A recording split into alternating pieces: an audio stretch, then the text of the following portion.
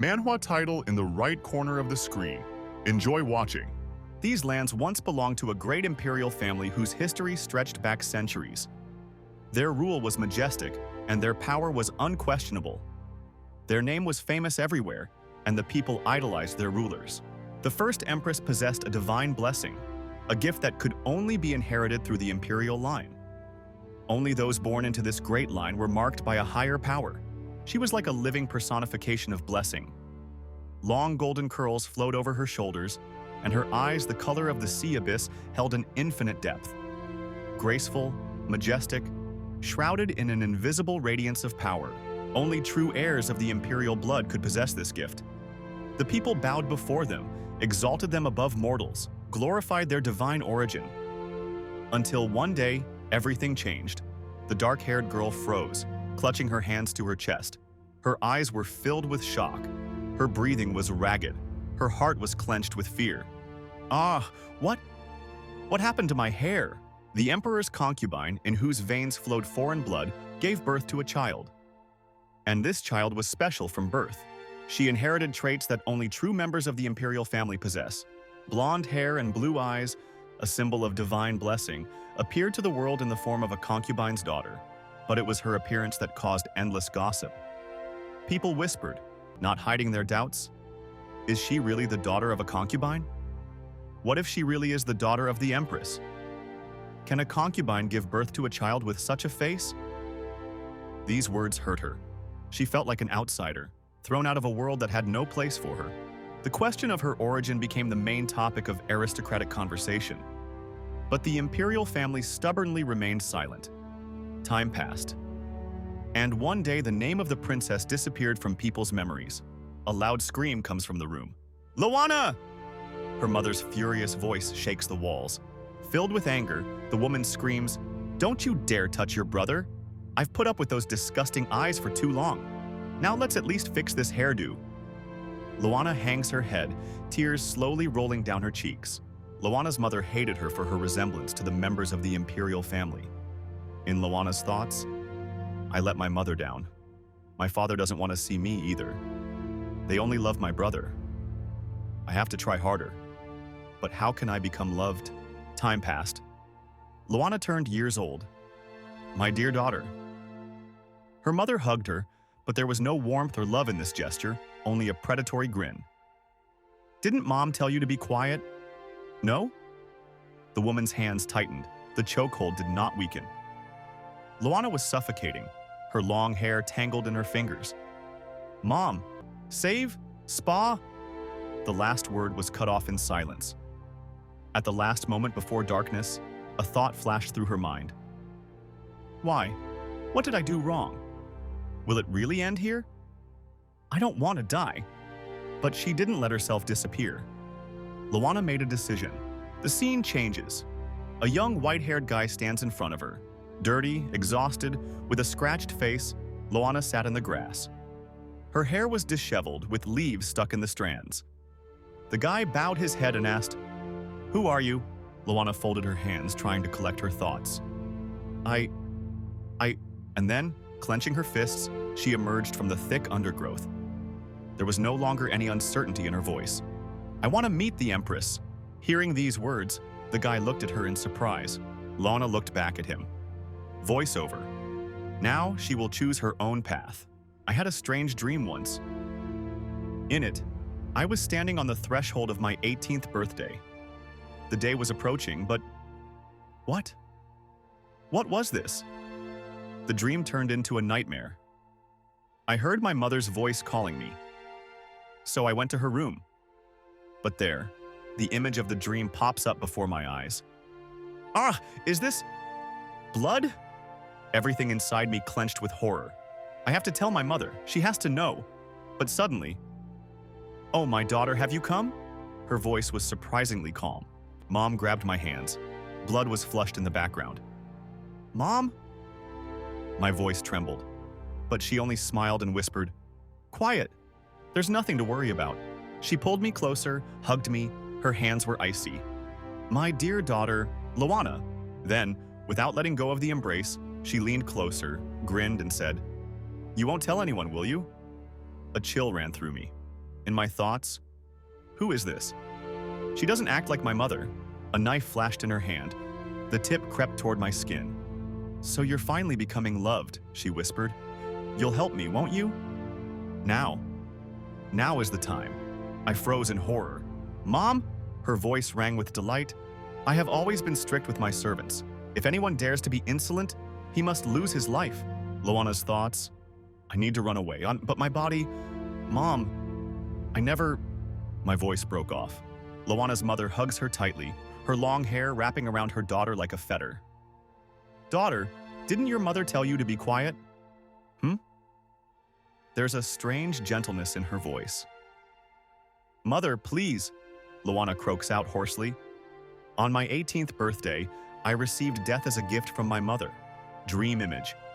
An enraged mother towers over Luana, her face twisted into a cruel grin. You should be glad you're helping your mother, she says with cold determination. Luana sobs, shaking her head desperately. No, I don't want this. I just wanted to be loved. Why? I don't want to die. No. Luana wakes up, jerking upright in bed. Her hands are clenched into fists, her fingers clutching the blanket. Her eyes are squeezed shut, and a shrill scream is erupting from her chest. No! The door bursts open and a frightened maid runs in. Princess, she cries, running up to Luana. You scared me. The maid freezes, breathing heavily, then asks cautiously, Did you have a nightmare?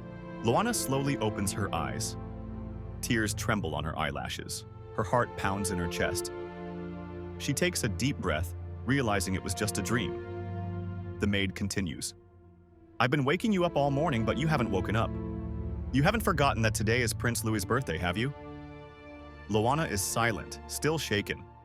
Princess? The maid repeats, leaning closer, concerned. Luana blinks, not immediately grasping the meaning of what was said. What? She asks automatically. Mama, didn't kill me? The maid sighs, shaking her head slightly irritatedly. If you don't want the mistress to scold you, stop making noise. The maid leaves the room, leaving Luana alone. The girl remains sitting on the bed, looking around in shock. Is this my room? She says quietly. She looks around again. Was it ever like this? Everything seems so unfamiliar. Luana looks down, her breath catching. My hands. She looks at her small palms. They're so tiny. Luana's thoughts begin to clear. Oh, right. I'm 8 years old. Her voice sounds confused. I completely forgot. She closes her eyes, remembering the nightmare. That dream was so realistic. I actually believed it. Lana slowly turns her head towards the window. Her young face is reflected in the glass. In this dream, I was years old, she whispers. Such a long dream. Luana continues to sit on the bed, her eyes full of thought. Luana Belcom, she says quietly. I am the princess of the empire. Her fingers clench into a fist. My father is the emperor, and my mother, a concubine. She sighs, remembering the past. I was raised as a princess, but her eyes lower. My brother and I are of the same blood, but we were treated very differently. Come to think of it, even in this dream, Mom loved Louis more. Is he real? Flashback. Two maids looking at Luana with disdain. Princess, are you hungry? One of them sneers. Then ask us nicely, the other adds. When a mother ignores her child, the servants not only become rude, but also stop properly maintaining order in the palace. And Luana opens her eyes, her eyelashes fluttering. Huh? She whispers, feeling a strange excitement. What is this feeling? As if the door is about to swing open and her mother will start screaming. At that moment, a piercing scream is heard from behind the door. Luana, you little brat! Luana, shuddering, whispers to herself. That's right. Luis's birthday. The doors burst open. An angry Liliana stands on the threshold. Lana! Her eyes flash with anger. How dare you touch Luis's cake? The mother continues to scream, but Luana only sits on the bed, silently listening. You ruined the cake that the pastry chefs worked on for days. Luana's thoughts. Huh? This moment? I wanted to endure, but I couldn't. The maids are standing behind Liliana. They look at each other in fear, but remain silent. You won't get a crumb until you repent, Liliana continues to scream. And then Lana is pierced by the memories of the dream. This can't be. I clearly remember this incident. This situation was in my dream for 10 years. Then the maids of honor accidentally ruined the cake and blamed it on me. Her heart begins to beat faster. Very strange. The same situation as in the dream. As if it was not a dream but reality. Impossible. Lana's memory flashes to her mother with a knife, her cold voice whispering, "You'll help me, right?" Lana's thoughts. Will all those horrible things from her dream become reality? Lana snaps out of her reverie, her face turning pale. She covers her mouth with her hand. I'm going to vomit. She tilts her head down, pressing her hands to her mouth. Her breathing is ragged. There is a noise in her ears. Are you listening to me? Liliana asks irritably, standing in the room. Lana doesn't answer. Her body is weakened. She falls onto the bed, going from a sitting position to lying down. Ow, she moans quietly, clutching her head with one hand and the blanket with the other. Liliana steps closer with cold fury. Until you start behaving properly, you'll sit here. Her face softens. She fakes a smile, but there is cruelty hidden in her eyes. Don't you want to be loved? Lana looks at her mother in amazement. Liliana turns around abruptly and leaves, slamming the door. Her scream is heard from behind the door. I'll have the door locked. Don't you dare come out. Lana remained locked in the room. Memories of the dream continued to flood her, causing a strange feeling of déjà vu. Was it somehow connected to the dream? After this incident, I was locked in for several days. During this time, I tried to remember all the events of the dream, but much had already been erased from my memory. She thought for a long time, going over the details of the dream in her head. Then, feeling weak, she sat down on the bed again and whispered, I want to eat. How many days have I gone without food? And I want to drink. But the thoughts did not give me peace. Maybe I do not remember everything, but those moments appear before my eyes again and again. Why does my mother hate me so much? Suddenly, it dawned on her. Lana opened her eyes wide and, going to the mirror, looked closely at her reflection. Light hair? Light eyes? I don't look like my mother at all. Now, everything became clear. She continued to think, pacing the room in disappointment. But I don't look like her. I don't look like my father either. How could they have given birth to me? That's why Mom. Suddenly, her gaze hardened. She thrust her palm forward, as if trying to grasp at the air. No, now is not the time to think about it. If this dream was not just a dream, but something more. I can escape death. That me did not know the future, but now everything is different. I must save myself. My father fulfills all my mother's requests. This means that he will not help me escape. He has never even tried to meet me. If I want to survive, Lana rushes forward, her breath catching, but she keeps repeating in her mind. She needs to find him first. The imperial family's lineage is very complicated. The current emperor is not the rightful heir to the crown. This is all because of the stupid rule that women cannot ascend the throne. Therefore, the legitimate heir never became empress. The princess had to marry a distant relative of the imperial family. She had to give birth to a prince so that he would inherit the throne. So the real ruler is the empress.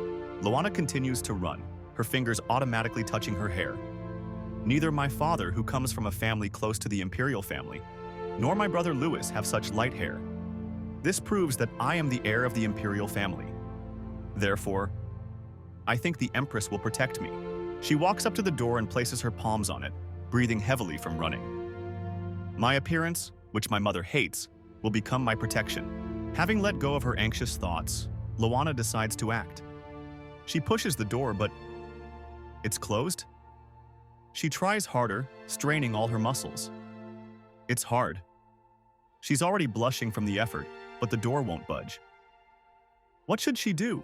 Lana stares at the door, clenching her fists. She needs to try again. She stands in front of a huge door, her height barely reaching the handles. Holding them with both hands, She asks in a whisper, hoping that someone will hear her. Is there anyone there? Then she thinks, I always spoke quietly before. Maybe if I scream, someone will come? She throws up her hands and starts knocking loudly on the door. Come here, open the door. Lana sighs tiredly. Ah. She leans weakly on the door handle. At that moment, the door suddenly opens and the girl, losing her balance, falls forward onto the floor. Lying on the cold floor, she looks at the door in shock. How? The door opened by itself? She thought, her heart beating faster. Maybe it was opened on purpose to set me up? It felt somehow alarming. It seems the maids. The girl shuddered when she heard footsteps in the corridor. She needs to hide. 2 maids walk down the corridor, exchanging light smiles. Where shall we go? The main thing is that we are not noticed. Lana hid behind the heavy curtains, holding her breath. She wanted to rest a little, but the excitement wouldn't let her rest. Carefully letting go of the curtains, she suddenly fell to her knees. Almost got caught. She froze, and then quietly coughed. So much dust. They don't clean at all. The girl looked down at her dirty palms and clothes. If they see my hair, they'll immediately know who I am. I need to cover my head. She turned and quietly walked out into the street. Lana wrapped herself in a brown blanket and moved forward cautiously, feeling fear squeeze her chest. But where was the Empress? And come to think of it, where would I even go? She lowered her head, feeling a slight tremor in her legs. I never left my room without my mother before. This is the first time I have stepped outside the palace. Taking a deep breath, Lana walked on, muttering under her breath. First, we need to get out of here. The girl moved slowly along the path, covering her face with a blanket, surrounded by tall green trees. Suddenly, a rustling sound was heard in the dense foliage. Lana shuddered and sharply turned her head in the direction of the sound. She stopped. Her heart started beating faster. I feel like someone is following me. In panic, the girl bowed her head again, pulling the blanket tighter over her face. No, it was probably just her imagination. She had to move on. She took a few more steps but froze again. A familiar scent was in the air. Turning around, she saw bushes of beautiful pink roses. It was the smell of roses. I'm sure, but before Lana could get any closer, she distinctly heard footsteps. This time, she couldn't have imagined it. A male voice came from behind the trees. Where is he? He must be around here somewhere. Lana tensed, feeling fear chill her skin. Oh my God! That's why the scent seemed familiar to me. The same one came from my mother. A memory from a dream flashed in her mind. The image of her mother. The smell was getting stronger. Did Mom really come for me? No. I don't want to. Suddenly, a stranger appeared from behind the trees. Lana didn't even have time to scream before a strong hand covered her mouth. Quiet, the guy whispered, holding her tightly. The girl froze, panic seizing her body. Who is this? Liliana and her son Luis were strolling leisurely through the garden. The boy walked ahead, looking around curiously. We'd better go, Liliana said calmly. This is no place for playing. Luis turned around, smiling brightly. But Mom, there are such beautiful roses. Can I see them? Liliana came closer, gently running her hand over his head. Another time, she said with a sincere smile. You are the main hero of the celebration today. Luis listened to her attentively, thoughtfully adjusting the bow on his neck. Liliana leaned towards him and asked kindly, Shall we go? Luis lowered his head regretfully. Yeah. Lana, hiding behind a tree, watched them silently. Her thoughts were no longer occupied with the one who kept her mouth shut. Now she was thinking about something else. Luis. My brother and mother's favorite. The image of her mother from the dream appeared in her mind's eye again, the one who was angry and looked at her. Lana squeezed her hands tightly. Mom never smiled at me like that. Why? I also want to be loved. The girl covered her face with her palms and, unable to bear it, burst into tears. The boy who had been holding her all this time shuddered and jumped to the side. Raising his hands in fear, he spoke quickly. Ah, I'm sorry. You must have been scared. These two are looking for me, so I hid. But Lana continued to cry, ignoring him. He clearly hadn't scared her. The reason for her tears was something else entirely. The guy looked at her with confusion. What was wrong with her? Why was she shaking? He carefully leaned closer and said softly, "Hey, can you look at me?" Then, trying to calm her down, he added, "Let's do it together. Inhale. And now, exhale." He took her hand gently, his voice quiet, almost a whisper. "Well, is it better?" Lana froze, her thoughts spinning in chaos. Who is he? It's a good thing I hid my face. The guy was still looking at her with a slight smile, but his gaze was filled with confusion. "I've encountered something similar in training," he admitted, scratching the back of his head. But Lana couldn't come to her senses. The dream kept coming back to her, haunting, incomprehensible, frightening. I don't understand why. No, Lana, wake up. Lana? She clutched the blanket tighter, her heart beating faster. He reminds me of someone from the dream. What is he doing here? Is he related to my mother? The guy suddenly asked. What is your relationship with them? Lana shuddered and took a step back in fear. You misunderstood me, he said quickly, noticing her reaction. I'm not weird. He looked down, scratched his head, and, sighing, admitted so as not to scare her. I came to the banquet with my parents. They are forcing me to be friends with the second prince. It's so annoying. If it weren't for the Empress's order, I wouldn't have set foot here. Then he looked at the girl again and continued. I wanted to give her a birthday present, but I can't find the princess. Lana asked again in surprise. A present? Her mood immediately lifted, as if she had been told something incredible, for example, that she now had a whole palace. The guy noticed her reaction and asked curiously, What? You've never been to a party? Lana hesitated, not knowing what to answer. The guy looked thoughtfully at her shabby clothes. She probably didn't like this holiday either. Lana lifted her head slightly and asked quietly, It's too boring here, isn't it? The guy nodded with a smile. I'm glad I'm not the only one who thought so. Well, what happened, happened. He leaned closer, his fingers accidentally touching her hand. He added with a laugh, Let's keep this secret together, okay? Lana smiled and nodded in agreement. Uh-huh. Then she asked carefully, But why are you looking for the princess? The boy thought for a moment before answering. The Empress specially invited all the nobles, but the main character never showed up for the party. However, why? After all, there are rumors that she is not Liliana's daughter. He glanced at Lana and continued.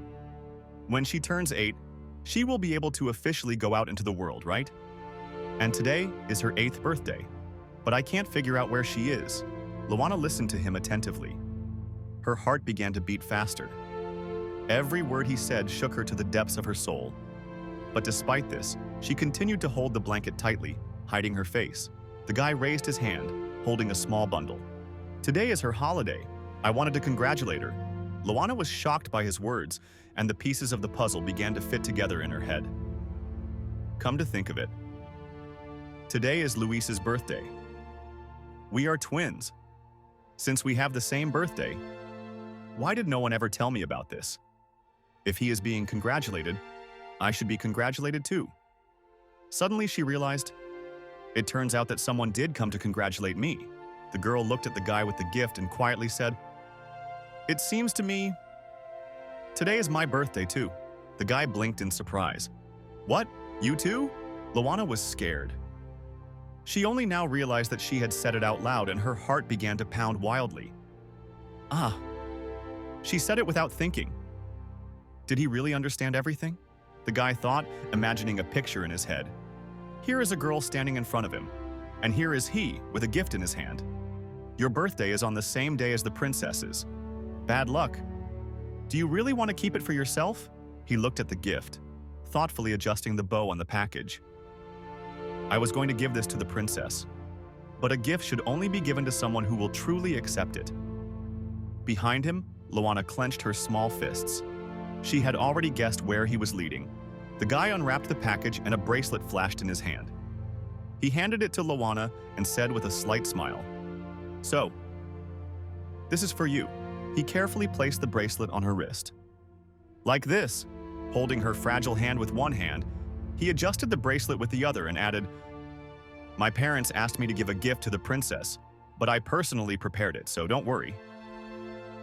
He smiled warmly, "Especially since it's your birthday too. It would be impolite if I left without giving anything." Lana stared at him, dumbfounded. He continued, "Since you share a birthday, let's assume this gift was originally meant for you." Lana looked at him from under the blanket, and a thought flashed through her mind. Does he realize that his gift went to its rightful owner? She looked down, her voice sad. "Thank you." The guy turned around, leaving and waving his hand at her, shouted, "Happy birthday! Go home quickly or you'll catch a cold." Lana looked at herself. Her clothes were dirty, dusty, and her bedspread resembled an old rag. She quietly muttered, "Will I catch a cold?" Did he say that because of my appearance? Lana thought about the guy. The gleam of his cufflink came to mind. There was a sign there, something familiar. Reminds me of a coat of arms. She frowned. What family did he belong to? This question haunted her. Amazing. There are such kind people. The girl moved on, clutching the blanket tighter. Another goal arose in her mind. If I find the Empress, I will definitely find out who you are. She looked ahead confidently. And when we meet again, I will ask you your name. The voices of two young men could be heard from the building. One of them was insistently asking, "Are you really not going?" A young man walked slowly down the corridor, and behind him a second one waved his arms, trying to persuade, "No matter how much you hate Liliana, the prince and princess are your brother and sister. You must go, so that the nobles do not think that you are indifferent to them." The first one suddenly stopped, a mocking smile touching his lips. "Ha! Who said they were a prince and princess?" Pointing his finger at himself, he continued with slight anger. "I am the only heir. Rodeon Belcom, 18, Crown Prince, son of the Empress." He went back to his business, casually saying, "It's just a title, nothing more." The young man standing behind him looked down, his face darkened with sadness. Rodeon, thinking, continued, "But there's a reason why I hate my half-brother and half-sister so much." A childhood memory flashed through his mind. A sunny meadow strewn with yellow flowers, and his father standing alone, clutching a tiny child's hand. It's all because of childhood. He remembered how Liliana's arrival had changed the Emperor. She had fooled him, and he had begun to neglect his duties. He had abandoned them for his concubine. He had even stopped leaving her palace. An image of his father and Liliana floated into his mind. Then he imagined himself reaching out to them, but not quite reaching them. "She took away our father and husband. How am I supposed to treat her children normally after that?" There were footsteps behind Rodeon. The young man came closer, carefully placed his hand on his shoulder and spoke. "But the princess, they say she has light hair and blue eyes. Isn't that a sign of imperial blood?" Rodeon turned sharply, frowning in surprise. "Nonsense." Turning away, he thought.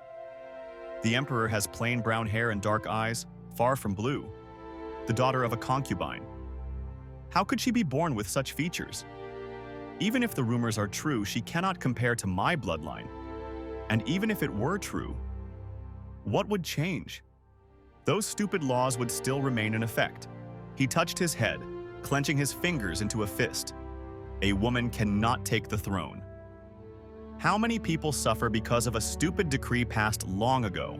An image popped into her mind. A girl with white hair and blue eyes sitting at a table, a maid handing her papers.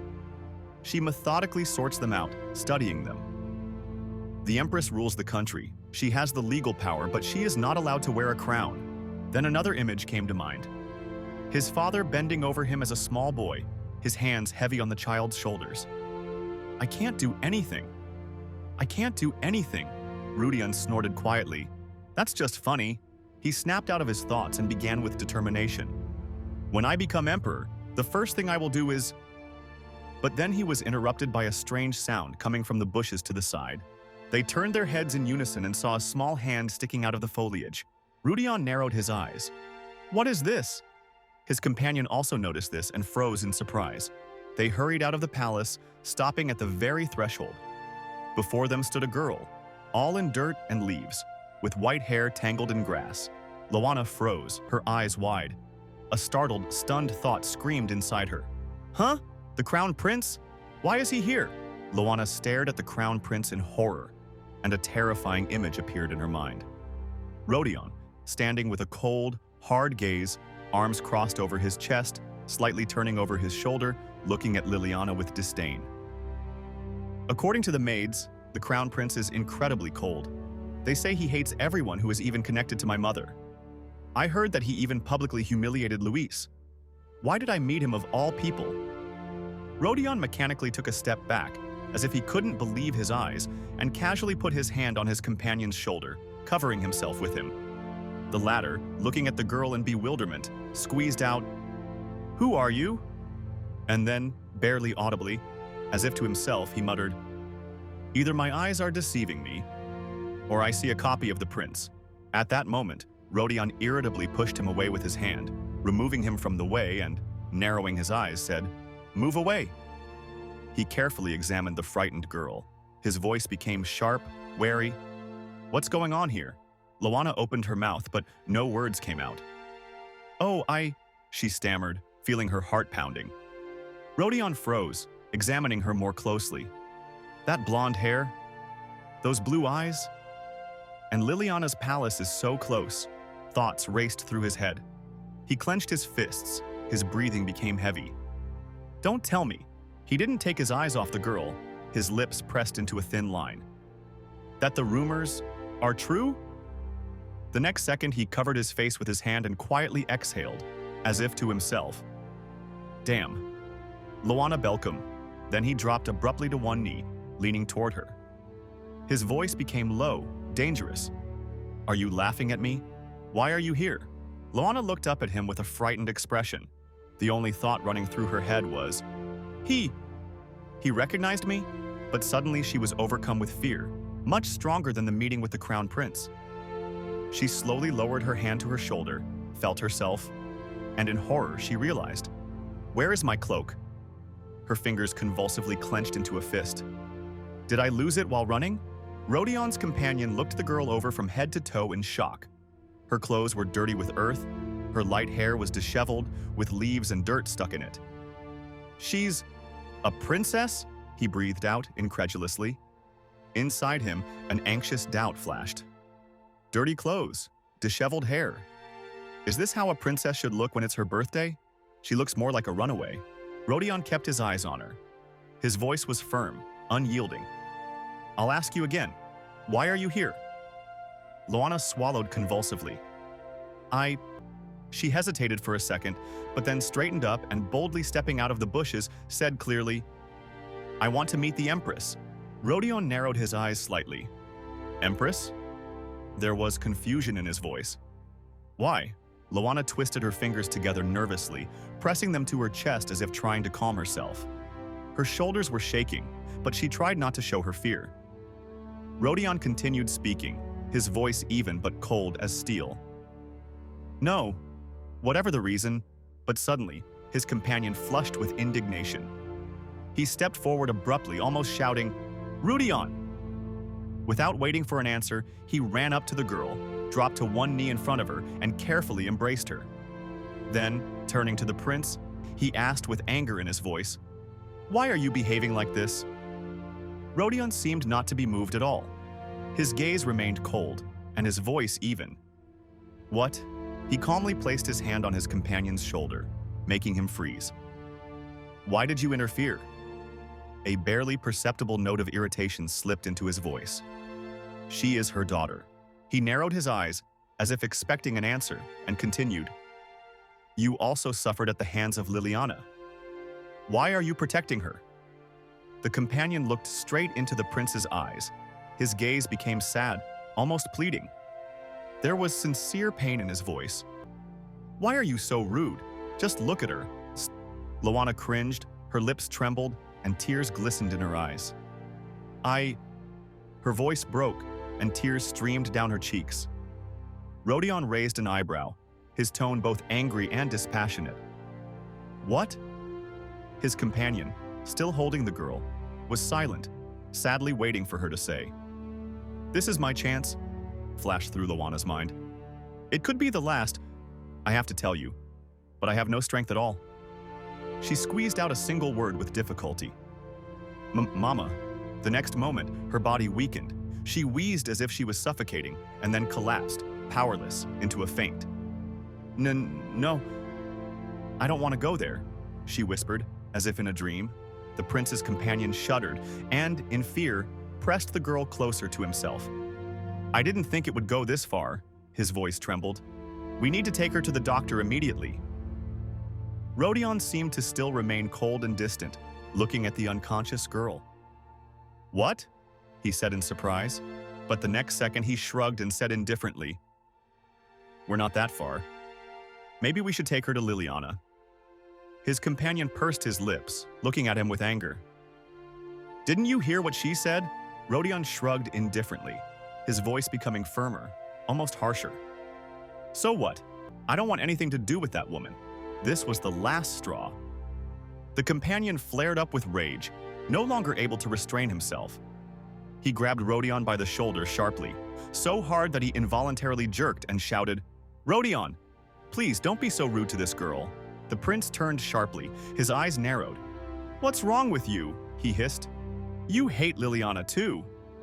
But his companion only pressed his lips together tighter, and then firmly, enunciating each word, replied, She's your sister. Rodeon clenched his fists, but before he could say anything, his companion continued, his voice stern, but with deep concern. Look at the truth. I heard that she is 8 years old, but she is too small and light for her age. His eyes flashed with concern as he looked again at the fragile, unconscious girl. The prince frowned, his gaze narrowing as he looked at his companion.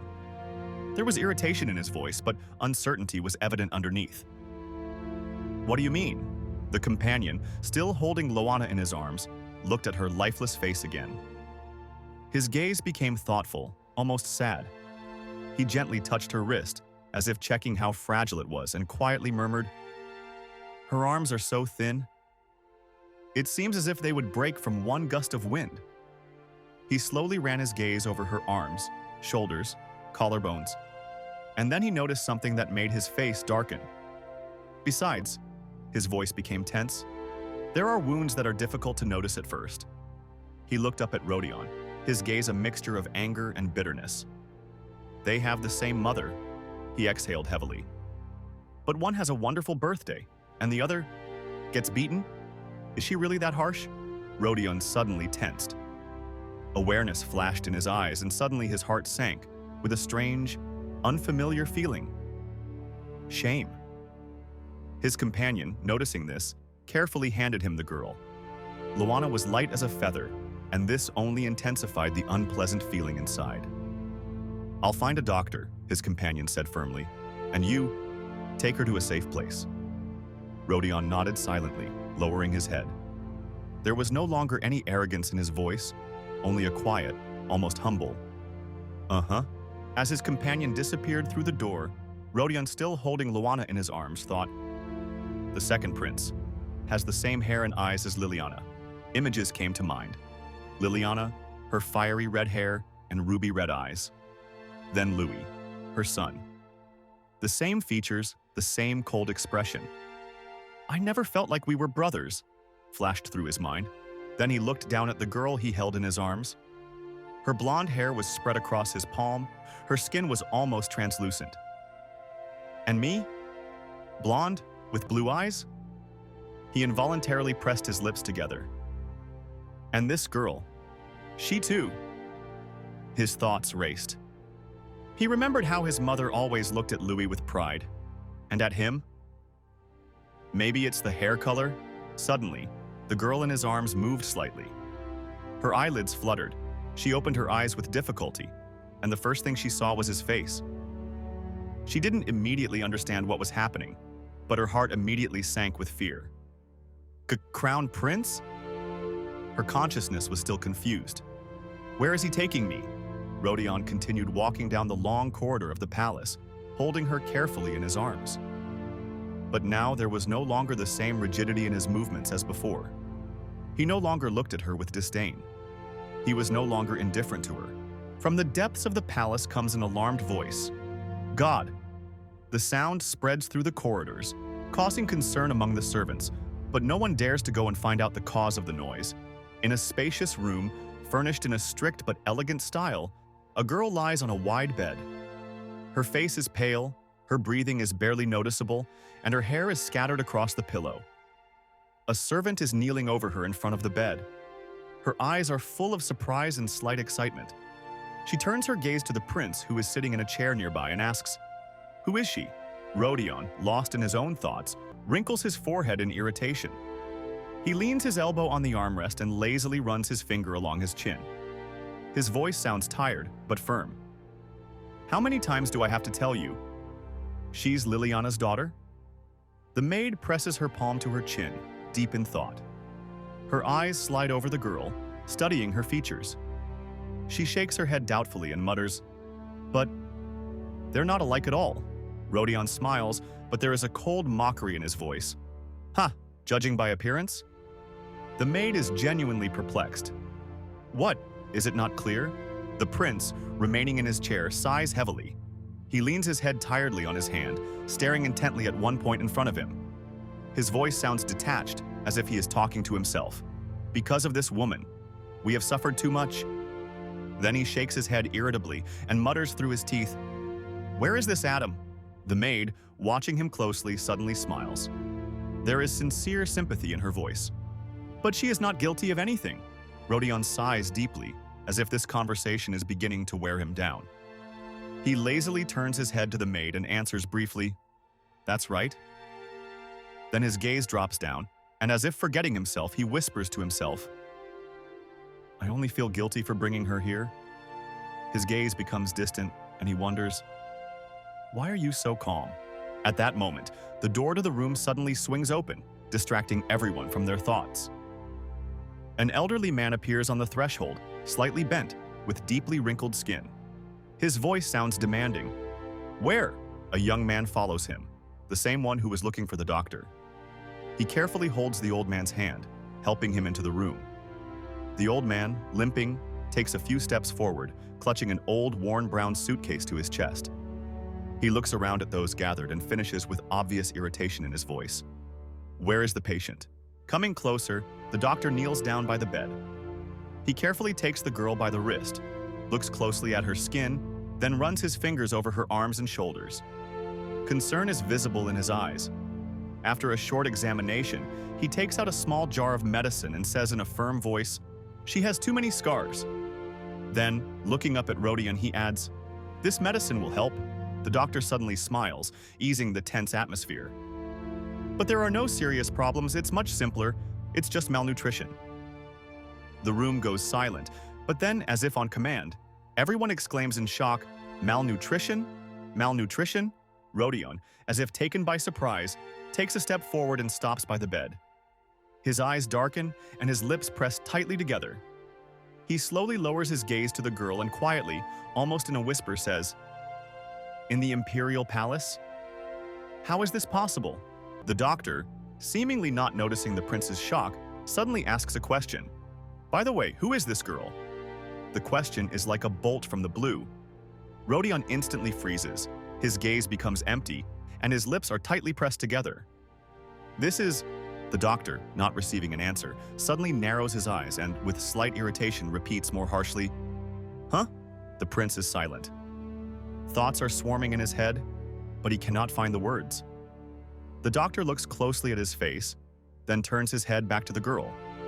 A glimmer of guess runs through his eyes. Suddenly his gaze widens, and an excited thought flashes through his mind. Hair color? The same as His Highness? Somewhere inside his mind, alarm flares up, and he exclaims to himself, "It can't be!" He turns his head back to the prince. Now his gaze is filled with bewilderment and even fear. His Highness has already... Rodeon, noticing this look, frowns and asks irritably, "Why are you looking at me like that?" The doctor sighs heavily, coughs into his fist, and looks at Lana again. However, now there is not only anxiety in his eyes, but also sadness. "Don't worry," he says in a softer voice. "You just need to feed her well. She's still a child, so with good care she'll recover quickly." The maid runs up impatiently, her face shining with hope. "When will she get better?" But the doctor only casts a displeased glance at her, as if her importunity had already begun to irritate him. He says nothing. A second later, he glances slightly to the side and finally answers, but he does so dryly, almost mockingly. If she took after the crown prince, it will take a few days. The maid exclaims with alarm, "She ate so poorly?" Rodeon irritably waves his hand at her, pushing her aside. "Why are you dragging me here?" But at that moment, the voice of the same guy who brought the doctor is heard. He suddenly shouts, clearly worried, "Stop!" He looks straight at the doctor, frowning. "You're wrong." "It's all wrong, you misunderstood." But the doctor, folding his arms across his chest, answers calmly but firmly. "No matter how you look at it, she looks like your highness." "Did you think you could hide it?" Rodeon puts on an artificial smile and makes a few casual hand movements, as if trying to dispel the tension. "What?" The doctor sighs tiredly, covering his face with his hand, as if from disappointment, and asks tiredly, "Huh, the Empress knows?" Rodeon understands that there is no point in hiding it any longer. He slowly shakes his head and, sighing, answers, "Not yet. She will be shocked. I don't know yet how best to tell it." The doctor, anxiously adjusting his glasses, takes a step back, but his voice sounds insistent and serious. "Yes, but it is necessary that she finds out about this." Rodeon, crossing his arms on his chest, slowly strokes his chin with his fingers. His eyes show intense thought. "Well," he drawled, clearly hesitating. His thoughts take him far from the room. Lately, the Empress has been staring thoughtfully into space more and more often, her lips too often whispering the name of the daughter she lost many years ago. An image of his mother appears before Rodeon's mind's eye, standing by the window, her shoulders shaking, her quiet crying echoing through the cold marble room. Moonlight streams through the translucent curtains, illuminating her sad face. He continues mentally, "If I show her the princess now, she will remember my dead sister." Thoughts paralyze him, making him freeze behind everyone. Rodeon's cheeks are slightly flushed, as if he is overcome by a strange feeling of shame or guilt. At this time, the maid standing behind the doctor quietly whispers, unable to contain her emotions. Poor girl, how they mocked her. But her words are almost immediately interrupted by another voice. The second guy, the one who brought the doctor, suddenly asks as if realizing something. "Excuse me, and what do you think about her height? It seems to me that she is small for her age." The doctor, frowning, nods. "For a child of 4 or 5 years old, she really is a bit small, but there is no need to worry." But before the doctor can finish, Rodeon abruptly pushes the boy aside and raises his finger in irritation, pointing it straight at the doctor's chest. "What are you even talking about?" The prince explodes. "She's 8. The doctor freezes. His face at first expresses simple bewilderment, but then his eyes widen in shock. He leans abruptly on the edge of the bed, as if he suddenly feels uneasy. "How much?" he almost shouts.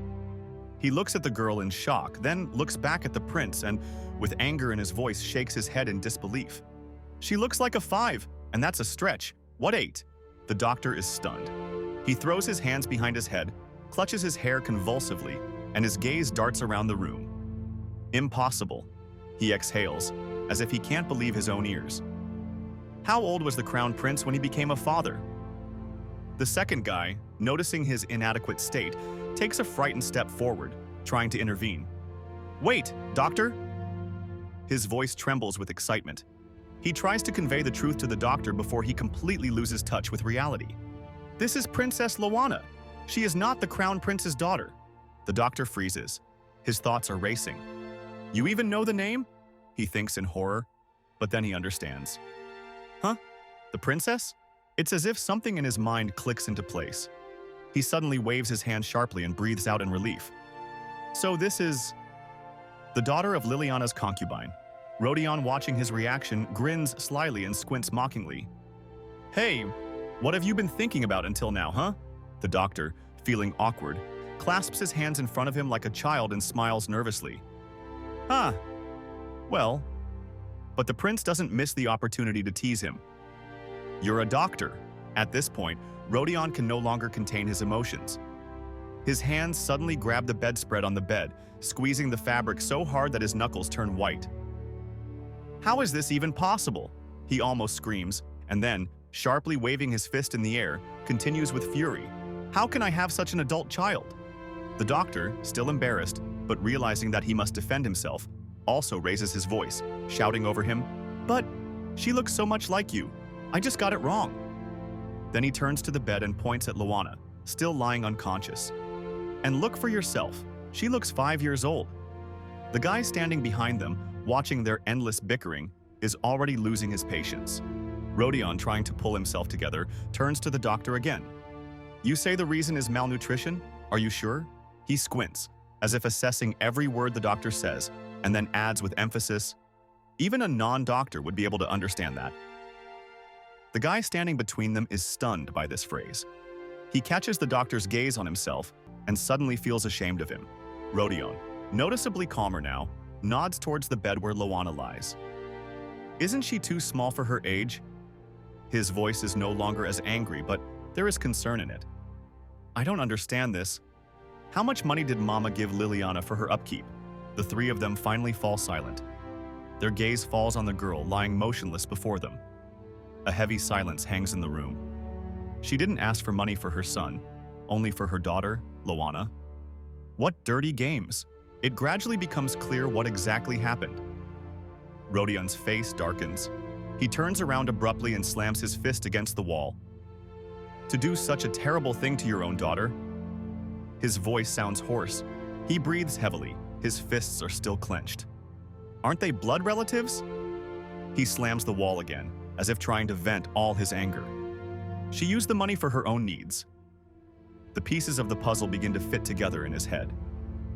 Come to think of it, the expenses were really too high. He gritted his teeth. Not even the famous warriors, nor the professors of the academy, nor the best teachers in the barracks received that much. At this point, the second guy dares to speak. "What should I do? Do as you said? Contact her?" Rodeon, breathing heavily, slowly stops hitting the wall. He closes his eyes, trying to collect his thoughts.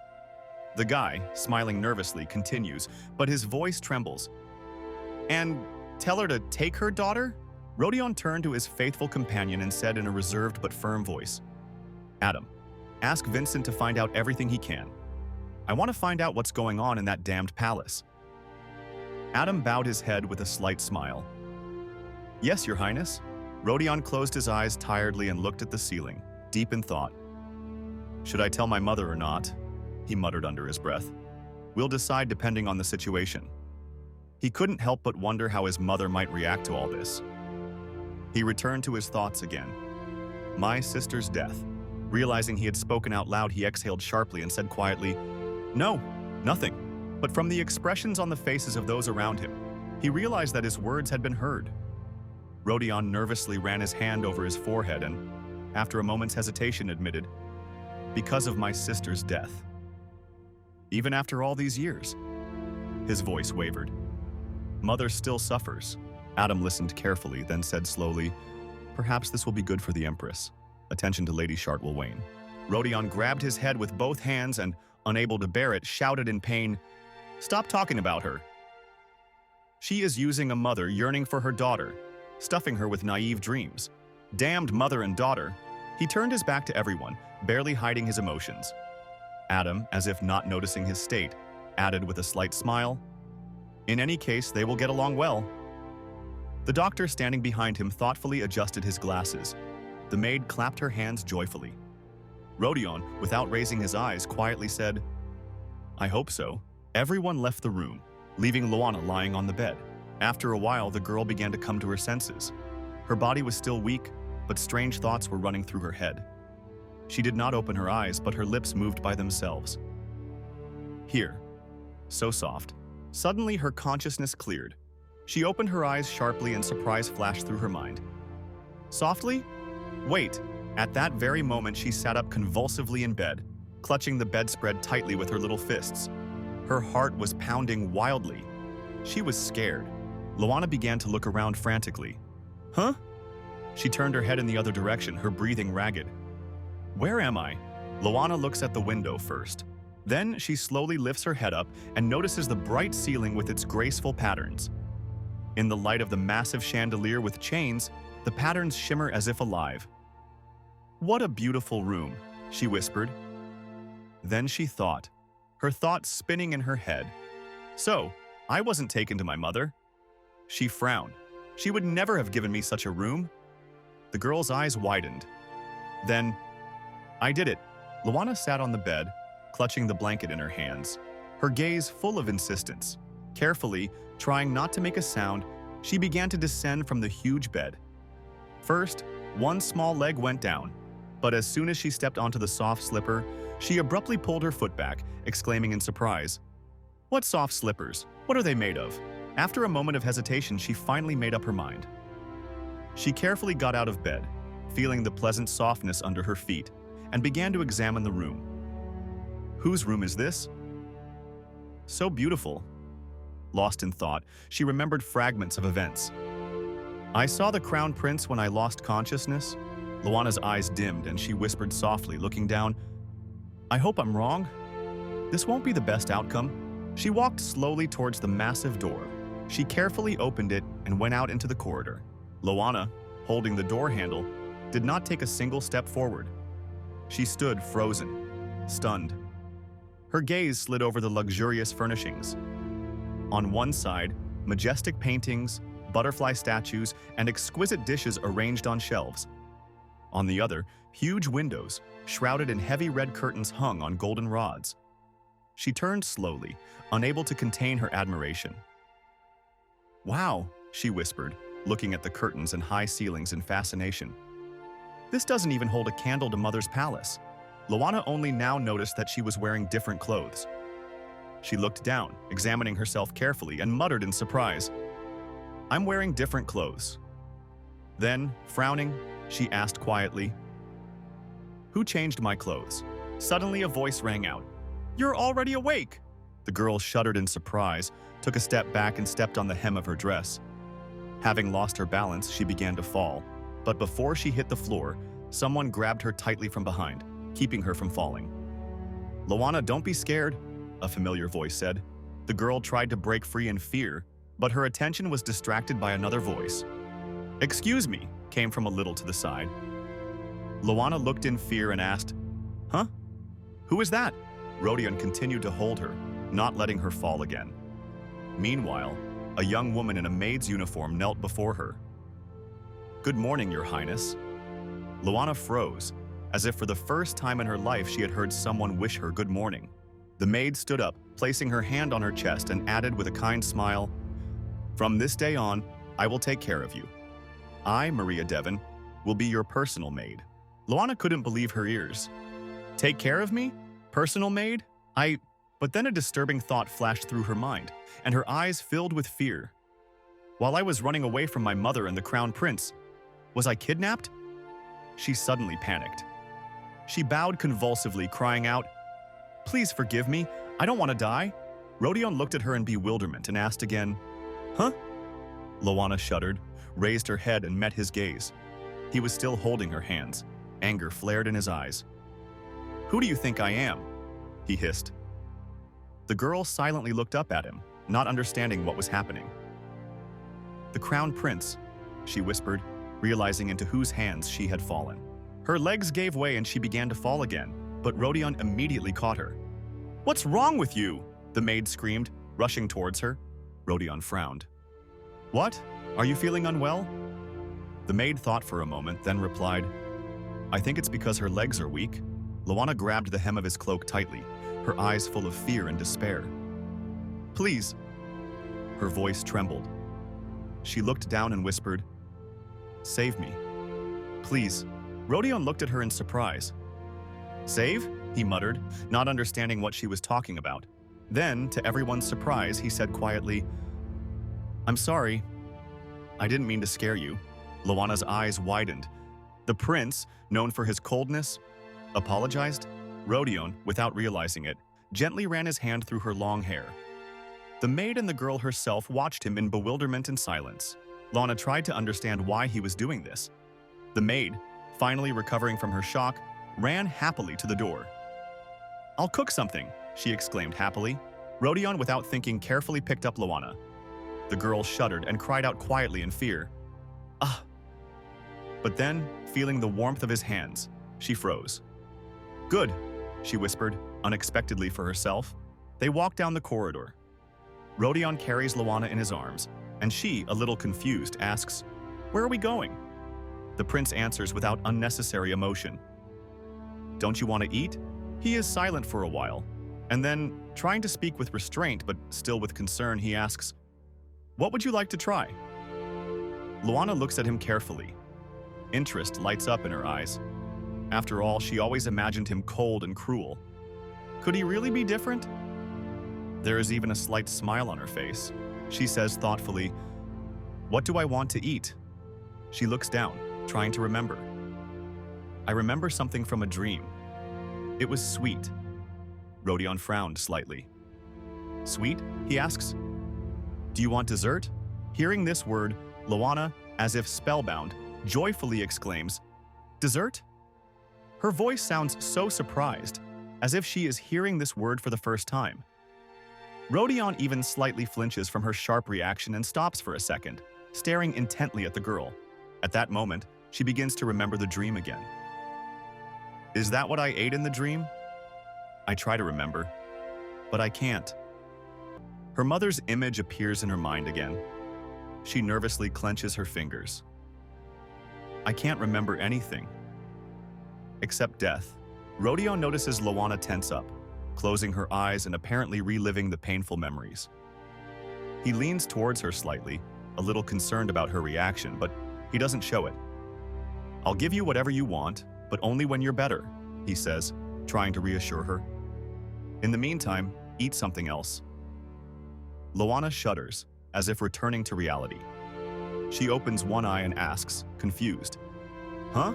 Rodeon looks at her and asks, "Do you have a favorite soup?" Lana thinks. A favorite soup?" Then, slightly embarrassed, she adds, "The simplest one. Any will do." But in her thoughts, she returns to dessert again. "Dessert. Maybe when I try it, I'll remember. I'll remember the special one, and the one who gave it to me." They approach a large door. Rodeon, holding Lana in his arms, pushes the door with his foot, and it opens smoothly. Lana looks at the spacious hall with admiration and whispers, "Wow!" The maid happily points to a chair. "Quickly, here." Rodeon wastes no time and says to the maid, "Bring me any soup." The maid raises her eyebrows in surprise. "Any?" But Lana does not hear their conversation. She looks around the room, fascinated. How beautiful. Did I really end up in such a place? Is this not a dream? Rodeon carefully lowers her into the chair. Lana sits in a beige chair that is huge for her. There is a beautifully served plate in front of her. But she is so small that she barely reaches the table. Only her eyes are visible from behind it. Rodeon and the maid look at her in surprise. "What's wrong with the chair?" the prince asks discontentedly. The maid quickly replies, "It was prepared according to age." Rodeon shakes his head discontentedly. "Next time, find a higher one." Lana listens to them and suddenly feels a lump in her throat. "Next time?" she thinks, amazed. "Will they feed me again?" She is suddenly pulled out of her thoughts by Rodeon, who is catching her again. "I'm sorry," he says. He sits down in the chair himself and places Lana on his knee. Then he takes a spoon and brings it to her lips. "Here, try this," he says, a little sharply, as if he is not used to dealing with children. Lana grabs the spoon with her teeth without thinking, but then she suddenly freezes, pressing her lips together. Rodeon looks at her in bewilderment. "What?" He squints suspiciously. "You probably don't want something sweet?" He leans closer, peering closely into her face. "Is everything okay? What are you even doing?" Lana doesn't hear him. She thinks, amazed, "Shouldn't this soup be tasteless? Why can I taste all the vegetables and the broth? This is the first time I've eaten such a hot and delicious soup." She suddenly starts eating quickly, grabbing the spoon herself. Rodeon watches her in surprise. Usually children don't like this, but she eats well. Literally a couple of minutes later, the plate is empty. Lana turns to the prince, looking down in embarrassment. "If you don't mind, can I have some more?" Rodeon looks at the empty plate and asks in shock, "Have you eaten everything already?" Lana, still sitting in the prince's arms, lowers her gaze a little embarrassedly. "If it's not allowed, then it's okay," she says carefully. Rodeon looks at her in surprise, but there is a softness in his voice. "What? No." He pauses for a moment, remembering the other two sister girls, Selena and Asel. Why does she like soup so much, he wonders. Selena and Asel were her age, but their behavior was different. Lana seemed completely different. Lana folds her hands in front of her, as if trying to hide her awkwardness. "This is the first time I've eaten something like this," she admits. Then she quickly adds, "That's why I ate it so quickly. Sorry." Rodeon is shocked by her words. "What?" he blurts out almost inaudibly. A thought whirls through his head. Vegetable soup is the simplest food, available to everyone, even the poorest. Why has the princess never eaten it? He looks at Lana, feeling a strange feeling that makes his soul heavy. Having come to his senses a little, all he can say is, "I see." A maid approaches them. There is warm concern in her voice. "Wouldn't warm cocoa be the best drink for a patient?" Rodeon thinks for a second, then answers with a slight smile. "We'll have to ask the doctor about that." He looks at Lana, then brings his fist to her, extending only the two outer fingers and says, "I promise I'll give you cocoa tomorrow." Lana looks at his hand in surprise, not understanding what it means. And his behavior. It confused her.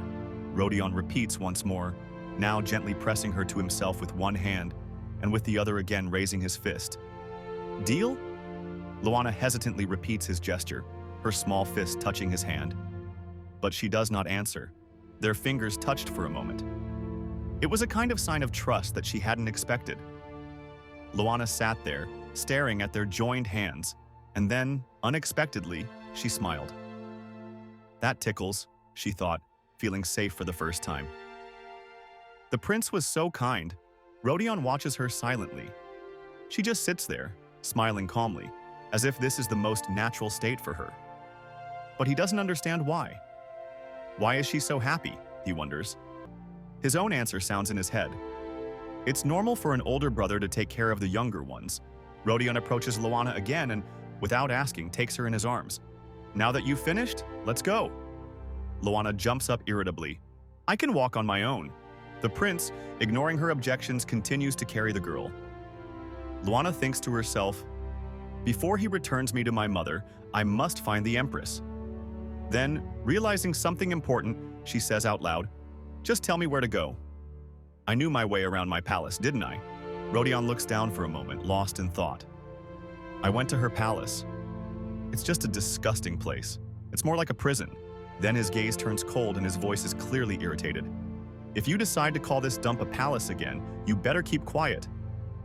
Lana thinks angrily to herself. "A dump?" Her eyes flash with rage and she blurts out, "Huh." They approach a massive door. The maid standing behind them quickly opens it. A spacious, richly furnished room opens before them. In the center lies a soft pink carpet, on which stands an exquisite table with golden patterns and curved legs. 3 red chairs with burgundy cushions complete the decor. Elegant lamps rise in the corners of the room, and the walls are decorated with fine golden moldings. Rodeon says, calmly, "This is your room." Lana, still in his arms, widens her eyes. "What? Mine?" The maid happily folds her hands in delight. "I'll try to decorate her well," Lana repeats in confusion, almost losing the ability to think rationally. "My own room?" Her eyes slowly close, as if from an excess of emotions. At this moment, the prince's voice becomes thoughtful. He lowers his gaze and says, "But, do you know who I am?" Then he looks up and continues firmly, "I am your brother, Rodeon, and I simply cannot abandon my sister." Carefully laying Lana down on the bed, he watches her stunned expression.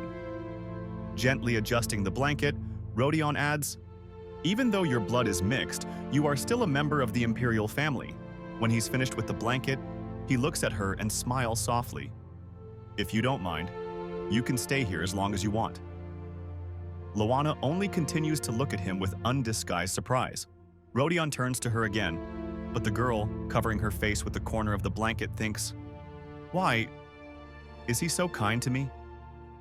Letting go of her thoughts for a while, she quietly answers, "Good," and then continues to think, "So I'll get used to it." The prince, watching her reaction, says with a slight smile, "You're doing better than I thought." As he leaves the room, Rodeon notices a familiar figure on the balcony. Squinting in surprise, he says, "Adam, you're not home?" Adam replies with a smile, "I was afraid you'd have problems. You don't have another night." He adds thoughtfully with the same slight smile, "That's why I came back." An image flashes in Rodeon's mind. The girl is lying on the bed, turned away from the window. In his mind, he confesses, "Adam." Despite the fact that his sick sister is waiting for him at home, he stayed here. Probably worried about Lana, Rodeon looks at his friend with sadness, but he continues to speak with an unchanging smile. "I know that my dear friend will succeed." Then Adam jokingly squints and, frowning, points a finger at the prince. "You're not the type to take out your anger on a child, are you?" Rodeon sighs tiredly. "Ha! I'm tired. Leave me alone." Adam lowers his eyes in embarrassment. "Okay." But thoughts continue to swirl in the prince's head, giving him no peace. After a short pause, Adam raises his head again and says with a slight smile, "By the way, I brought you a gift." Rodeon, closing his eyes and frowning, answers with weariness in his voice, "I told you to leave me alone." However, Adam suddenly raises the hand in which he holds the bottle and exclaims with delight, "Ho ho ho ho! If only you knew what it cost me to get it." Rodeon moves away slightly and, crossing his arms over his chest, looks at his friend in surprise. But his surprise quickly turns into deep thoughtfulness. Looking at the bottle, he mentally says, "Elven wine. It is kept only in the main palace. It was one of the gifts for the accident." Gloomy pictures flash before his inner eye. Bare trees, darkness, a clearing strewn with human bodies. A bloody sword sticks out of the ground, and somewhere in the distance a happy Liliana walks. Rodeon's thoughts become bitter. Because of Liliana's intrigues, Adam lost his father. And I lost my teacher. His hand automatically reaches up to his face, covering his eyes. A desperate voice sounds in his head. Disgusting memories. Adam, meanwhile, fills a glass with wine. Rodeon, sitting on a chair, covers his mouth with his hand and continues to torment himself mentally. She is my younger sister, but also the daughter of my enemy. Adam, holding a filled glass in his hands, hands it to Rodeon and calmly says, "Don't think about stupid things." Irritation flashes in Rodeon's eyes. Why is he so calm? Rodeon silently raises the glass to his lips and takes a deep sip. Lowering his glass, he thoughtfully says to himself, "I will definitely take revenge." Rodeon hands Adam a glass in which there is still some wine sloshing around. Adam asks with a slight smile, "Should I pour more?" While they continue their conversation on the balcony, a sleepy girl's voice is heard in Lana's room. "Ha! If I don't wake up, I'll get scolded again." She slowly opens her eyes, then widens them in surprise, seeing an exquisite chandelier above her. Huh?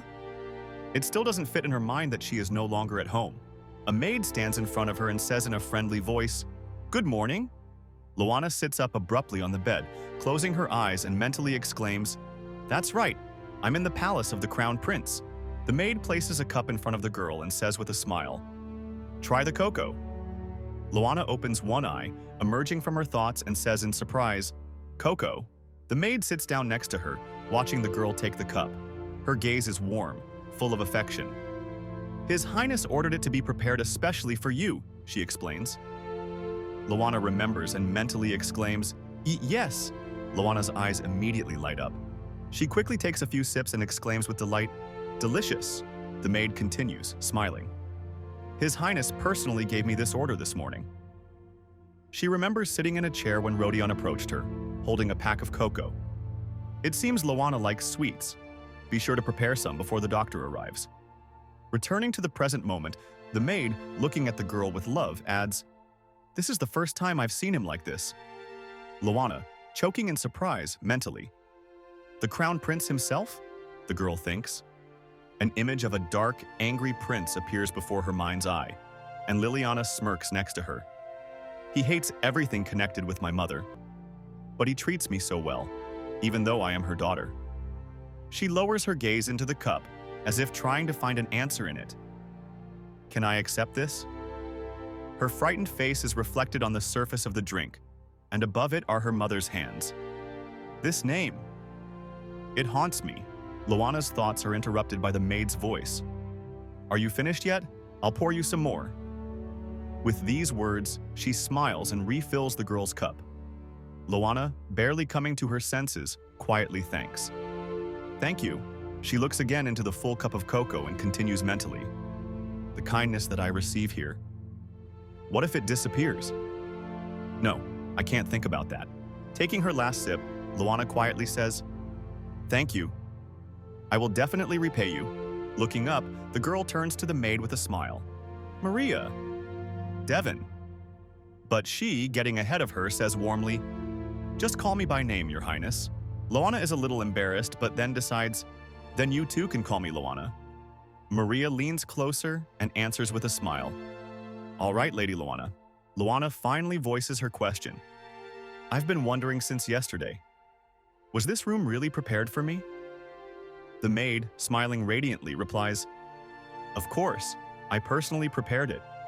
The girl is mentally amazed. What? She can't wrap her head around it. Is this really my room? Maria, noticing her reaction, says tenderly, You know, I grew up with His Highness. He was always so straightforward as a stick. There is nothing cute about him, unlike you. Maria sighs and continues jokingly. And why does he have such a cute sister? The world is unfair. Luana looks at her with a smile, but suddenly notices Rodeon standing right behind the maid. She tries to warn her, but only says embarrassedly, Maria. Rodeon puts his hand on the girl's shoulder and, leaning towards her, says with a sly smile, So this is what my personal maid thinks of me? Maria immediately freezes, and then, realizing what she said, literally loses the power of speech. Luana was overcome with fear at what was happening. Her heart was beating so hard it felt like it was about to jump out of her chest.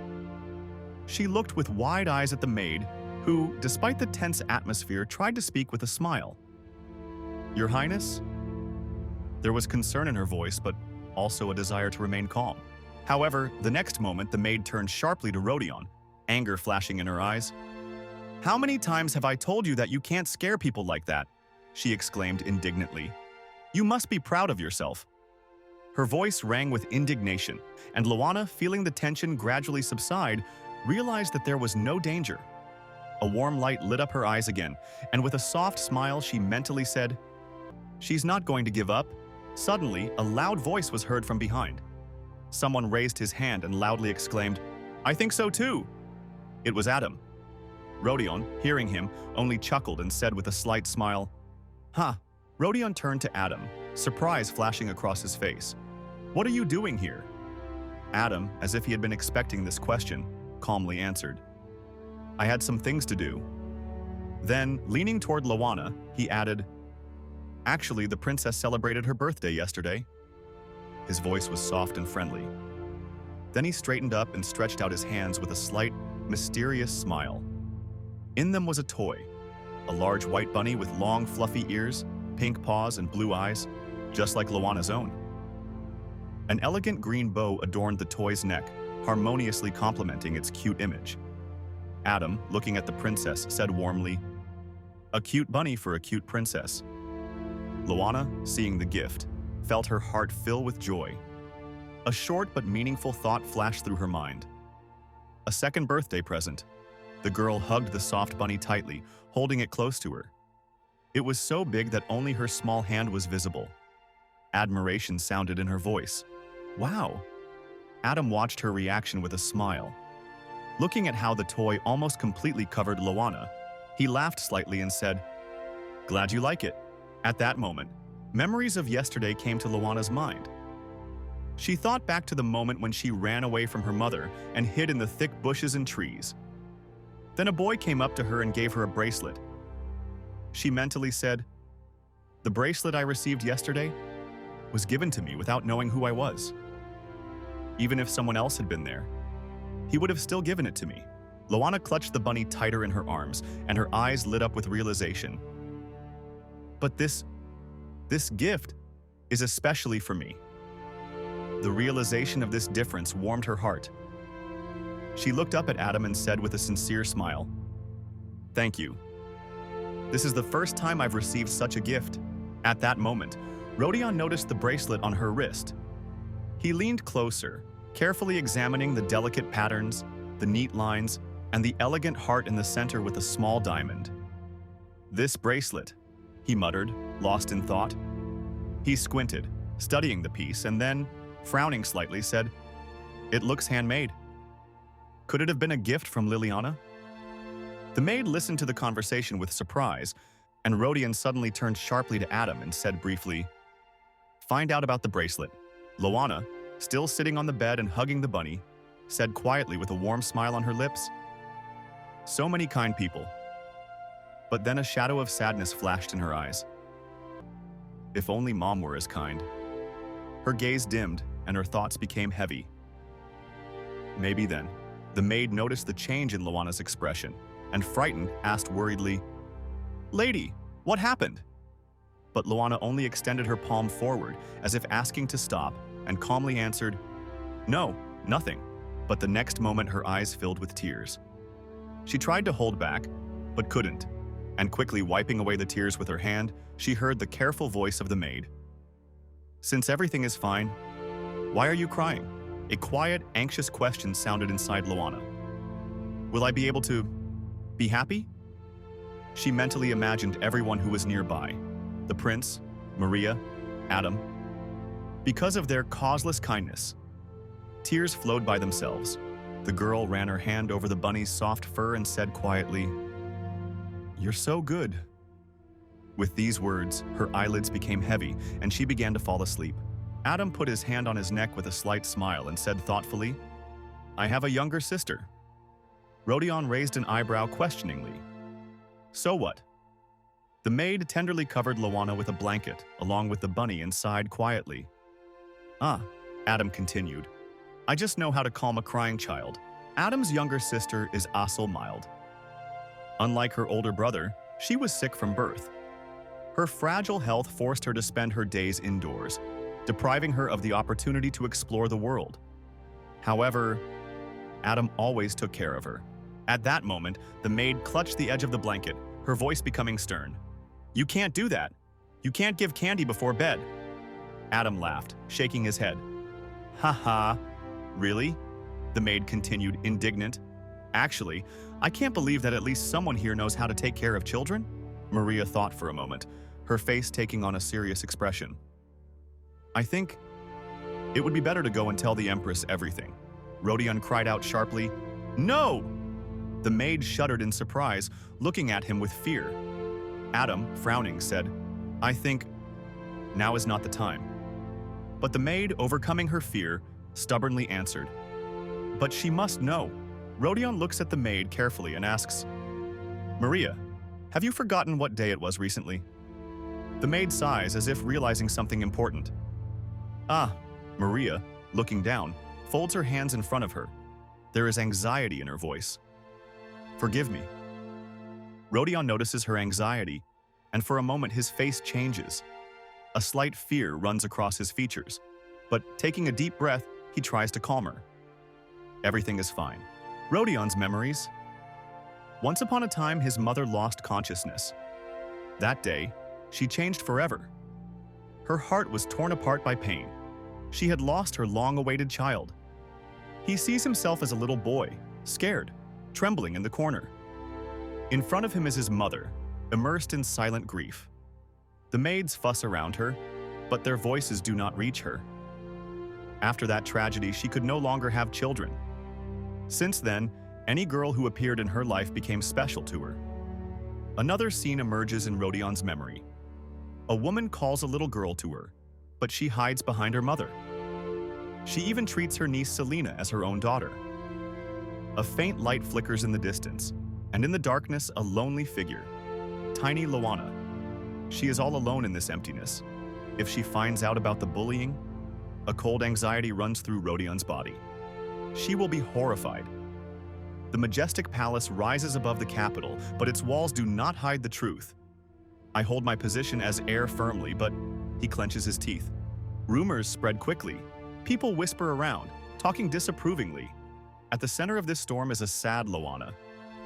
Everyone will hear about how Liliana mocked her, and some will feel sympathy, but the nobles will only mockingly note that she is a half-breed. If she is sent back, his gaze becomes dark. Even greater cruelty awaits her. Rodeon comes out of his memories. His voice is firm, but there is concern in it. She will be back to normal in a few days. Wait a little longer. I will talk to Mom when the time comes. Maria sadly lowers her head, her hands still folded in front of her. Okay, Adam watches the scene unfold. There is a tense silence in the air, and he feels his heart tighten. Everything around him is saturated with sadness, but he's not going to give up. Suddenly, clapping his hands, Adam exclaims with a wide smile, "Your Highness, it's time for some work. The papers won't fill themselves." Rodeon looks at him in surprise. Adam does not lose his enthusiasm. Maria will take care of the princess. The maid looked at the girl and smiled warmly. Of course. Then, clenching her fists in front of her and perking up, she decisively declares, "I'm full of strength and energy. I need to cook something delicious." The sounds of a spoon sliding across a plate can be heard from the palace kitchen. Lana sits in a chair, lazily stirring her soup with a spoon, but does not eat. The maid notices her indifference and, leaning closer, asks, "Is there something wrong with the soup?" Lana seems to wake up from her thoughts. She blinks in surprise, as if she did not expect to be asked something. "No, not at all." The girl takes a spoon and starts eating, but she is still thoughtful. "The first time I ate it, it was very tasty. Memories come to mind. But I want chocolate." Before her eyes is the scene where Adam is scolded for sweets. And Maria's cocoa was also tasty. She sees herself, wrapped in a blanket, and Maria carefully pours cocoa into her cup. Over and over again. No, compared to the past, this is the food of the gods. She starts eating faster but suddenly chokes and starts coughing. The maid looks up in surprise, then says solicitously, "I'll be right back. If you need anything, ring the bell." Lana, still holding the spoon, nods. Okay, she looks at the bell, mentally immersed in thought. Even if I want to call Maria, every time I go somewhere, a scene flashes before her eyes. She is walking down a long corridor, and servants are bustling around her. Their eyes always follow me. She sees their bows, but behind the politeness there is curiosity. And sometimes, contempt. She hears whispers, "Why is Liliana's daughter here? And what should I do with this bell?" Lana lies down in the chair, folds her palms in front of her. Thoughts continue to torment her. Suddenly, a voice is heard from behind the door. "Lady Lana, may I come in?" The girl rises, peering at the door in surprise. "Adam? What happened?" She comes closer, and Adam, looking around the kitchen, asks nervously, "Maria is gone?" He quickly walks into the room and hands her a small package. "I came to give you something." Lana looks at his hands, her eyes widen in amazement. "These are chocolates?" Adam, holding out his hand with the candies closer to Lana, says softly, "Here." At that moment, an image of Rodeon appears in his mind, sitting at a desk covered with papers. Concentrated, he does not look up from his work. Adam continues, "Rodeon is very busy and cannot be distracted, but he said that he will visit you soon." The girl carefully touches one of the candies with her hand. They all look delicious. Neat, square, round, covered in dark and white chocolate. But one stands out among them, pink in the shape of a heart. It is this one that Lana touches with her finger. Adam, noticing her interest, says, "If something is bothering you." However, Lana, her eyes wide with joy, quickly takes the pink candy. Without waiting for Adam to finish his sentence, she gratefully replies, "No, everything is fine. Thank you very much." Adam, still puzzled, repeats, "He's very busy. You won't see each other soon." But Lana, enjoying the taste of the candy, says with a slight smile, "I told you everything is fine." Suddenly, a dull slam of the door is heard behind her. Lana shudders. Fear flashes in her eyes. An inner voice whispers, "Mom." It seems that it was she who entered from behind, the one she sees only once a week, and sometimes once a month. Adam, too, freezes in alarm. He understands that he was strictly forbidden to bring Lana candy. Now there is someone behind him. But who? Panic grips him. Liliana only has time to exhale. Adam! The girl quickly covers her mouth with her palms. Adam turns around, cold sweat appearing on his forehead. His voice breaks. Maria! This is... The maid who entered with her unchanging smile calmly said, I probably should have come earlier.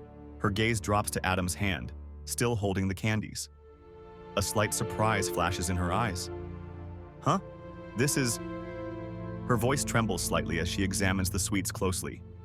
Then, realizing, she adds confidently, Sweets? She holds the cart with the treats she brought. The maid gently touches one of the cakes on the tray and says with a warm smile, Lady Liliana, now you can have sweets. She places a luxurious dessert in front of the girl. A magnificent pile of macaroons with strawberries. The most delicate ice cream with chocolate and strawberries, pudding with cream and a ripe berry on top. Liliana, with shining eyes, folded her palms in front of her, happily says, Thank you. The girl takes one of the cakes, carefully tastes it, and exclaims, Sweet. I feel like I'm in heaven. Maria, leaning slightly towards Liliana, says with a soft smile, This is a gift from me. Then she gently takes the girl's small hands in hers. Liliana asks curiously, A gift? Maria nods. Yes, because you didn't have a welcoming banquet. Crouching down in front of Liliana, she continues with sincerity and warmth. Thank you for coming to this palace. Liliana is lost in thought, as if something has deeply touched her. Maria says her name again. Lady Liliana? The girl, still thoughtful, suddenly blinks and says quietly, Huh. At this moment, Rodeon suddenly appears behind her. He quietly leans towards Maria and says, You eat too much. Liliana, startled, suddenly covers her mouth with her hands and starts coughing. Maria, frightened, grabs a glass of water and quickly brings it to the girl. Lady Liliana? Then she turns sharply to Rodeon and glares at him. Rodeon, noticing her expression, asks in bewilderment, What? What happened? Liliana, a tear collecting in the corner of her eye, continues to chew the cake thoughtfully and says quietly, You scared me. Next time, knock on the door. Rodeon looks at her, slightly raising an eyebrow, and notes with interest. And you have become bolder. Liliana sits with a frown on her face, clutching a pastry in her hands. Her displeased look speaks for itself. Rodeon, leaning slightly towards her, says with a hint of bewilderment, Have you forgotten that this is my palace? Then, softening, he adds with a smile, I'll think about it, if you ask nicely. The girl confidently turns to the prince, looks him straight in the eyes and coldly replies, I thought you were a good man. But apparently I was wrong. Liliana's words stun Rodeon. He didn't expect her to say something like that. At this point, Adam, watching him with a smile, makes a playful but caustic comment. So, are you going to continue teasing her? Then Adam hands Liliana a small gift. The girl carefully takes the box. It is made in soft pastel shades, decorated with stripes and an elegant yellow bow. Liliana asks in surprise, What is this? It's a gift from my sister, Adam replies. Liliana carefully opens the box and finds a small pillow with a delicate white flower and a cute stuffed chick on it. Her eyes light up with delight. Wow! Hugging the toy tightly, the girl does not hide her joy. How cute! Adam, pleased with her reaction, smiles. I'm glad you like it. Liliana, overwhelmed with emotion, joyfully throws the chicken into the air. Her maid watches with affection. Meanwhile, Adam approaches Rodeon, who, without taking his eyes off the girl, quietly remarks, Amazing. Asil agreed to help you? Adam nods with a slight smile. Rodeon, looking at the happy Liliana, is lost in thought. She is the only princess in the empire. I am glad that she is okay. Then, waking up, he turns to the girl. Have you fallen in love with a doll? Liliana, sharply turning her gaze to him, asks displeasedly, Did you say something? And then, confidently and without hesitation, adds, Evil one. Everyone around freezes in shock. No one expected such words from her. Realizing that she said it out loud, the girl covers her mouth with both hands in horror. What should I do? I said it by accident, flashed through her mind. Then, looking anxiously at Rodeon, she continues to think, Will he return me to my mother? Finally, her face drooping, she quietly tells him, Sorry. Rodeon blinks, confused, and asks again, Huh? Then, a little embarrassed, he puts his hand on his neck, as if unsure of how to respond. There's something strange, almost sad, in his voice. Sorry, I tease you too much. Never mind. Don't eat too many sweets until your body has recovered, okay? Lana just looks at him silently, not knowing what to say. Thoughts swarmed through her mind again. Come to think of it, he was never angry with me, except for the first time we met. Then the moment when he held her in his arms came to mind. Although, even then he wasn't angry. Doesn't he hate me? I need to check. Putting aside her thoughts, the girl smiles and points her finger at the table. I want that chocolate cake, but it's so far away. A cunning idea flashes through her mind. Will he be angry after this? Rodeon, raising an eyebrow in surprise, asks again, What? Lana turns to him and, without losing her smile, asks, Can you help me? Rodeon exhales heavily. Huh. But still takes the plate with a piece of cake. As he places the dessert in front of her, he stares at her. Why don't you listen to me at all? Lana looks down at his hand, which just placed the cake in front of her, and feels a little sad. Almost in a whisper, she says, Nonsense. He really did what I asked. Rodeon, hearing a fragment of her words, asks in bewilderment, What? At this moment, Adam approaches Lana.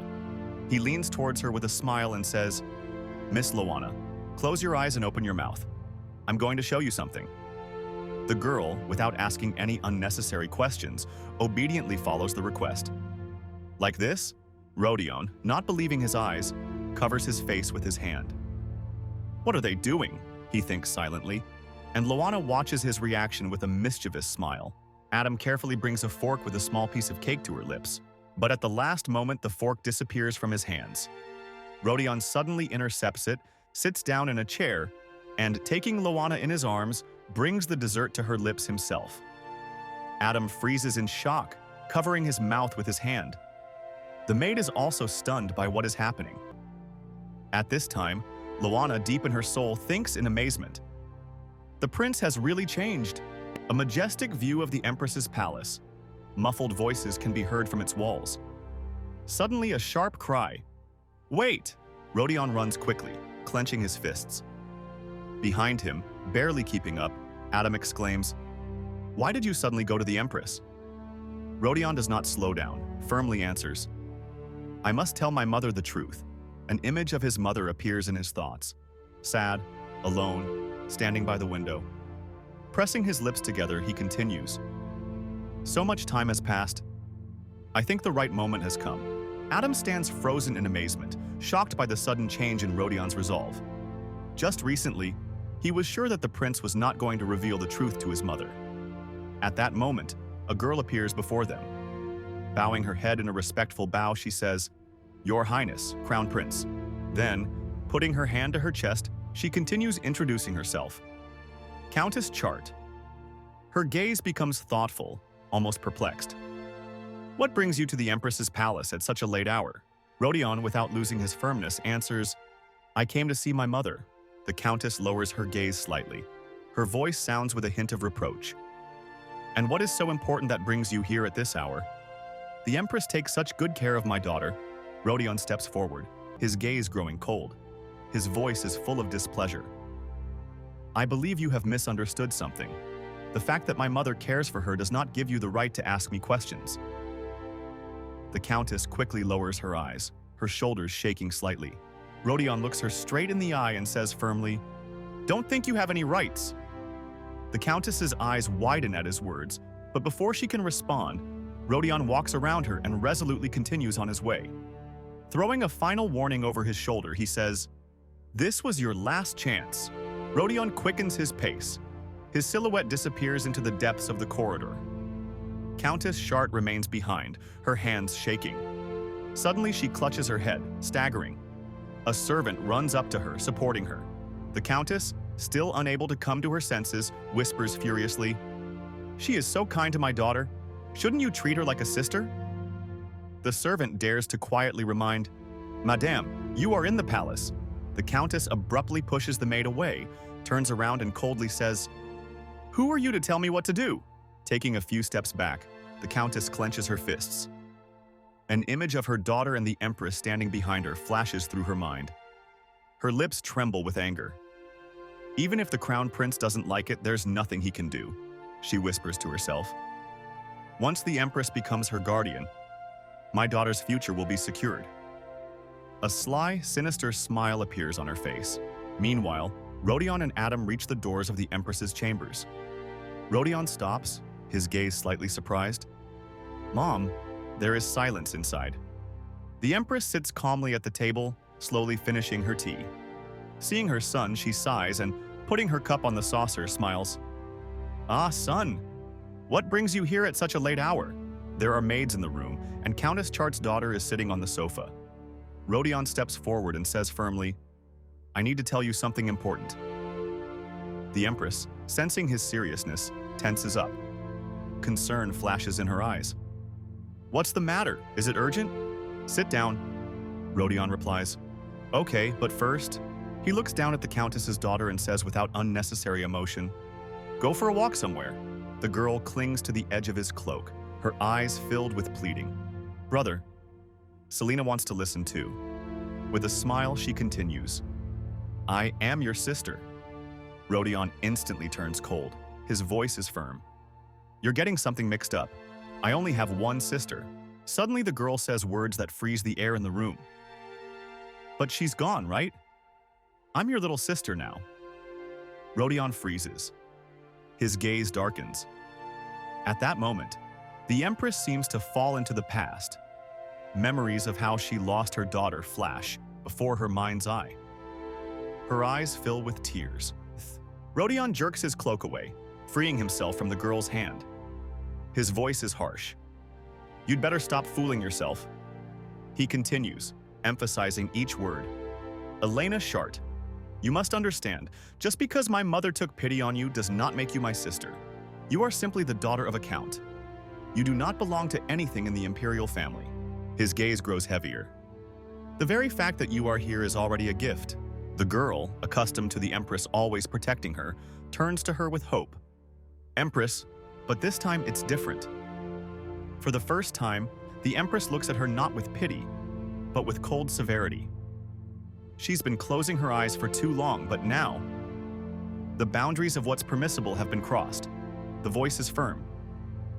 Even though I like you, you've gone too far this time. The Empress looks away and calls the maid, Catty. She comes up to her immediately. Yes, Your Highness? The Empress gives the order. Take Selena to the Countess. The girl turns white. She is overcome with fear, not from the words spoken, but from the realization that she could lose everything she had. The maids take her by the hands. She screams in panic. Auntie! Auntie! Rodeon watches silently, his gaze unreadable. The Empress clenches her fists and says menacingly, If you say anything about my daughter again... Her voice becomes firmer, colder. There will be no forgiveness. The Empress begins to cough, gasping for air. Ha! Ha! Her body leans forward slightly. The cough does not subside. Her worried son immediately runs up to her. Rodeon, with concern in his eyes, says, Mom, is everything okay? The Empress, catching her breath, answers with a weak smile. Yes. The cough gradually subsides. The breathing becomes more even. She looks up at her son. Her voice sounds calm but firm. Tell me, what happened? However, Rodeon does not rush to answer. His gaze drops downwards, his thoughts taking him back to the past. She was always like this. A person who would never break. Someone who always stands her ground. An image of Liliana and her father appears in his mind. Even after the previous emperor died, after the new one took a concubine, I worried in vain. Waking up from his thoughts, Rodeon raises his head and begins to speak. A couple of days ago, near the palace, I met a girl. The Empress straightens up, listening attentively. Behind her stands a servant, behind Rodeon, Adam. A memory flashes before Rodeon's eyes.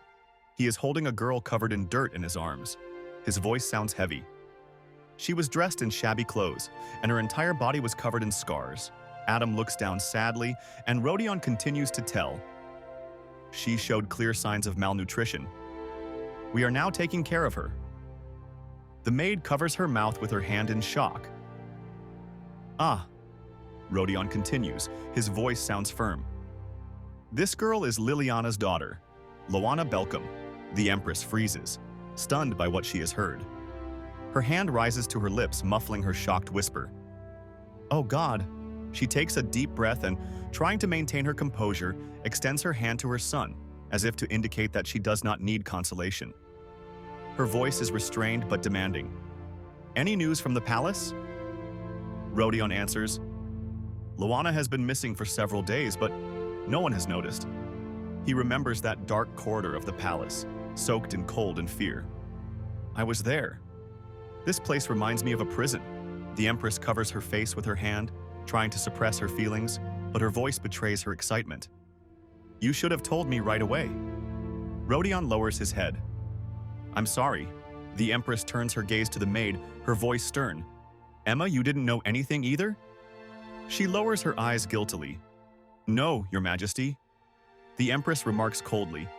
It seems I'm going to have a long talk with the children today. Rodeon stands thoughtfully, his face saddened. Behind him, Adam is still in shock from everything that has happened. Suddenly, the Empress's voice sounds sharp and firm. First, I want to see her. Rodeon quietly answers. Right now, she is in my palace. The Empress slowly rises from her chair, her gaze firm and determined. Let's go. On the way to Lana, her thoughts are confused, but deep down, one clear voice sounds, even if this is not the child I gave birth to with such difficulty, I want to see her. The Empress recalled the day she first saw Lana, a tiny baby girl who had just been born. Lana, the child born to the concubine and the emperor. That distant morning appeared before her mind's eye, the baby sleeping peacefully in the cradle, and Liliana standing at the door. The Empress approached the crib and looked inside. The little girl with snow-white hair and huge blue eyes looked so fragile, so innocent. When I first saw her, my heart sank. She looked so much like my dead baby, and when she opened her eyes and smiled at me, I could not help but love this child. But the happiness did not last long. From that day on, the Empress never saw Lana again. I wanted to see her. I had to see her. She remembered how rumors spread at court, evil tongues whispering something to each other. But for fear of rumors, I stayed away. I will see her. Again, her thoughts were cut off when she reached the door to Lana's chambers. Her hand rested on the doorknob. The Empress took a deep breath. Suddenly she pulled her hand away. The maid standing behind her looked at her with concern. Empress, are you afraid? The Empress looked at her sadly. How is she feeling? Maria smiled warmly. Don't worry, Your Majesty. She calmed down after her snack. The maid came a little closer and added with a slight smile, she loves sweets very much. The Empress shuddered slightly. I see. Next time I'll take them with me. Rodeon grinned. Only sweets? She likes everything she can eat. He waved his hands, imitating his sister's boisterous appetite. Every time I see her eat, I wonder where she fits so much. Sometimes it seems to me that she was born to eat, especially since she is always looking for it. The Empress, still standing at the door, listened but did not dare to enter. Rodeon watched his mother and suddenly realized, Mom is hesitating. But in her head, something completely different was sounding. Can I meet her? What if she's not happy to see me? Rodeon, seeing his mother's indecision, decided to help. He stepped forward sharply and pushed the door. The Empress shuddered. Rodeon! Adam's mouth dropped open in surprise. Maria smiled as always. The Empress looked at her son, who stood with one foot in the hallway and the other already in the room. Rodeon glanced at her. Are you going to stand there for long? Come in. They walked in. Lana was sleeping peacefully on the bed, clutching the stuffed rabbit Adam had given her. The blanket had slipped halfway to the floor. Maria looked at the girl tenderly. The princess fell asleep. Rodeon pictured his sister with a snout, and the corners of his lips twitched in a smile. Don't you think she looks like a little pig? She just sleeps and eats. Maria giggled. When a child grows, that's normal, Your Highness. She looked at Rodeon and added, You were like that when you were a child, weren't you? Rodeon frowned. What? Meanwhile, the Empress carefully approached the bed. When she was very close, her gaze lingered on the sleeping Lana. How old is she? She asked quietly. Rodeon looked at Lana. 8. Her birthday was a couple of days ago. The Empress, without taking her eyes off the girl, carefully ran her hand through her hair. I can't believe she's 8. I thought her mother would take good care of her. She thought. I should have visited her myself and not worried about rumors. Lana stirred, and the Empress quickly removed her hand. But after a moment, she calmed down, sat on the edge of the bed, and smiling, put her hand on Lana. Rodeon looked at her carefully. Mom, do you want to wait in the office until she wakes up? She won't sleep for long. The Empress smiled. Okay. They went into the study. The Empress sat down at the table.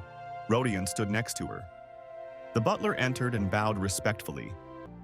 Your Majesty, the Empress handed him a piece of paper. Do you know what this is?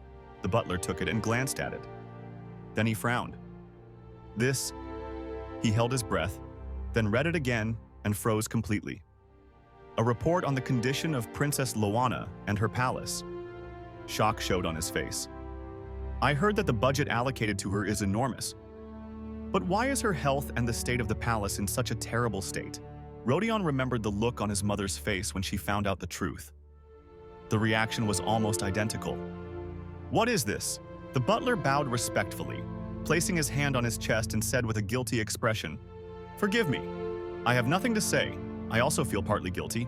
The Empress, clasping her hands in front of her, confidently and seriously declared, Now I will personally take care of the princess's budget. First, let's review the powers given to the concubine. Rodeon, with a stony expression, thought to himself, As soon as she finds out, she'll come running. An image of Liliana immediately appeared in his head. He continued his thoughts. She'll probably say that there's nothing wrong with her spending her daughter's money. The Empress looked down, sadness shining in her eyes. She is too cruel. But, raising her gaze, in which cold anger flared up, she continued. I know her character very well. If she comes here, send her to me. Rodeon nodded briefly. Yes, Mother. I hope you will keep this a secret. The Empress narrowed her eyes. Are you really so unwilling to show at least a drop of leniency? Rodeon shrugged and spread his arms out to the sides. Leniency for a concubine is a luxury. Suddenly he heard an elusive sound in the hallway. Footsteps flashed through his mind. Listening, he frowned. Very light. And Adam is not heard. Quietly approaching the door, Rodeon continued to think.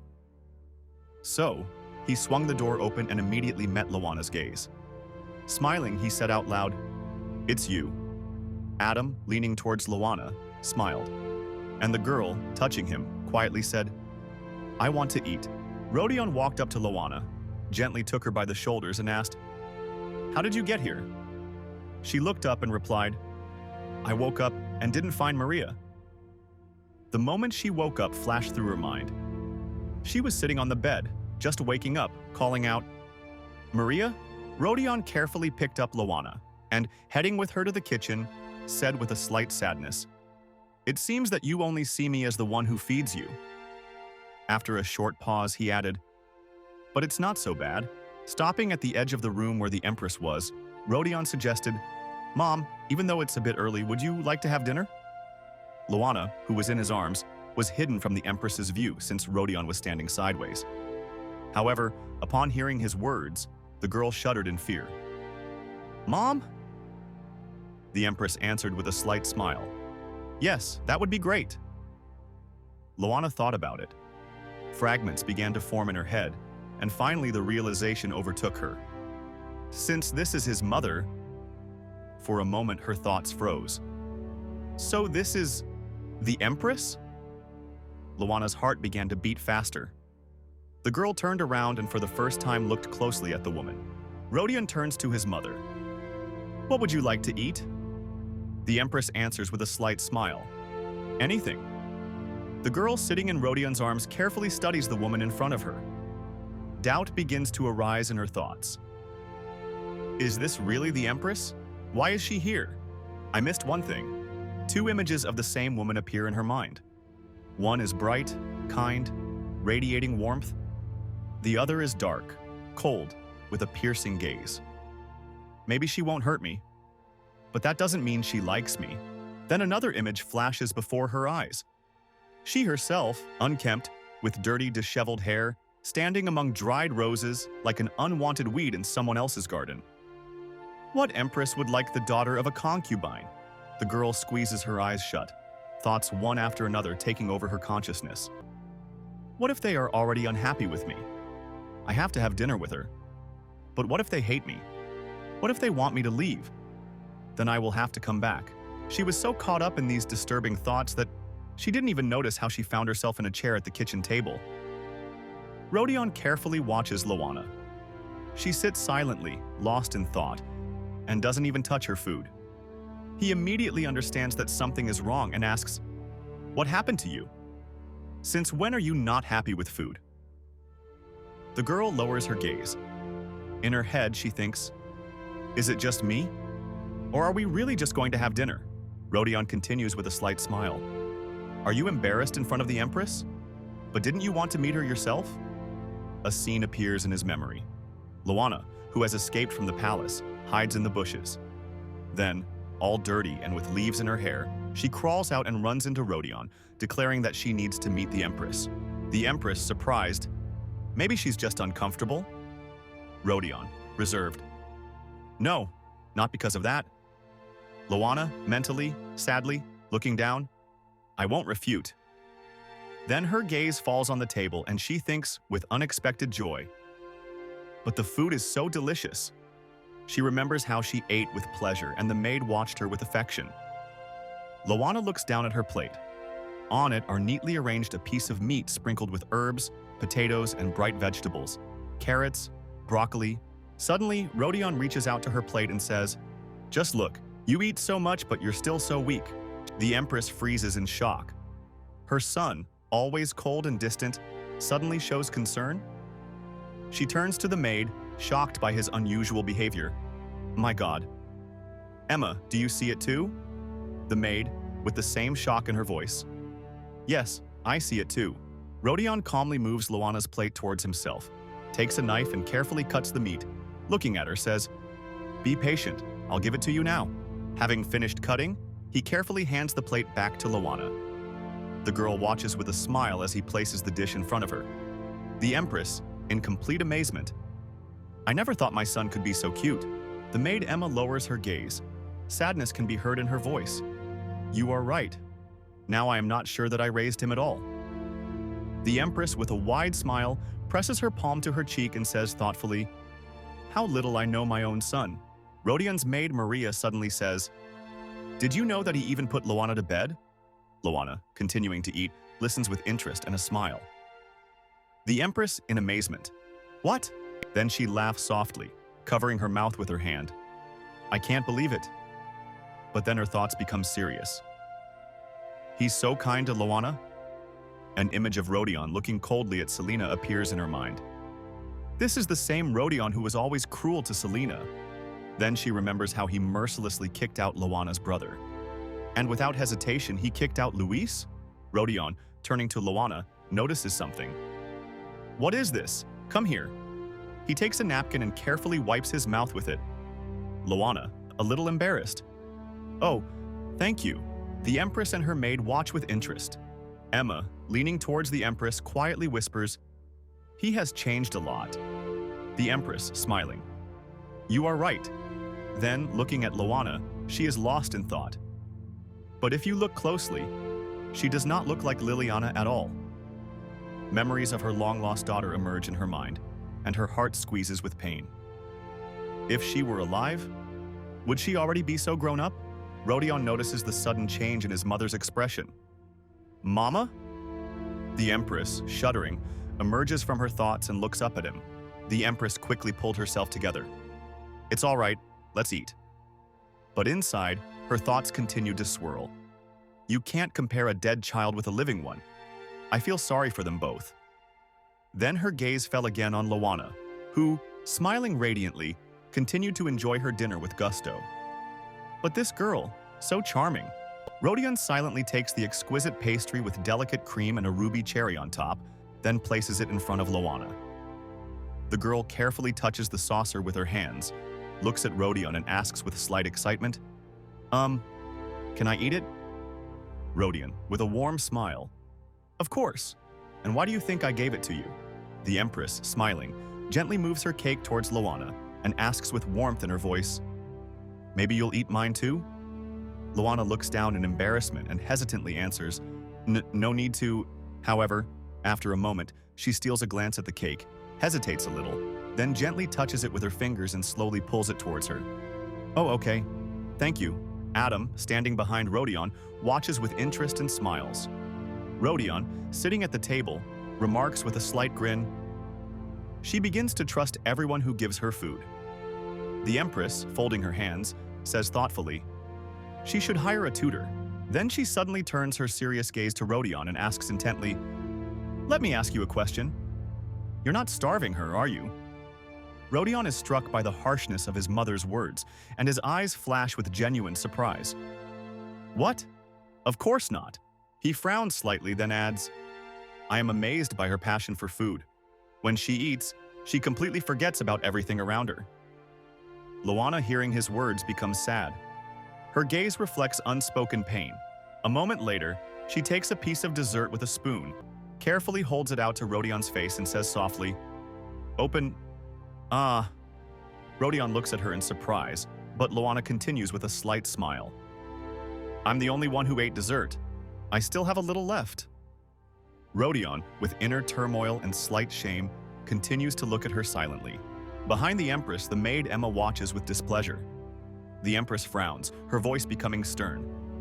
Rodeon, in the future, be careful with your words. Lana might misunderstand you. Never say anything bad in front of her, understand? Rodeon looks down, uneasy. Behind him, Adam also remains frozen, his face frozen in silent worry. After a moment, Adam, overcoming his doubts, decides to say, he never says anything unnecessary, and Maria takes good care of her. The Empress turns slightly to her maid and asks with a slight smile, maybe I should take her? Emma, what do you think? Lana is shocked by her words, and a single thought flashes through her mind. The Empress wants to take me away? The Empress turns to Lana, her gaze soft and her voice gentle. Lana, what do you think? Don't want to live with me? The girl is stunned, her eyes widening in shock. What? The Empress begins to tell the story with a warm smile, as if enticing, I have a lot of desserts in my palace. Mama, Rodeon looks at her irritably. And Lana, hearing the word desserts, shudders and repeats with interest. Desserts? She looks down at the table again, thinking thoughtfully. What should I do? I don't understand why she wants to take me. An image appears in her mind. She stands under the cover of the Empress's cloak, safely protected from the world. It would be good to stay with her. With her help, I will achieve my goal faster than with the Crown Prince, but her thoughts suddenly stop. Lana takes a deep breath and says firmly, I want to stay here. The Empress and Rodeon stand in shock. Their gazes are fixed on Lana, clearly not expecting such an answer. Lana continues to reflect. At first, I wanted to be with anyone but my mother, but then I got used to them. An image flashes through her mind. Her first meeting with the worried Adam and the cold Crown Prince. And more importantly, Rodeon appears in her mind's eye, standing by her bed with a gentle smile. Maria, Adam, and the Crown Prince are here with me. Then she remembers the warm words of Maria's maid. I'm glad you're here with us. Lana feels even more at home here. Lana continues to sit silently, lost in her own thoughts. The Empress has not heard anything from Lana's answer, except that she wants to stay here. In response to her words, the Empress only smirks and says, Ha, if that's what you want, then fine. Suddenly, Rodeon's maid Maria bursts into the kitchen. Frightened, almost screaming, she calls out, Your Highness, the maids! The maids are wandering around there. However, noticing the Empress, Maria stops abruptly. Looking down and switching to a calm tone, she says embarrassedly, Forgive me. The Empress, without showing alarm, replies, Everything is fine. Tell me what happened. Maria looks up at Lana, presses her hand to her chest and tries to speak, but hesitates, as if afraid to say what she knows. Lana notices her gaze and, frightened, thinks, Is Mom involved in this? Rodeon does not miss Lana's anxiety. He stands up abruptly, leaning on the table, then puts his hand on her shoulder, and with his eyes and voice makes it clear to the maid not to continue. It seems you want to tell her something. He interrupts her, deliberately getting nervous, trying to stop further conversation. We will go, he says, hinting to everyone present. Lana turns to Rodeon in an instant, grabs the edge of his cloak, and, looking into his eyes with fear, says, No, if this is related to my mother, can I listen? Rodeon looks at her sadly, then carefully picks her up and answers softly, This is an adult conversation. You don't have to listen. Adam's voice suddenly rings out, I'd like to hear something about Liliana too. Rodeon, in his mind, surprised. Look at him. Lana, sadly. Oh, really? Rodeon, quietly, with a hint of mockery. Yes, yes. Rodeon, holding Lana in his arms, and Adam walk out of the kitchen. Meanwhile, the Empress turns to Maria, Rodeon's maid, and asks worriedly, What happened? Maria, depressed but excited, replies, The palace maids, the concubines. They are looking for the princess. The Empress, looking intently at the floor, says seriously, By order of Liliana? Maria imagines the scene in her mind, how she, hidden behind the window frame, cautiously peers out and watches the maids with apprehension. Finally, she answers, Most likely. She just didn't tell anyone about it. 2 maids are secretly looking for her. The Empress rises silently, heads for the door, and turning around as she goes, quietly remarks, These maids took disgusting care of their mistress.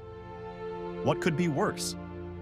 But thanks to this, Liliana's visit will be delayed a little. Stopping and turning completely towards Maria, the Empress says, By the way, I wanted to ask you something. Maria, suddenly interrupting her and as if anticipating the question, blurts out, What is Liliana's favorite dessert? The Empress is perplexed, thinking, Dessert? After a short walk along the corridor, Liliana found herself back in her room. Rodeon, who had brought her with care, carefully placed the girl on the floor and left. A few moments later, Maria appeared in the doorway, holding a tray with a slight smile. The table was already set in the room. Liliana looked at Maria in surprise and carefully said, Maria? The maid, smiling, politely answered, Yes? Liliana sits in a chair at a table covered with a variety of sweets. There are exquisite pastries, cakes with chocolate cream and fruit, and delicious pies generously sprinkled with nuts. Everywhere there are bright candies of fancy shapes, crispy cookies, delicate cupcakes decorated with purple cream, chocolate chips, white souffle, and pink strawberries. Among them, cakes with chocolate hearts and pastel-colored macaroons stand out. Behind Liliana, a maid holds a pink cake decorated with tiny strawberries. The girl, continuing to look at the abundance of sweets, asks, Did the Empress send this? Maria, carefully placing the pink cake on the table, answers with a slight smile. Lady Liliana, she likes you very much. Then, laughing slightly, she adds, I didn't expect her to send so much. The girl looks at the table carefully, her eyes shining with joy at the sight of so many sweets. However, an uncertain thought flashes through her head. Can I eat this? Suddenly, her gaze falls on something special, an elegant pink box tied with a scarlet bow like a gift. Surprised, she asks, Oh, this? Liliana finishes the last piece of cake while Maria takes the mysterious box. The maid, smiling slightly, explains, These are lollipops. You haven't tried them yet, have you? The girl looks at Maria with slight surprise and asks thoughtfully, Lollipops? Maria carefully unties the bow, opens the box, and takes out a glass jar filled with bright, multicolored candies. She slowly opens it and says with a warm smile, This is a special dessert that melts in your mouth. Then she asks, Beautiful? Liliana peers into the jar, admiring the lollipops. Her eyes sparkle with excitement, and an unexpected memory appears in her mind. Melts in your mouth? I think I ate something like that in my dream. But there, that dessert, although sweet, did not melt in your mouth. Maria carefully takes out one lollipop and hands it to the girl. Here, try it. The maid carefully places the lollipop in Liliana's mouth and asks with a slight smile, It's delicious, isn't it? The girl freezes with pleasure. Her eyes sparkle with joy. In her mind, she says with delight, How sweet. Now I understand what she meant. The sweetness spreads throughout her mouth. Maria, with a warm smile, holds an elegant jar of lollipops in her hands and offers, "Do you want some more?" Handing it to Lana, she adds with a slight smile, "By the way, this bottle is made of real crystal." Lana is stunned by what she hears. Her inner voice immediately responds, "What? But that's incredibly expensive." Crystal is not just a beautiful and rare material. It contains mana in its structure, which makes it even more valuable. Lana rises abruptly from her chair, holding the bottle with both hands with noticeable caution. She looks at Maria seriously and asks, "Why did they use such a precious material for an ordinary jar? I don't understand." The maid, leaning forward slightly and playfully raising her index finger, smiles and answers with a good-natured intonation, "Because the Empress simply adores you, lady." Lana sinks back into her chair, but her eyes reflect sadness. She looks at the floor and says barely audibly, "But..." Anxious thoughts immediately flash through her mind. Why is she so kind to me? I have never known such care. What if one day I make a mistake? Will this kindness disappear? The maid, noticing her thoughtfulness, says softly, "The Empress will be very happy when she finds out that you liked it." Lana continues to look thoughtfully at the bottle of lollipops, her thoughts racing. "Can I really have some?" She tries to say something to the maid. But she is again interrupted by her own thoughts. "I hate myself for not being able to just accept this kindness." Suddenly, Lana, having gathered her courage, says decisively to the maid, "I have nothing to give in return. Can I?" After a short pause, she quietly finishes, "Accept it just like that?" Maria, hearing these words, freezes in slight shock. Her facial expression changes. She clearly did not expect such an answer. Having recovered from her momentary stupor, Maria sits down next to the girl and exclaims in surprise, "Oh my God, what are you even talking about?" Taking Lana by the hand, she continues with softness in her voice, "Children your age would simply accept such a gift without any doubts."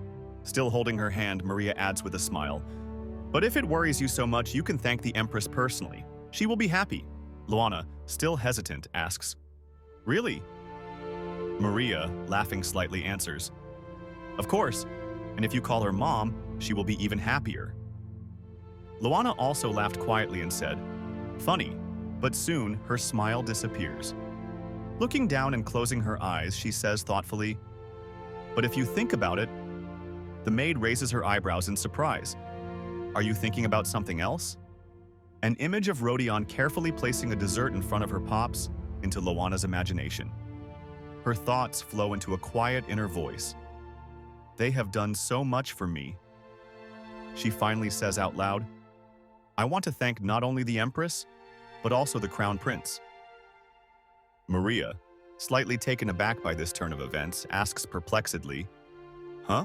Lana continues to speak with enthusiasm. "Both the Empress and the Crown Prince are very kind." Maria smiles, but sarcastically remarks to herself, "Since when did this bastard become kind? He behaves like a real angel. Someday, he will definitely suffer because of his kindness." Suddenly, the maid's smile changes to a surprised expression, and, giggling a little nervously, she clarifies, "What? Tao, what will he do? Are we really talking about the same person?" Lana continues, already with a slight hint of sadness in her voice. "In fact, I'm surprised that they don't hate me." After these words, Maria's face changes again. She stops laughing. Her eyes widen in surprise, and sadness appears in the depths of her gaze. Lana looks sadly at the maid, as if realizing her own feelings for the first time. Maria, unable to restrain herself, exclaims, "No, don't say that. Why should they hate you?" Wanting to encourage Lana, Maria waves her arms vigorously and declares enthusiastically, "Everyone who sees you at least once already falls in love." She clenches her fists in front of her, as if encouraging not only Lana but herself as well. Then she adds sincerely, "Just like me?" Maria's words touched Lana. She laughed and said warmly, "Maria, you are so good." Lana continues, now with a slight hint of irony in her voice, "To be honest, the only thing I have from a princess is my title." An image appears in her mind's eye. She herself in a shabby dress, covered in dust, but with an impeccably clean crown on her head. Then Maria appears in her imagination, but not in her usual uniform, but in a luxurious light dress with bows, a tiara with flowers, and a dazzling smile. And you are the only daughter of a count. I heard that suitors are lining up for you. However, suddenly her imagination dissipates. Lana sadly lowers her head and quietly adds, "But now you serve me." It will be bad for your reputation, Maria thinks to herself with deep sadness. Does she really think so? Then, gathering her courage, she puts her hands to her chest and looks at Lana with sincerity. "You are wrong. It is an honor for me to serve you." Maria comes closer, takes Lana by the shoulders and straightens her posture. Straighten your shoulders and look straight ahead. You must be confident. The princess is the second highest ranking woman in the entire empire. Lana listens attentively, her eyes widening slightly in surprise. Confused, Lana asks, "What? What about mother?" Maria calmly replies, "Liliana is just a concubine. She is not part of the imperial family." Then, continuing to explain, she elaborates, "The Empress is the true heir to the throne, and the crown prince is the next one to take the throne. No one would ever allow a mere baron's daughter to become Empress, so the only women in the imperial family are Empress Arya Belcom. And you, Princess." Lana listens attentively, her face remaining serious. Then, looking at Maria, she quietly says, "I see." In response, Maria puts her hands on her hips and says with a smile, "So stop talking nonsense." Lana can't help but laugh. Okay.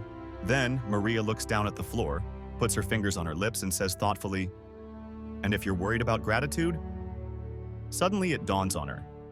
She raises her head, smiles, and says enthusiastically, "Exactly. Maybe you should give them a gift?" Lana asks curiously, "A gift?" Maria imagines different sweets, and her idea becomes even clearer. "What about cookies? There's already some dough in the kitchen, so all we have to do is bake them." Interest lights up in Lana's eyes. She clearly likes the idea, but at the same time she's a little thoughtful. She's not entirely sure yet what a cookie is. Lana looks at Maria with a curious gaze, her eyes full of hidden interest. Maria, noticing this, continues with a kind smile. "Have you ever tried freshly baked cookies?" Lana, frowning slightly, thoughtfully repeats to herself, Freshly baked." After thinking for a moment, Lana confidently says, turning to the maid, "But the crown prince does not eat such things." Suddenly, Maria easily picks up the girl in her arms, her eyes shining with joy. She smiles mischievously and cheerfully declares, "So, we'll treat the Empress." Lana is confused, her voice trembling with surprise. "Maria!" Maria walks confidently down the hallway, holding Lana in her arms. Her voice is soft, but there is determination in it. "Let's add some chocolate and coconut and some fruit jam. It will be incredibly delicious." Lana, snuggled in Maria's arms, closes her eyes for a moment, lost in thought. They've done so much. I want to give something back too. But suddenly doubts overtake her.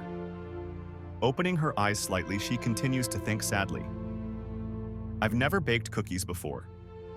What if I screw it up?" However, clenching her fists, she quickly pushes these thoughts away. Her gaze hardens, and her heart becomes determined. "No, I'll do everything I can. I'll definitely thank them." They go into the kitchen and start cooking. After a while, Lana looks sadly at her finished cookies with a gloomy expression on her face. The little bears holding nuts with their paws are decorated with flowers, and their faces are painted with chocolate. There are figurines with animal faces nearby, but they look a little crooked. She asks herself, "I tried so hard. Why didn't it turn out the way I wanted?" Lana glances at Maria, who, wearing gloves, carefully takes her perfectly baked cookies out of the oven. Lana wonders in her mind, "Maria, how did she do it so beautifully? We did everything together." Lana sighs sadly and says to the maid, "Maria, I think mine are completely inedible. It's better to throw them away." Maria looks at her in surprise and, slightly saddened by what she heard, objects, "What? As for me, they are very beautiful." Then Maria smiles warmly and adds, "The Empress will definitely like it, I'm sure." In her mind, she repeats with conviction, "Seeing how hard the princess tried, the Empress will definitely be happy."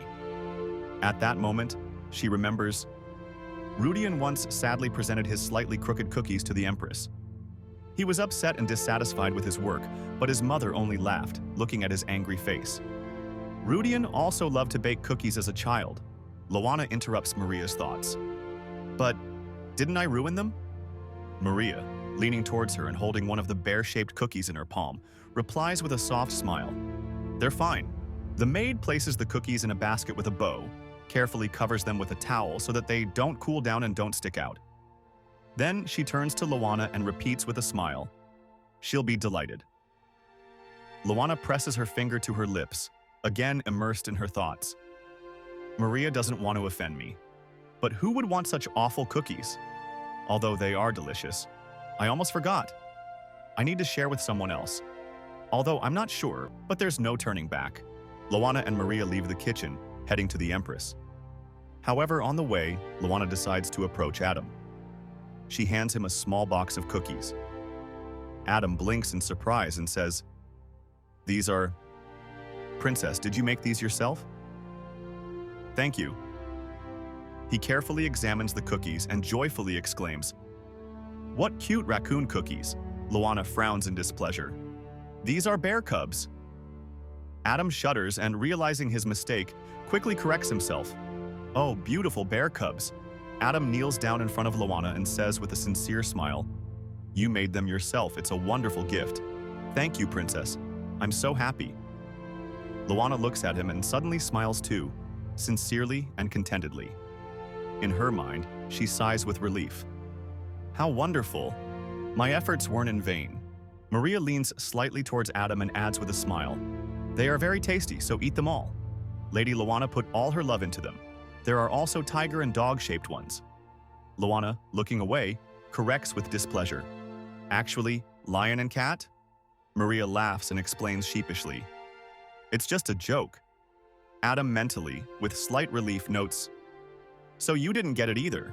Suddenly, Lana lifts her head sharply and looks over Adam, as if she has noticed something. Adam, noticing her expression, becomes wary. What happened? He turns around and sees Rodeon standing behind him. "Oh, Your Highness," Adam says. Rodeon stands motionless, arms crossed, a grim and displeased expression on his face. Adam stands up and hands him a box of cookies, happily declaring, "Look, the princess made these cookies." Rodeon remains motionless, with the same displeased look. Adam persists. "Tell me, aren't they cute?" Rodeon finally tears his gaze away from Adam and looks at the cookie. He blinks slowly, then his face contorts into a mixture of surprise and mild fear. Loudly, almost in panic, he says, Cute? What is this?" Adam freezes in place, his mouth hanging open in shock. He is completely bewildered by Rodeon's reaction. Lana, quickly approaching Maria, stands next to her, watching the scene. Maria is furious, her eyes flashing with indignation. "What? Are you saying they are not cute?"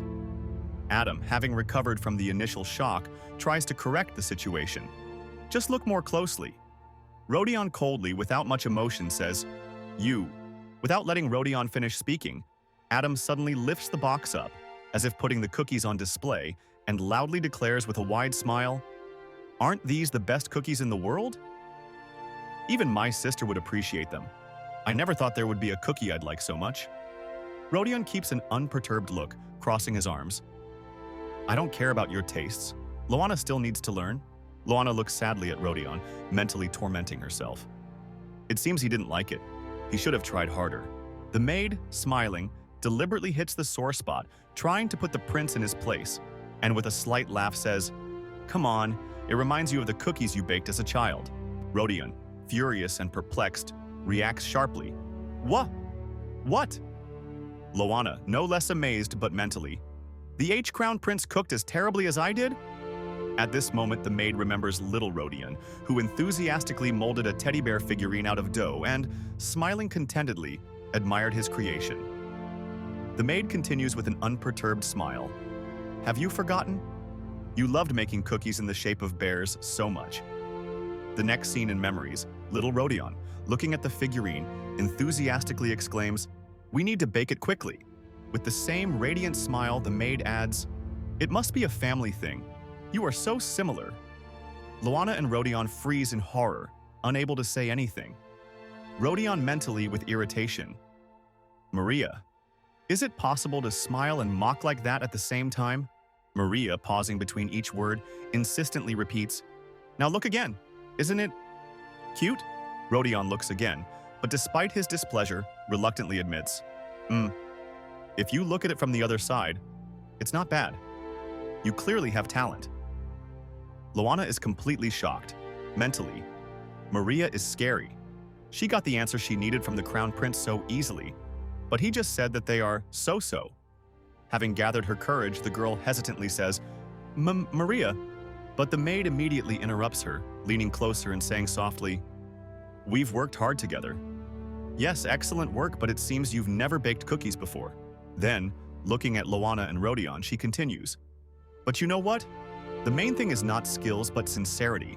Looking at you two, I remember the past. Lana frowns in irritation.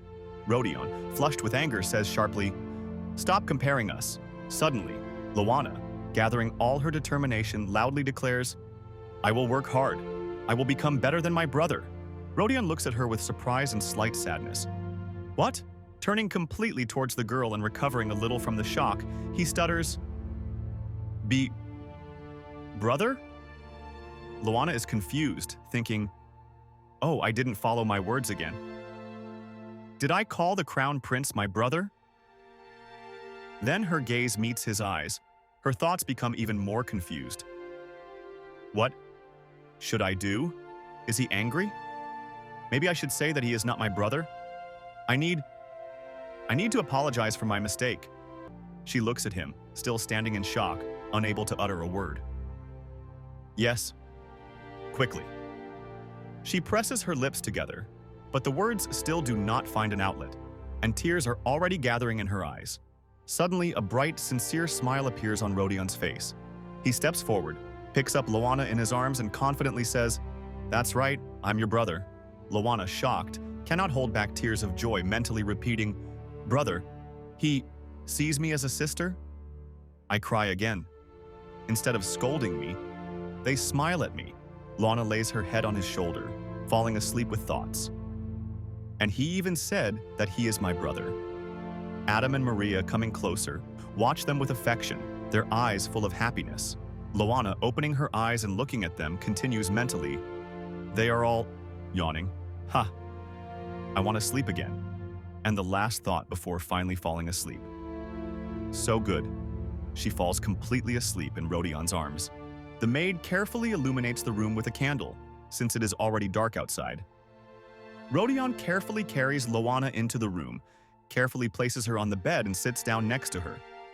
The maid, looking at the girl with warmth, says, she has been baking cookies since early morning, so she is tired.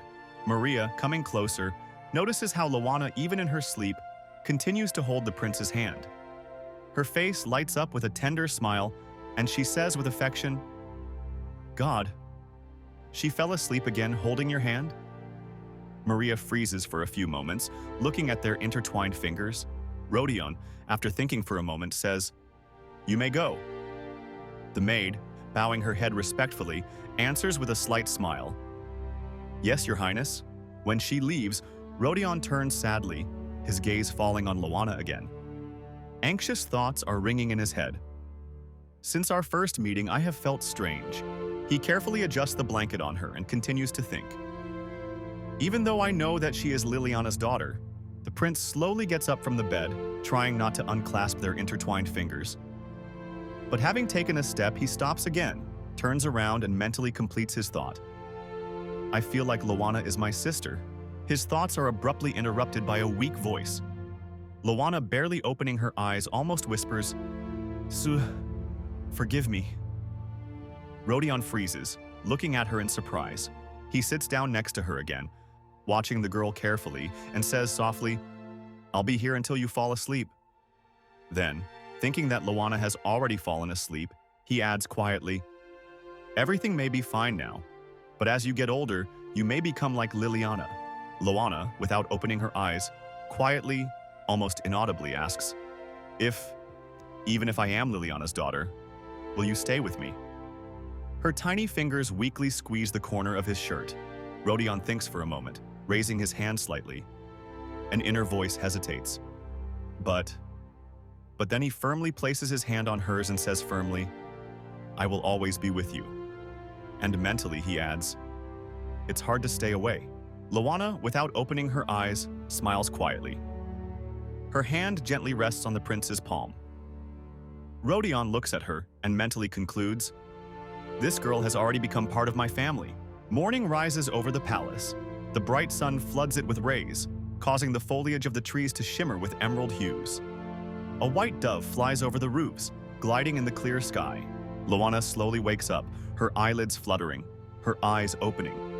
She is overcome with slight confusion. But a moment later, fully realizing the situation, her eyes widen in surprise. Rodeon suddenly hugs her tightly in her sleep. Lana mentally screams in panic. Why is His Highness sleeping next to me? Lana, closing her eyes, begins to remember. So, yesterday we baked cookies. Did I really fall asleep after that?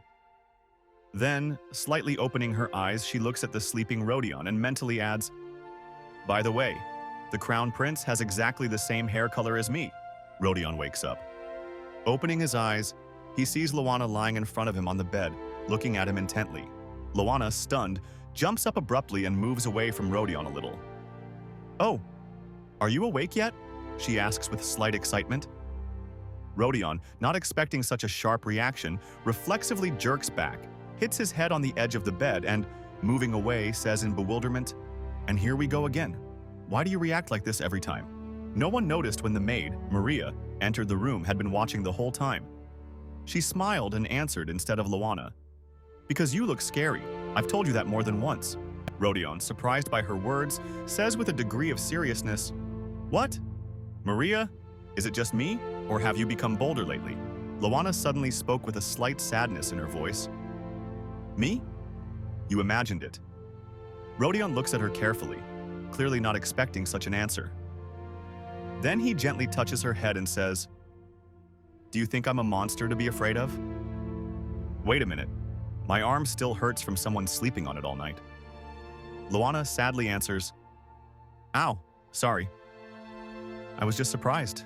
Rodeon, grinning, adds, "By the way, I noticed that you are not sleeping. If you like looking at my face so much, just say so." Lana, mentally irritated, "Ha, but you were pretending too." Rodeon continues, looking at her with a slight squint. "You can't watch a sleeping person like that. It looks like you're plotting something, just like her." Lana, hearing his words, sits with wet eyes, looking at him intently. Maria exclaims worriedly, "Your Highness." Rodeon immediately realizes that he has said too much and, stumbling, falls silent. He mentally scolds himself. "Damn, I didn't follow my words again." He leans closer to Lana, frightened. "Lana, I'm so sorry. That's not what I wanted to say." Lana sits with her head down, hiding her emotions behind long strands of hair, and answers, almost in a whisper, "Actually." Then she suddenly straightens up, turns to Rodeon and confidently, with seriousness in her voice, continues, "I am very similar to your Highness. You also pretended to be asleep, didn't you? And you also knew that I was not sleeping. That's even worse." Rodeon, stunned by such boldness of Lana, is confused. "What?" Lana, without losing her momentum, continues, "I didn't know you fell asleep next to me. That's why..." Rodeon exhales sadly, lowering his head and interrupting the end of Lana's sentence. "Ha." Suddenly, he gently places his hand on Lana's head and says with a slight smile, "You're right, we really are very similar." Lana, not expecting such a gesture, instinctively clutches her head, mentally in amazement. "I thought he was angry."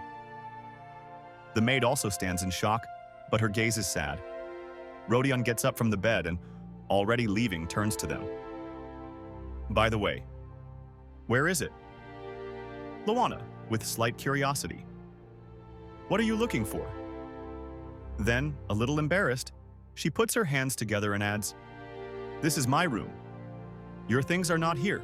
Maria turns to Lana with a slight smile and says, "I think His Highness is looking for cookies." Lana thinks in surprise. "Cookies?"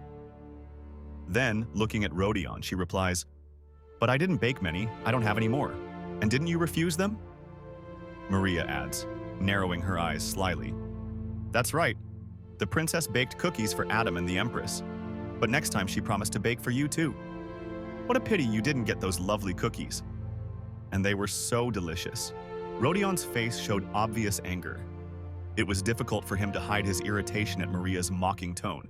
Lana looks at the maid and, with a sincere smile, says, "Since His Highness so wishes, Maria, will you help me bake a new one?" The maid smiles cheerfully in response, "Of course I will help. Who could refuse you?" Rodeon abruptly leaves the room, slamming the door loudly. Lana is slightly confused and thoughtfully, Is the Crown Prince angry? Without thinking twice, she came to the conclusion that the reason for his anger was not Maria's teasing at all, but the cookies themselves.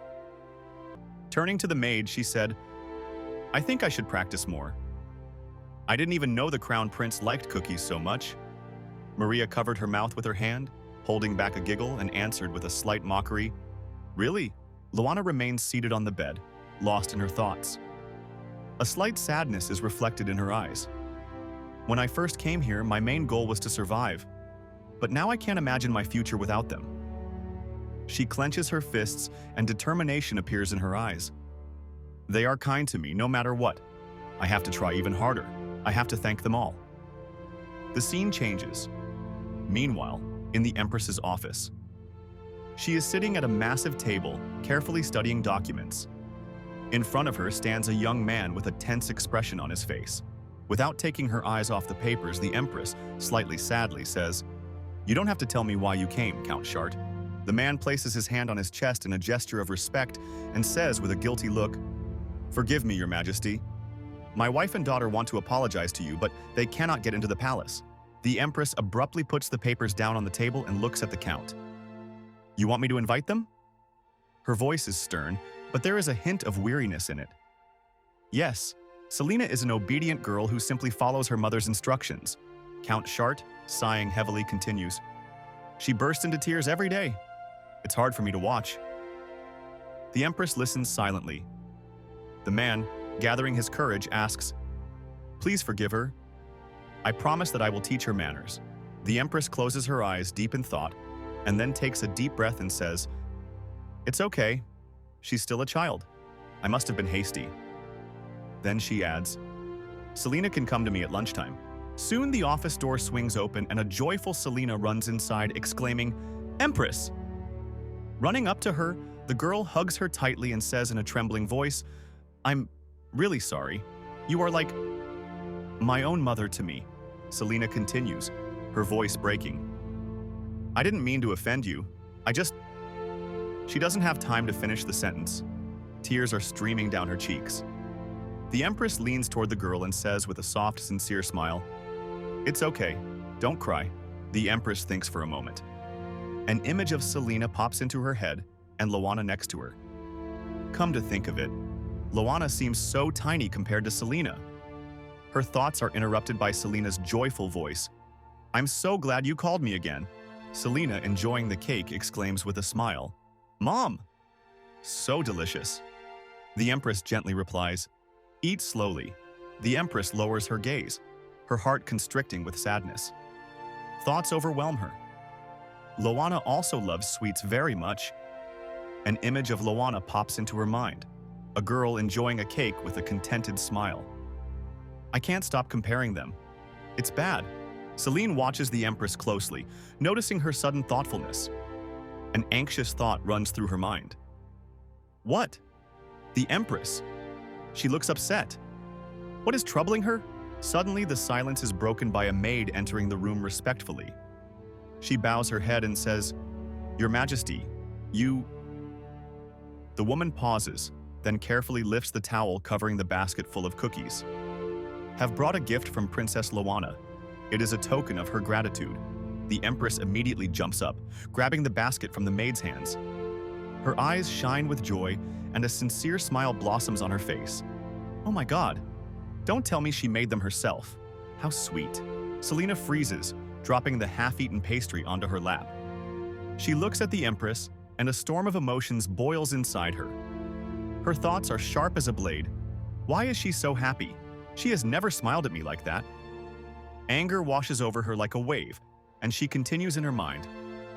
What did she like so much about these awful cookies? Suddenly she blurts out loud, looking with disdain at the basket. Probably. The princess made these for the first time. They are burnt. You can't eat them. What was she even thinking? Selena, overcome with anger, suddenly grabs the basket. Her voice trembles with indignation. I will not allow her to insult the Empress like that. We must get rid of this. The maid and the Empress look at Selena in amazement. The next moment, the cookies start falling out of the basket, scattering across the floor. The Empress screams, her voice sharp and commanding, Selena Shart! She snatches the basket from the girl, her eyes full of pain and disappointment, and she continues. I thought you realized all your mistakes. Selena clenches her fists, her anger giving way to pain. Tears well up in her eyes and her voice trembles. This is all for you, but the Empress is no longer prepared to tolerate this. Her voice is firm, anger is heard in it. If you ever say anything bad about this child, I will never forgive you. Her posture is awe-inspiring. Her hands are sternly lowered to her hips. Her gaze is cold and unyielding. The Empress turns away, her voice distant. Get out of here. Selena is desperate. Empress! The maids carefully approach and take Selena by the hands. The girl begins to struggle, her voice full of pleading. Please, forgive me. Tears are streaming down her cheeks, but no one stops. She continues to scream until she is taken out of the room. Empress! And already on the threshold, in a last desperate cry, don't leave me! But the Empress does not react. The maids take Selena away, and the Empress herself sadly lowers her gaze to the basket in her hands. Then her eyes slide to the floor where the broken bear cookies, the ones Lana made for her, are scattered. She thinks sadly, a few fell. There are a lot fewer of them now. Selena, in her mind. I still remember our first meeting with my aunt. A scene from the past appears before her mind's eye. A woman in a dazzling white dress slowly descends the majestic staircase, her shoulders covered with a cloak embroidered with intricate patterns, and her head crowned with a crown sparkling on her snow-white hair. Little Selena is told, Selena, say hello to your aunt. This is Empress Arya. The girl, fascinated by this beautiful woman, freezes for a moment and then breathes out, Ah. The Empress comes closer, smiles warmly and says in a soft voice, Hello. Selena looks at her with wide eyes, folding her palms in front of her, and says with awe, You are so beautiful. I also want to shine like you when I grow up. From that moment on, this became my dream. Happy moments come to mind. How she would happily visit her aunt at every opportunity. How she would sincerely reach out to her. I visited her at every opportunity. The image of the Empress, gently stroking her head, flashes in my mind. I tried to be as close as possible. I wanted her to consider me her daughter. And everything was wonderful until the memory changes abruptly. The Empress looks at her angrily, her voice full of anger. If you say anything about this child one more time, I will never forgive you. In tears, Selena leaves her aunt's chambers, realizing that she has been banished. Until my aunt disowned me. My aunt. Selena returns to her room, but barely crosses the threshold when a group of girls approaches her. One of them, noticing the tears in Selene's eyes, mockingly remarks, Isn't that Lady Selene, the Empress's noble niece? And she cries like that in public? Selene, barely holding back her pain, answers, maintaining her dignity. Watch your words, Lady Lani. But Lani won't shut up. With a grin, she continues. You talk to the Empress like that too? No wonder she threw you out. Selene rises abruptly from her chair, her eyes flashing with anger. Don't blab if you don't know. I'm her favorite niece. But the girls only smirk. Come to think of it, Lady Selene did consider herself part of the imperial family before, Lani says with feigned thoughtfulness. Selene clenches her fists, her gaze becoming dangerous. Another girl standing nearby turns to Lani and mockingly remarks, How funny! Lani nods with a smile. True, Selena is full of rage but silent. Lani looks at her with a sly smile and adds mockingly, You've only got a drop of the Empress's attention and you already think you're a princess. Time to come back to reality. I think Princess Liliana will be horrified if she finds out about this. Selena freezes. Her face is devoid of all emotion, leaving only her eyes wide open in shock. What? Lani continues, not hiding her malicious grin. I overheard the maids talking. They say the Empress takes care of her like her own daughter. She even baked cookies for her. How sweet. Selena clenches her fists, her nails digging painfully into her palms. And they look so much alike.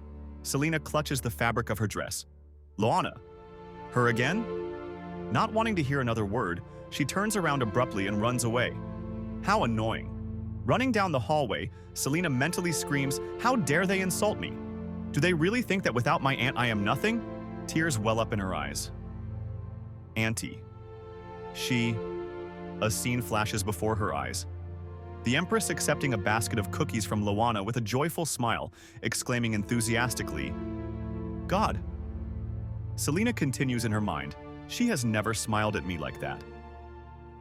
The next picture in her imagination, the Empress tenderly holding Liliana's hand. Does this girl really think she's better than me because of her title? Selena mentally reaches out to the Empress, but her hand remains in emptiness. She can't reach it. I was so close to my dream. There's only a little left. Selena's tears, filled with despair and rage, fly apart. But then her gaze turns cold. I won't lose to some princess. Selena runs into her father's office, and without even crossing the threshold, she starts screaming, "Dad!" Her father, not expecting such a sudden intrusion, turns around in fear. "Selena, what happened?" Selena, pointing her trembling fingers in front of her, desperately asks, "Ask the Empress to expel Princess Liliana. You can do it, right?" Her father is stunned. "What?" Selena's eyes fill with tears. She rushes to her father, grabs his hands and continues to beg, "You are the Empress's cousin.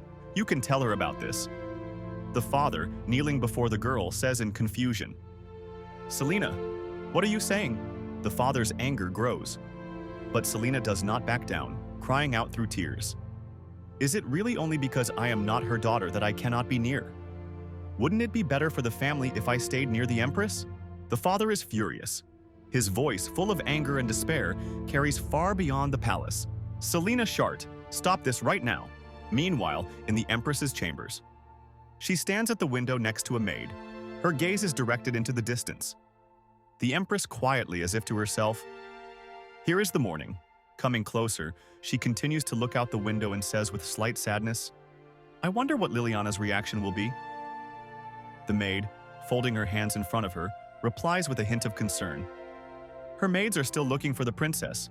The Empress slowly walks towards the table, not looking up from her thoughts and listening attentively to Emma. The maid's voice sounds muffled. Everyone was ordered to remain silent. They still have no idea where she is. The Empress places her palm on a sheet of paper lying on the table with the title Report and says thoughtfully, "The budget responsibilities will be transferred. It remains to decide who will become her guardian." Taking the report in her hands, she pauses for a moment, lost in thought, and then quietly but firmly says, "I need to talk to Rodeon." Meanwhile, in Liliana's chambers, she sits in a bright, elegant yellow dress decorated with floral motifs, and her hair shimmers gold in the rays of the morning sun. A hairpin with yellow roses completes the look. Liliana looks at the maid in surprise. Maria? Maria, sorting through the clothes on the hangers, studies the fabrics and styles. Among the clothes, the following stand out. A dress with a blue top, black bottom, and bows. An outfit with a white top resembling a shirt and a soft pink hem. A strict gray dress. On another hanger hangs a particularly elegant dress. A white top decorated with an elegant bow, a belt with buttons, and a fluffy skirt. Also to the side are many more hangers with various dresses. Liliana, stunned by such a number of outfits, asks, "Where did so many clothes come from?" Liliana does not hide her surprise, watching the maid. Maria, pointing to the dresses, replies, "I will tell you later." Lady Liliana, which styles do you like best? Liliana, still not understanding what is happening. They are all beautiful. But why? Maria, looking closely at the dresses, thoughtfully remarks, I brought the outfits I wore as a child, but that's not enough." After a pause, she adds, "Later we'll call the tailors and sew you many beautiful dresses." Liliana is lost in thought for a moment. It's strange. Wouldn't it be more logical to invite a tailor right away? Looking down, she continues to think. Maybe Maria doesn't want anyone to see my bruises. Then it's understandable, she's afraid of rumors. The thoughts are interrupted. Lana raises her head and asks in surprise, Maria, are we going somewhere? The maid calmly answers, yes. Lana sank down on the bed, her thoughts spinning in a chaotic whirlwind. What was going on? She tried to make sense of the situation, but the more she thought, the more questions arose. Memories flooded the maid, taking her back to the moment she learned about the dinner. She goes out into the hallway where Rodeon is already waiting and he tells her this information. Then Maria tells Lana, His Highness told her that the Empress invited you to dinner. Lana winced inwardly, not hiding her surprise. Dinner? With the Empress? Maria suddenly leans towards Lana, her lips almost touching her ear. I'll tell you something in secret. Then, lowering her voice to a barely audible whisper, she adds, I learned it from Emma. Lana freezes, listening intently. The maid steps back, smiling tenderly, wiping away a tear. There is genuine warmth in her eyes. Her Majesty was deeply touched by your gift, she says. She said they were the best cookies she had ever tasted. Lana sighs, shaking her head inwardly. Oh well, exaggerating, as always. But deep down it warms her heart. I'm glad the Empress liked them. Maria glances at her watch, then smiles and says confidently, In any case, I want you to wear your most beautiful clothes. Maria approaches one of the dress racks and Lana obediently follows her. Maria glances at her and asks again with a soft smile, Did you like any of it? Lana slowly runs her fingers over the fabric of the hanging dresses, sorting through them with a thoughtful expression. They are all so beautiful. I don't even know. But suddenly her gaze catches on a dress that makes my heart stop. Her eyes widen. In front of her is a soft pink splendor with elegant patterns, a fluffy white lining, airy ruffles on the sleeves, delicate pink bows in the front and large bows at the back and in the top. And the top large bow is complemented by a golden star, scattered with beads. Lana holds her breath and looks at him with a loving gaze. Can I try this on? She asks with delight. Lana points admiringly at the pink dress and, looking at Maria, exclaims, It's very beautiful. Maria, pressing her hands to her chest and smiling radiantly, replies, God, you and I have the same thoughts. I really liked it too. Today you will wear it, and the rest will have time. Maria carefully takes the dress off the hanger, and Lana, looking down, says with concern in her voice, But I don't have any money. Maria, without losing her warm smile, replies, It's all right. An image of the Emperor handing little Rodeon a chest full of gold pops into her mind. Then, turning to Lana, she adds with a slight smile, The Crown Prince is incredibly rich. The previous Emperor left him a huge inheritance, so he can afford to buy you clothes. Lana lowers her head, her heart clenching in confusion. Her thoughts run through her head. They do too much for me. I want to help them too. Anyway, a maid approaches Lana, bends down and, lowering her voice, says, We have little time. We need to get dressed quickly. Lana, thoughtfully sorting through a strand of her hair, asks perplexedly, But am I allowed into the Empress's palace? After all, my mother, Maria, not letting her finish, takes Lana by the hands and says with conviction, Of course, the Empress is also Princess Lana's mother. Lana looks at her in surprise.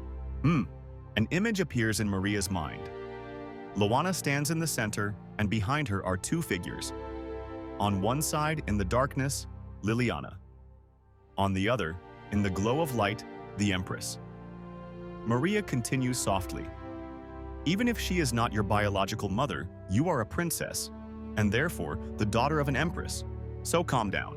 The girl looks at Maria with a sincere, warm smile and quietly says, Maria. And then, deep in her soul, she makes a decision. I will not be afraid anymore. This is at least rude towards them. The maid claps her hands and says cheerfully, Okay, let's continue. Maria helps Lana put on her dress. Then she carefully adjusts the bow at the back and carefully places an elegant crown decorated with red and burgundy beads on her head. Lana looks at herself with bated breath. Her reflection in the mirror is striking. A beautiful pink dress, long clean hair, a crown lying gracefully on her head, neat long socks. Delight overwhelms her, and in her thoughts flashes, "Is it really me?" And then out loud, "How beautiful!" The maid, without losing her enthusiasm, rummages through the boxes, quietly muttering, "Now the shoes. There were red ones somewhere around here." Liliana freezes in fear, and her thoughts are instantly filled with anxiety. Red? Pictures of the past flash before her eyes. Blood, dry roses, darkness. For an instant, I found myself again in that ill-fated room. A bloody sword appears in her memory, and in her thoughts she finishes, "Where I died." Liliana looks down at her bare feet, sadness clouding her face. Quietly, not knowing how to express her feelings, she says, "No, Maria, The maid asks with slight surprise, "Don't you like them?" Suddenly, a quiet voice is heard behind Liliana. Rodeon, leaning towards her, says softly but sadly, "Then just don't wear it." Liliana turns around and looks at him, amazed. The maid looks anxiously at the girl's bare feet and sighs. "But, Your Highness, how can a lady walk without shoes?" Rodeon answers briefly but firmly, "It's time for us to go." Without hesitation, he carefully lifts Liliana into his arms and adds, "If someone is going to carry her in their arms, shoes are not needed." The girl looks at him in amazement. Maria, not giving up, leans closer, showing Liliana the bright red shoes. "But, Princess, look, aren't they beautiful?" Rodeon calmly, without changing his expression, replies, "No need." He turns around and heads for the exit. "Mom is already waiting. Let's go." At the threshold, the maid asks again, "Are you sure?" Without waiting for an answer, she presses the shoes to her chest and adds with slight sadness, "Think again." Suddenly, Adam runs up to the maid. He grabs her hand and exclaims sharply, "Maria, that's enough." Then, remembering Liliana's reaction, he adds, softening his voice, "Didn't you notice?" Liliana was scared when she saw the shoes. Then, turning towards the exit and smiling, he continues, "Rest for now, until next time." The maid quietly, realizing everything. Indeed, the maid continues to watch Adam leave, still clutching the red shoes tightly to her chest. Then, slowly lowering her palms, she looks at the shoes and quietly, as if to herself, says, "Someday." After a short pause, she adds, her voice soft but confident, "She will open up to us." Adam rushes forward and soon catches up with Rodeon and Liliana. Rodeon looks at the girl and says, "Liliana." She turns her head in surprise, meeting his gaze. Rodeon continues, "You didn't like the shoes that much?" Adam, standing behind, seems a little worried. He understands that Liliana was clearly scared when Maria offered her the red shoes. Liliana looks away sadly, not focusing on anything in particular, and quietly replies, "No, they are beautiful. But when I saw their coloring..." Rodeon looks closely at Liliana and seems to guess what exactly she means. He says softly, "Okay, from this day on, you won't see any red." Liliana looks up in surprise. "Can I?" Then her expression becomes more serious. She looks straight at Rodeon and, after a moment's hesitation, says, "You don't have to go to so much trouble for me." But Rodeon firmly objects, "No." He carefully adjusts the crown on Liliana's head, his voice firm. "Remember, you are a princess. No one can tell you what to do." Liliana, digesting his words, suddenly asks, "Not even my mother?" Rodeon answers with a hint of sadness, "Liliana will never come here, so don't be afraid." After a short pause, he adds, his voice quieter, but with unwavering determination, "But even if that happens, I will protect you." Liliana looks at him carefully, and there is no longer any fear in her gaze, only a sense of protection and calm. Suddenly, Adam runs up and, without thinking, embraces them both in a friendly hug, adding, "Me too." Rodeon instantly gets irritated and abruptly interrupts him, "Get away from me." However, Liliana, sitting between them, suddenly transforms. Her eyes sparkle, a satisfied smile appears on her face. Rodeon steals a glance at her, noticing how her aura has changed. The girl's inner voice sounds delighted. "Amazing. I used to be afraid of everything, but now, the fear disappears." Meanwhile, the Empress's palace. This place is one of the most visited in the palace because it is the Empress who takes on most of the Emperor's duties. Adam, Rodeon, and Lana walk inside, and as soon as they appear in the hallway, they are immediately the center of attention. A hubbub of voices fills the space. Is this the Crown Prince known for his cruelty? This girl looks familiar. The blue-eyed blonde? Is this Princess Lana? My God, she really inherited the imperial blood. Just think. The Crown Prince, who so cruelly got rid of the second prince, is now taking care of the princess? Lana looks down, her small hands clasped nervously in front of her. She feels dozens of curious eyes on her. Her inner voice sounds uncertain. Too many looks. So uncomfortable.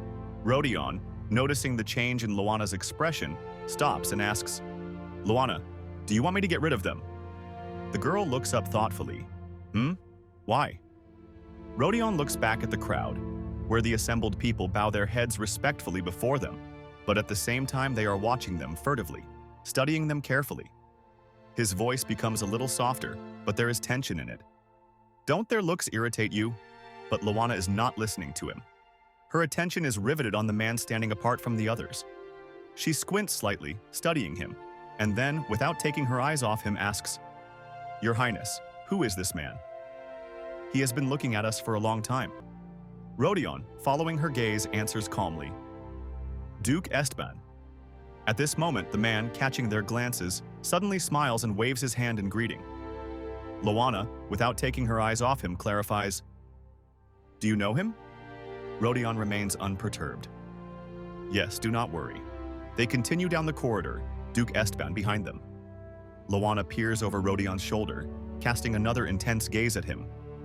A quiet but insistent thought rings in her mind. Why does he seem so familiar? Continuing to walk, Lana does not stop thinking, where could I have seen him? However, neither she, nor Rodeon, nor Adam notice that behind, in the crowd, stands an anxious servant, intently watching them. It's Liliana's maid. Her face turns pale and her lips tremble as she barely audibly says, Why is the princess here? Holding her breath, she turns around abruptly and rushes to the exit. Her running speed increases, and her thoughts race one after another. We must hurry! Warn Mistress Liliana. They continue moving along the spacious corridor. Lana looks around with admiration. Majestic doors with patterns, huge windows through which sparkling rays of sun pour from the garden, elegant red chairs by the windows, massive golden chandeliers. The entire palace amazes with its magnificence. Enchanted by this beauty, Lana exclaims enthusiastically, Wow, it is so beautiful here. The Empress's palace is so majestic. Rodeon, looking at her, is slightly sad, as if remembering something. Adam, maintaining a slight smile, silently continues to follow them. Rodeon suddenly turns to Lana and asks with a thoughtful expression, Did you know that the first Empress was an elf? Lana asks again in surprise. An elf? No. Rodeon begins to tell his story, and an image appears in his imagination. A woman with bluish skin, long elven ears, luxurious light blue hair, and an elegant, airy dress of the same shade. Then a young blonde man in an elegant suit appears before his mind's eye, holding out his hand to her. The first Empress was of elven descent, Rodeon continues. The Emperor courted her for a long time, and in the end, she agreed to become his wife. A picture comes to life in front of Rodeon. A magnificent palace, reaching into the sky, decorated with many balconies and high windows. Golden coins swirl around him as if in a mesmerizing dance. The Emperor was so happy that he ordered this palace to be built, which has no equal, Rodeon concludes with a slight smile. Lana asks with undisguised amazement, But do elves exist? Yes, but they do not show themselves to people, Rodeon answers. Thanks to the first Empress, our family has maintained contact with them. I will introduce you later. Lana, amazed by what she heard, clenches her fists and exclaims enthusiastically, Wow, I'll be waiting. Rodeon, not expecting such a happy reaction, looks at her in surprise. When can we meet? Lana asks hopefully. Rodeon, slightly confused, answers, Usually at this time of year there is a banquet. Suddenly a female voice is heard. The princess is glad to meet you. May I walk you home? Lana, not expecting the stranger to appear, turns around sharply and asks warily, Who are you? Rodeon looks down and frowns slightly as he says, Next time, warn me before you approach, Terran. The woman laughs, covering her mouth with her hand. Sorry. You looked so cute, she says with a slight grin. Then, still laughing, she adds, I didn't want to interfere, so I just watched. Rodeon thinks to himself, Is she laughing? Then, sighing, he asks, Where is Mama? Terran answers calmly, When Her Majesty heard you had arrived, she went to the table. Lana, hearing about the table, suddenly tenses up and asks with slight fear, Are we late? The woman leans towards Lana with a soft smile and reassures her, No, you're early, so don't worry. Lana nods sadly, Uh-huh. Then, looking down, she thinks, It's so strange. I'm the daughter of a concubine. They must hate me. They continue walking, and Lana steals a glance at Terran. But she's so kind, just like Emma, Maria, and the Empress. Then her gaze darkens. How? How can you take advantage of people like that? I don't want to do this. But I have to. For the sake of survival. Rodeon notices Lana's face change and asks worriedly, Why are you nervous? He looks into her eyes and adds, Mom is not going to do anything to you, don't be afraid. Lana answers with alarm in her voice. But she falls silent for a moment, as if struggling with herself, and then, completely dejected, continues. I still don't know how to address the Empress. At this moment, the Empress suddenly appears. She is dressed in an exquisite purple dress decorated with precious stones of the same shade. Her face lights up with a radiant smile. Hearing the last words, she says, Rodeon, you must speak more gently to your sister. Rodeon, frowning slightly offendedly, replies, Actually, I'm already the perfect brother.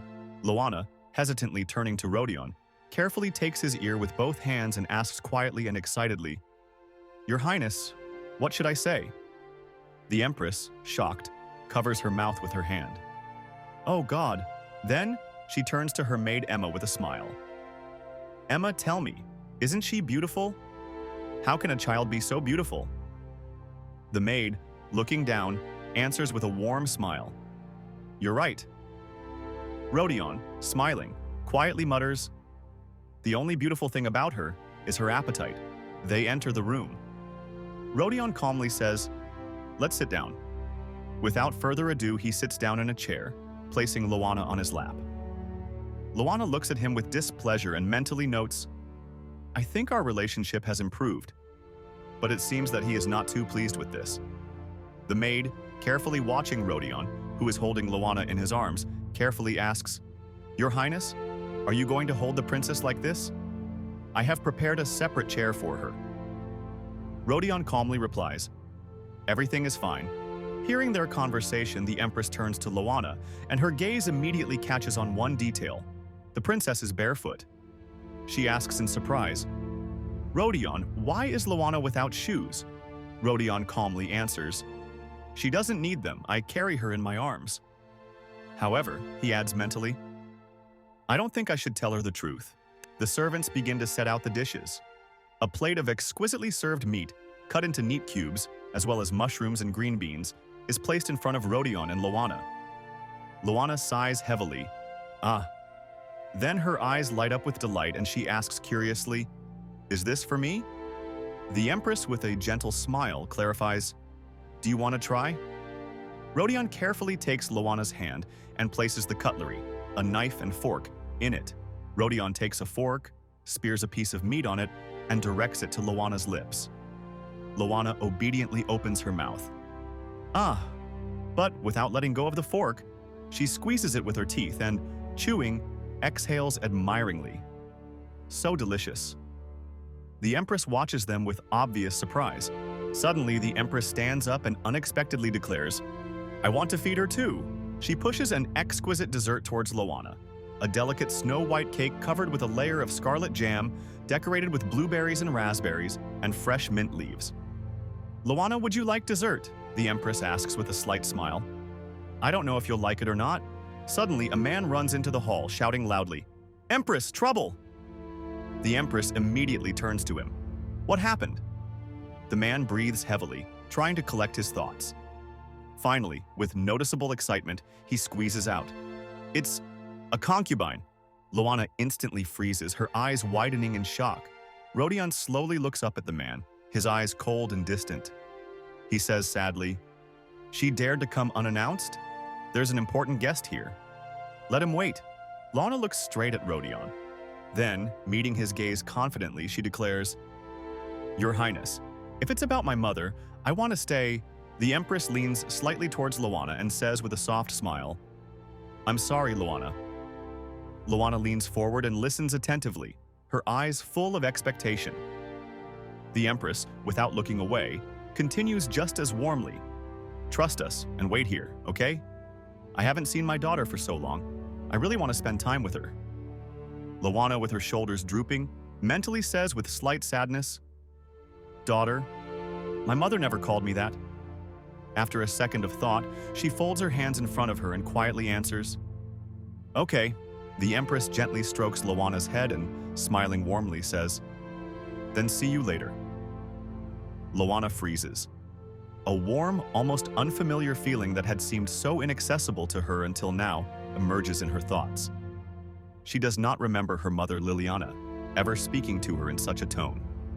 Even now, I feel so calm. The Empress slowly approaches the door, but before she leaves, she pauses for a moment and turns around. Her gaze lingers on Lana picks up a fork, carefully brings a piece of food to her mouth, and mentally says, "So this is what it feels like to be protected?" Meanwhile, the Empress goes out into the corridor. Her face becomes serious, her gaze concentrated. A slight tension is felt. After taking a few steps, she asks in a restrained but demanding tone, "Well, where is she now?" Liliana's maid, seeing what was happening, had already run to Liliana. However, instead of gratitude, Liliana angrily grabs the papers and throws them at her maid. Her eyes are blazing with rage. "What a terrible coincidence!" she screams. The maid shudders from her sudden movements, lowering her head nervously. "Sorry." Liliana's anger does not subside. On the contrary, her voice becomes even harsher. "As soon as I received this, the Crown Prince brought Lana to the Empress's palace?" Then, with even greater irritation, she points her finger at the maid. "Read it again." The maid falls to her knees in fear before her mistress, hastily collecting the scattered sheets. Her hands tremble as she searches for the document she needs. Finally, finding it, she begins to read, stumbling. "The princess's budget," but, running her eyes further, she suddenly freezes. Her pupils dilate in shock, her breathing becomes ragged. Her voice breaks as she continues. "From this day on, the Empress's palace will control all means. You will also be held responsible for everything that happened." The maid exhales sharply and again, barely containing her panic, mutters, "Sorry." Liliana, outwardly calm, sits in a chair, casually holding a cup of tea. She looks down at the maid, who is now timidly kneeling at her feet. A dangerous fire flashes in her eyes. "Where are the maids now?" she asks. The maid blinks, nervously asking, "Huh?" Bringing the cup to her lips, Liliana says calmly, almost lazily, "They didn't even know that she had escaped. If you had reported it in time, this wouldn't have happened." Then her voice becomes colder. "Do you understand that now you will be punished instead of them?" The maid jumps up and rushes to the door in panic, almost stumbling. Right now." Liliana, without changing her position, slowly stirs her tea with a spoon, watching her go. But suddenly she throws the cup with all her might onto the floor. The tea spills out in a dark spot on the floor. The porcelain shatters into hundreds of pieces with a dull ringing sound. Liliana's lips tremble with anger. Her hands clench into fists. How dare she run away to the Empress? Her breathing becomes harsh, but she forces herself to calm down. She stands up from her chair, looking back at the broken cup. Her eyes flash with cold fury. "Lana, the moment you return, you will be punished." Then, gritting her teeth, she thinks, "How dare you start this game?" Liliana enters the chambers, and the Emperor immediately notices her condition. His voice is sleepy, but worried. He sits up on the bed trying to focus his gaze. "Lily, But as soon as he begins to say her name, he immediately asks, "What happened?" Liliana lowers her eyes, a shadow of sadness flickering across her face. "Your Majesty." Then, leaning towards him with a gentle smile, she adds, "Everything is fine, don't worry." She gently places her palm on his forehead, as if whispering conspiratorially, "Sleep a little longer, my Emperor." The warmth of her hand, her voice. The Emperor sighs, his eyes already closing. "Ha, and settling back onto the pillows, falls asleep instantly. Liliana steps back, folding her hands in front of her, but inside she is raging. Damn, so much trouble because of this girl. Then, clenching her fists, she thinks, I hope she didn't tell the Empress. No, whatever they're up to, she's my daughter. An image of Lana pops into her mind, sad, sitting on the floor surrounded by rose thorns. And her maids are terrible. She didn't get a proper education. Liliana puts her fingers to her lips, thinking, so that this doesn't happen again. Then her lips curve into an icy smile. She takes her hand away and whispers coldly, I'll turn her into an obedient dog, like the Emperor. Meanwhile, in the Empress's palace. Rodeon stands at the exit door, preparing to leave. Lana suddenly grabs the hem of his cloak and asks anxiously, Your Highness, where are you going? Rodeon turns his head slightly and answers coldly, You don't need to know. Lana hesitates for a moment, but then confidently continues, You want to? Her voice trails off, but after a second she adds decisively, Meet my mother? Rodeon is silent. His gaze lingers on Lana, but he still cannot find the words. The maid notices his tension and, feeling her growing anxiety, cries out, Princess! Rodeon takes a step forward, approaching the door and says calmly, I'll be back soon. Lana exclaims nervously, No, don't go! Anxiety pierces her thoughts. If he's not careful, everything could end in disaster. Her mind again paints terrible pictures, her own mother killing her, despite the fact that she is her daughter. She hates me for my disappearance. But how can I explain this? If His Highness goes to her, she could harm him. Pulling herself together, Lana looks at Rodeon, determination evident in her eyes. Trust me. Her voice is firmer than ever. I can't explain it, but if you go, you'll be in danger.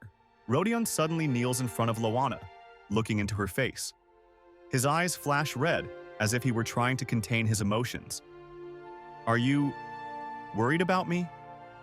His voice is quiet and sad. I told you I'm stronger than I look.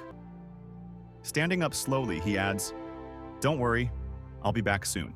Lana clenches her fists, her lips trembling. However, the door in front of her is already swinging open, and Rodeon, without turning around, leaves the palace.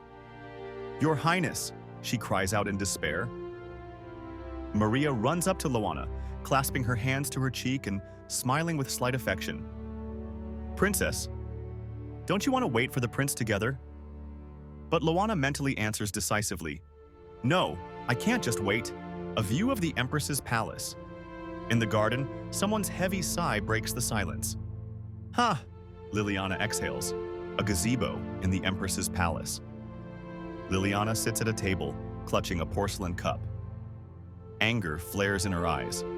How much longer do I have to wait? She whispers irritably. The Empress seems to enjoy torturing people.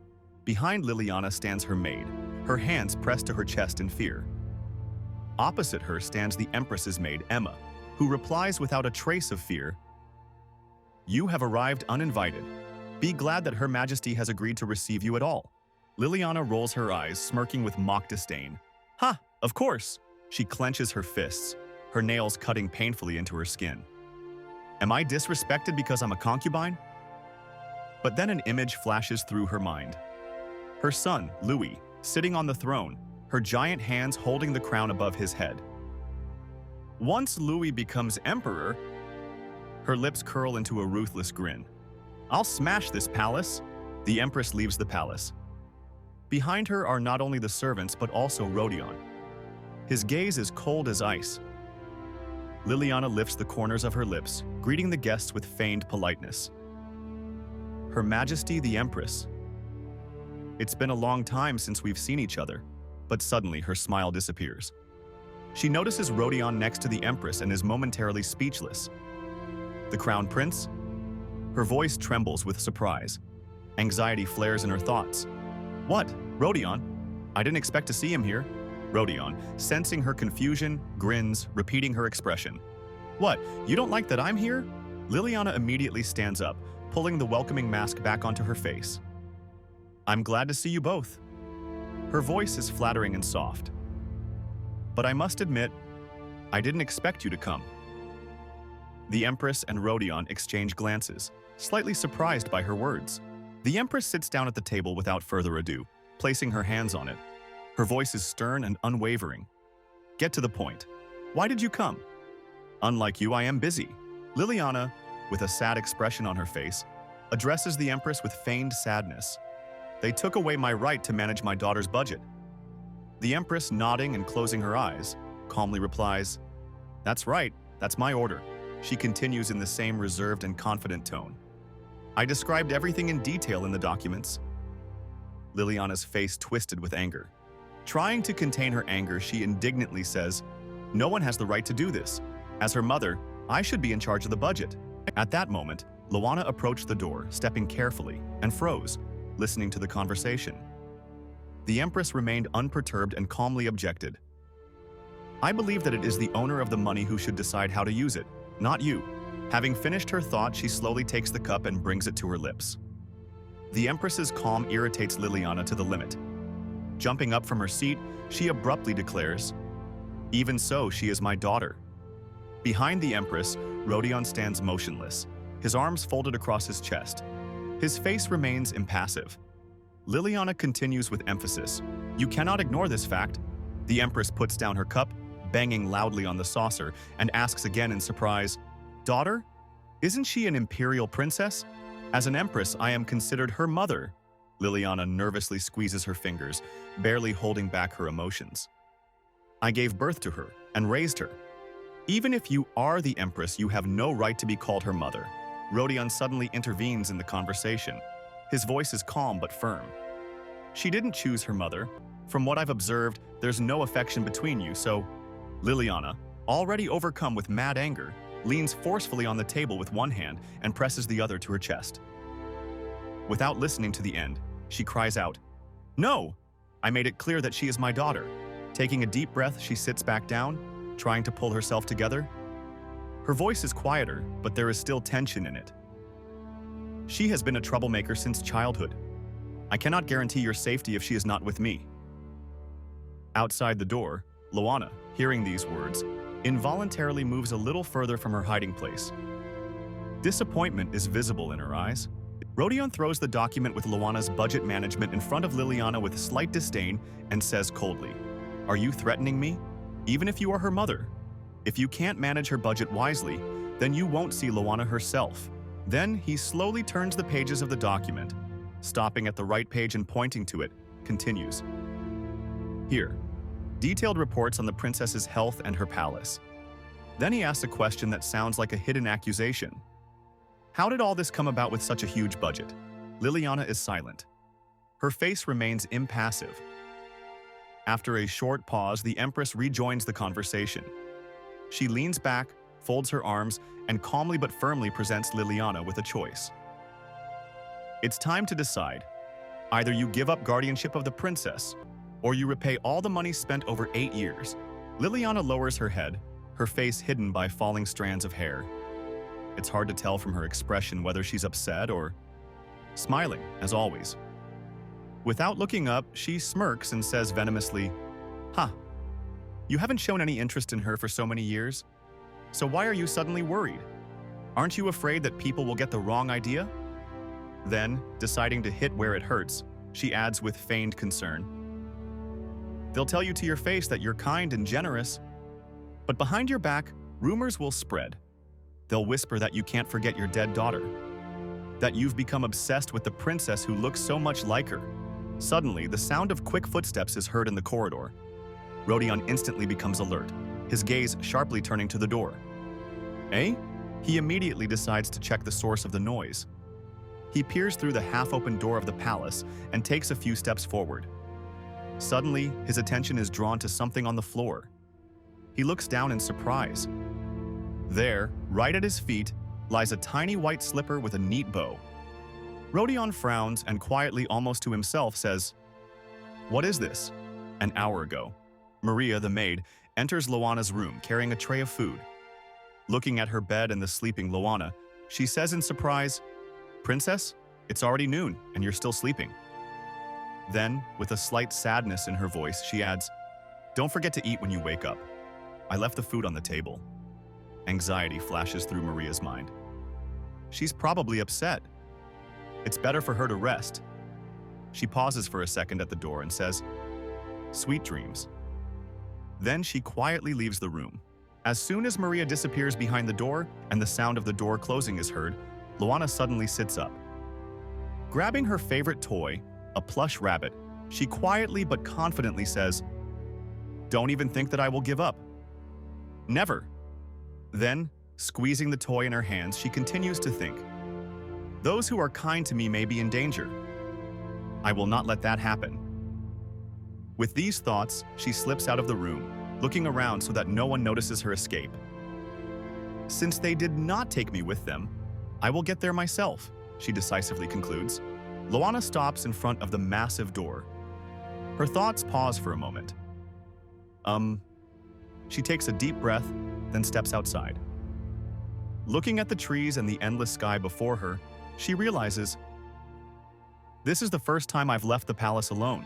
Having reached the imperial palace, Lana timidly crosses the threshold. Her heart begins to beat faster. "Where should I go?" she thinks in confusion. Seeing the maids, she quickly hides behind one of the columns.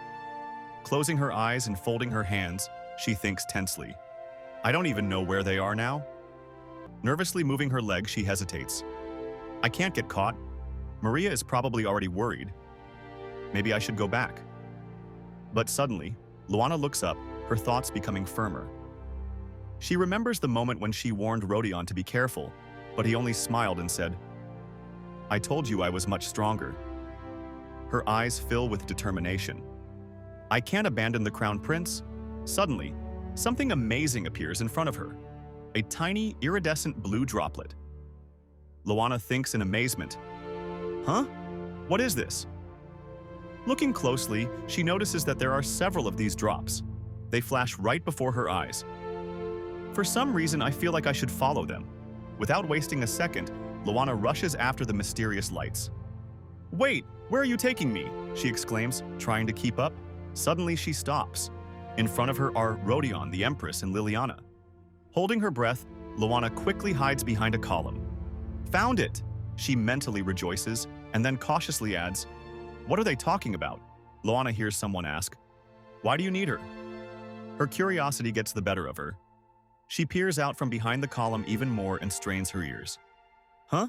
Liliana's voice answers, "Rumors will spread that you can't forget your dead daughter, that you've become obsessed with the princess who looks so much like her." Lana lowers her hands, her gaze sad. She clasps her fingers behind her back and listens intently to the words. Liliana continues, "This child brings only misfortune." Pain flashes in Lana's eyes. She clutches the edge of her nightgown with trembling fingers and thinks, "It's because of me." Tears well up in her eyes. Lana turns and runs away, not noticing how one of her slippers falls off her foot. "Because of me, the Empress and the Prince are in trouble," she screams in her mind, running further and further. Soon, her steps slow down as she climbs the old wooden stairs, feeling the weight of her emotions making it hard for her to breathe. Finding herself in an empty room with only a single table and chair, Lana finally allows herself to stop.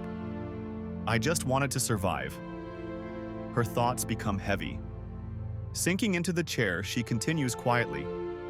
"But after I received a love I had never seen before, I wanted to respond in kind."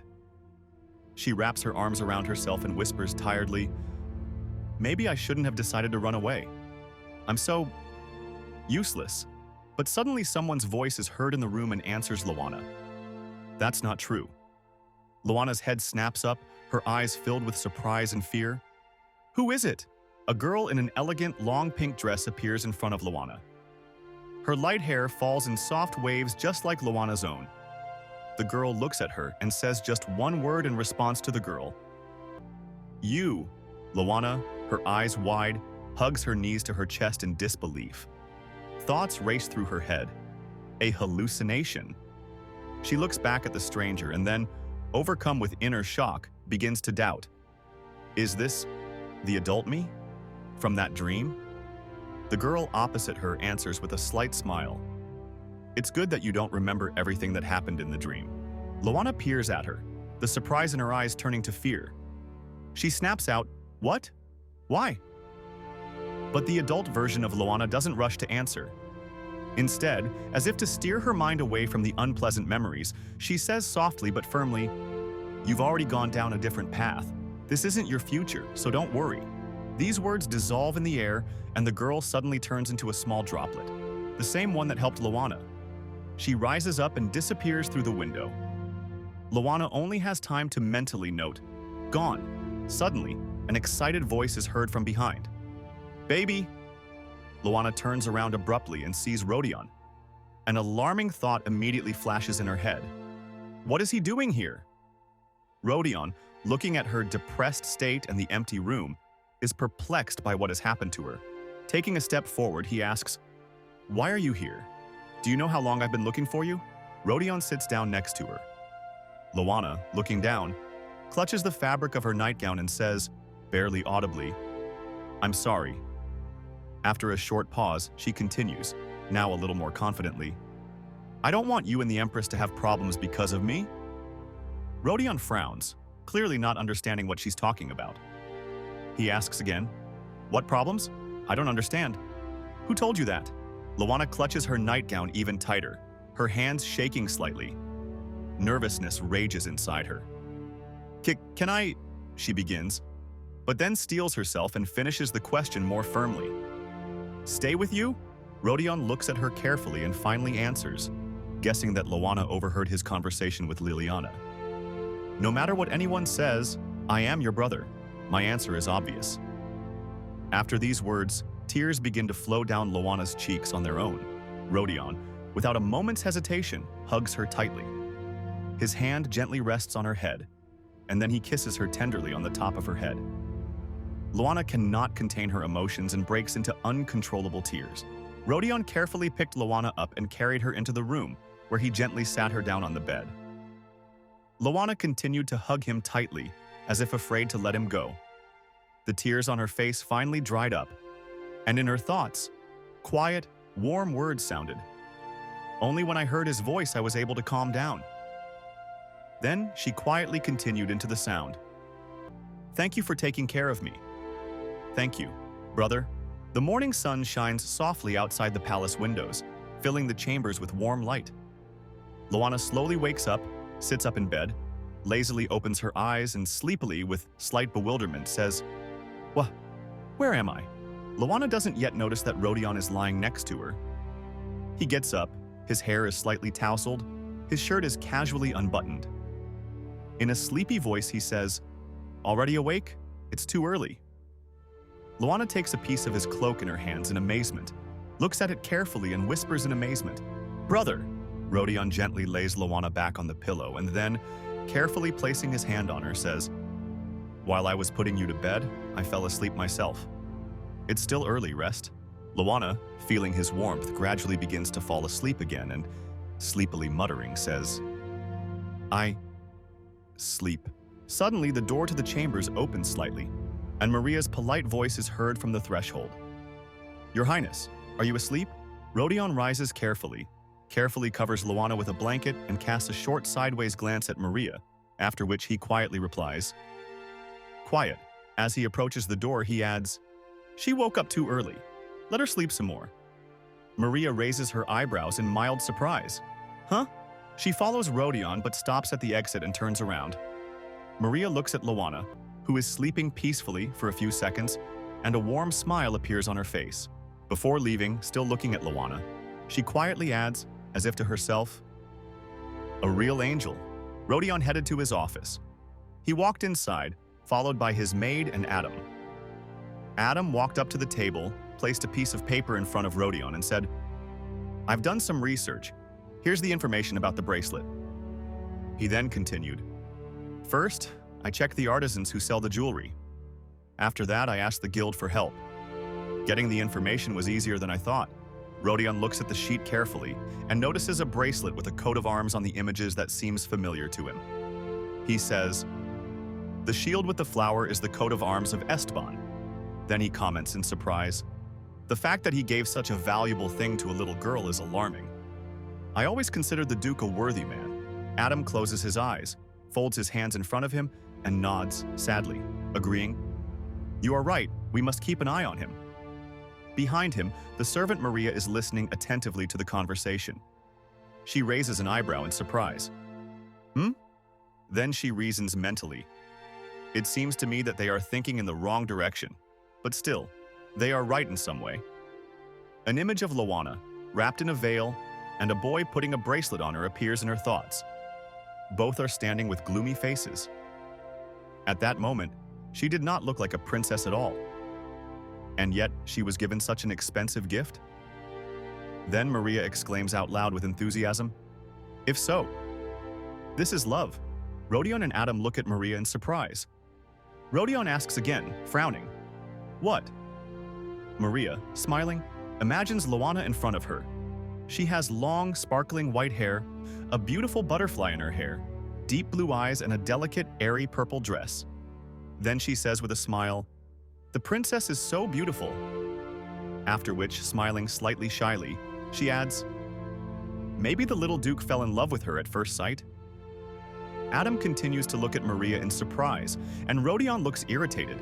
Rodeon places the sheet of paper with the investigation on the table and says sternly, "Stop it." Then he turns to Adam and gives the order, "Find out everything about his son." Adam nods briefly. "Got it?"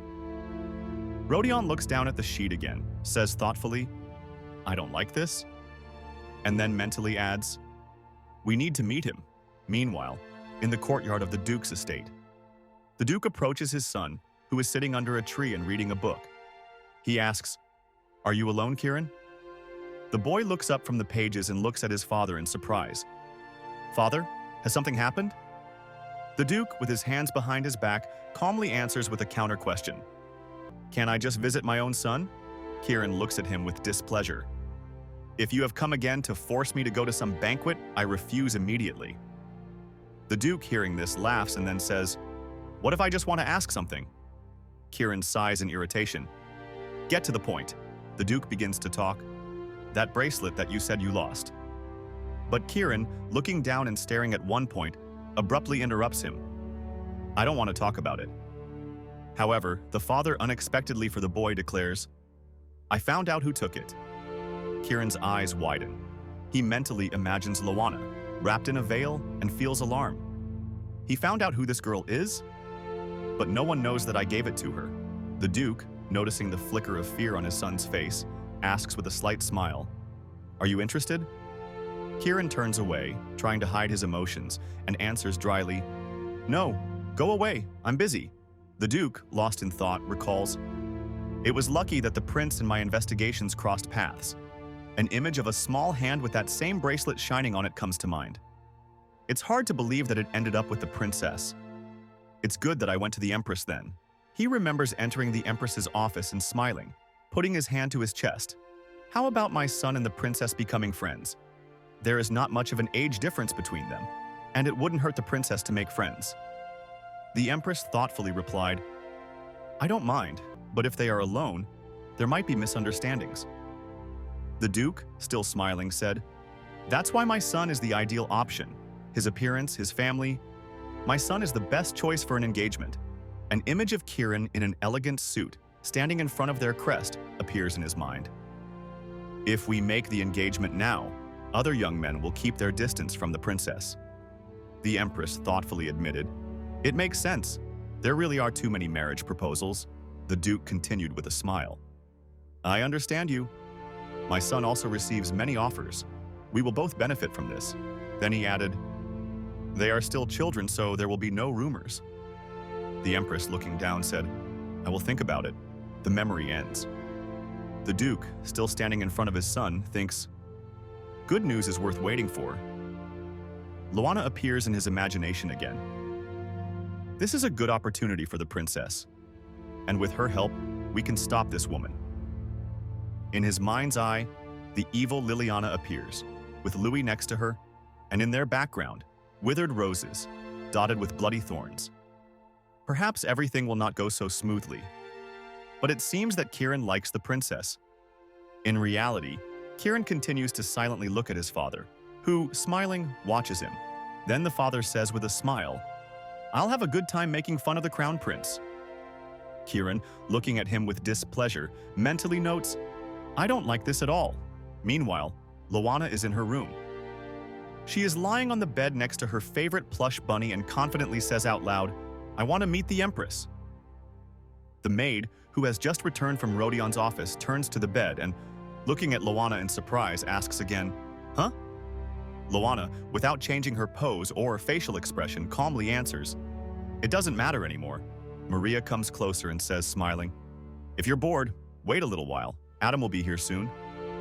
Lana sits up in surprise. "Adam?" Maria presents the gift, a neat, dark yellow box with a bright yellow and white striped bow, and explains with a warm smile, "He said he was bringing a gift." Lana, increasingly surprised, "A gift?" Maria, still smiling, "Yes, he's sure you'll like it." Lana ponders, looking absently into space. Then her gaze switches to the smiling maid, and a thought pops into her head. Maria. After a short pause, she continues to think. She looks excited when she talks about him. Maria takes a step back, as if to leave, but suddenly Lana grabs her by the hem of her clothes. After a short pause, she suddenly asks a question. "Listen, what is your relationship with Adam?" Maria freezes, surprised by such an unexpected question. Gradually realizing what she had just heard, Maria recoiled and, even more surprised, asked again, "What? Why such a question?" Lana imagines Adam and Maria looking at each other with genuine smiles, surrounded by bright flowers and shining stars. Then, looking confidently at the maid, she says, "You always look at each other and smile." Raising her index finger to confirm her guess, Lana continues seriously, "You are a match." Hearing no answer, she stares at the maid and asks, "Am I right? Right?" At that moment, the door swings open and Rodeon and Adam enter the room. Rodeon, casting a quick glance at Lana, exclaims, "Princess!" Then, turning to Adam with slight irritation, he adds, "What are you standing there for? Come in already." Adam, looking down a little sadly, says, "Your Highness." Maria slowly turns around. Her face remains impassive, but there is tension in her eyes. Lana happily jumps out of bed and runs up to Adam. He says with a slight smile, "Long time no see, Princess." Rodeon, folding his hands on his hips, asks irritably, "What kind of gift did you bring?" Lana turns to her brother, standing behind Adam, and says with a smile, "Good morning, brother." Rodeon, clearly not used to such friendliness. "God." Lana comes closer to Adam and, looking him in the eye, says seriously, "Adam, I have a question for you." Adam, holding out his hands with gift boxes, interrupts her with a smile. "About the gift?" Lana, not paying attention to the boxes, remains serious. "No, not about that." Then, unexpectedly for Adam, she asks, "What do you think about Maria?" Adam blinks in surprise, not immediately understanding what this question is about, and asks again, "Maria?" Maria, trying to interrupt Lana so that she wouldn't say anything to Adam, leans closer and quietly hints with a smile, "Don't forget about the gift." Adam, a little confused by that unexpected remark, quickly pulls himself together. "Let's first see the gift." Lana, smiling slightly, looked closely at Adam. Adam holds the boxes closer to Lana and says, "Here." Lana, surprised, "Huh?" Adam then carefully places several large boxes in Lana's hands. There are so many that they tower over her head, and it becomes difficult for her to hold them. She, peeking out from behind the pile of gifts, exclaims, "Whoa, wait!" Adam calmly says, smiling, "I didn't know what to choose, so I brought everything you might like." Lana mentally is stunned. "Why so many?" Then Adam, putting his hand on his chest and making a serious expression, continues, When I tasted the cookies you made, I realized that our tastes are similar. If you like them, I'll bring you more. Liliana looks down, her lips trembling with conflicting emotions. A thought rings in her head. He really ate those cookies? Then, remembering how clumsy her cookies looked, she darkens. They were ugly.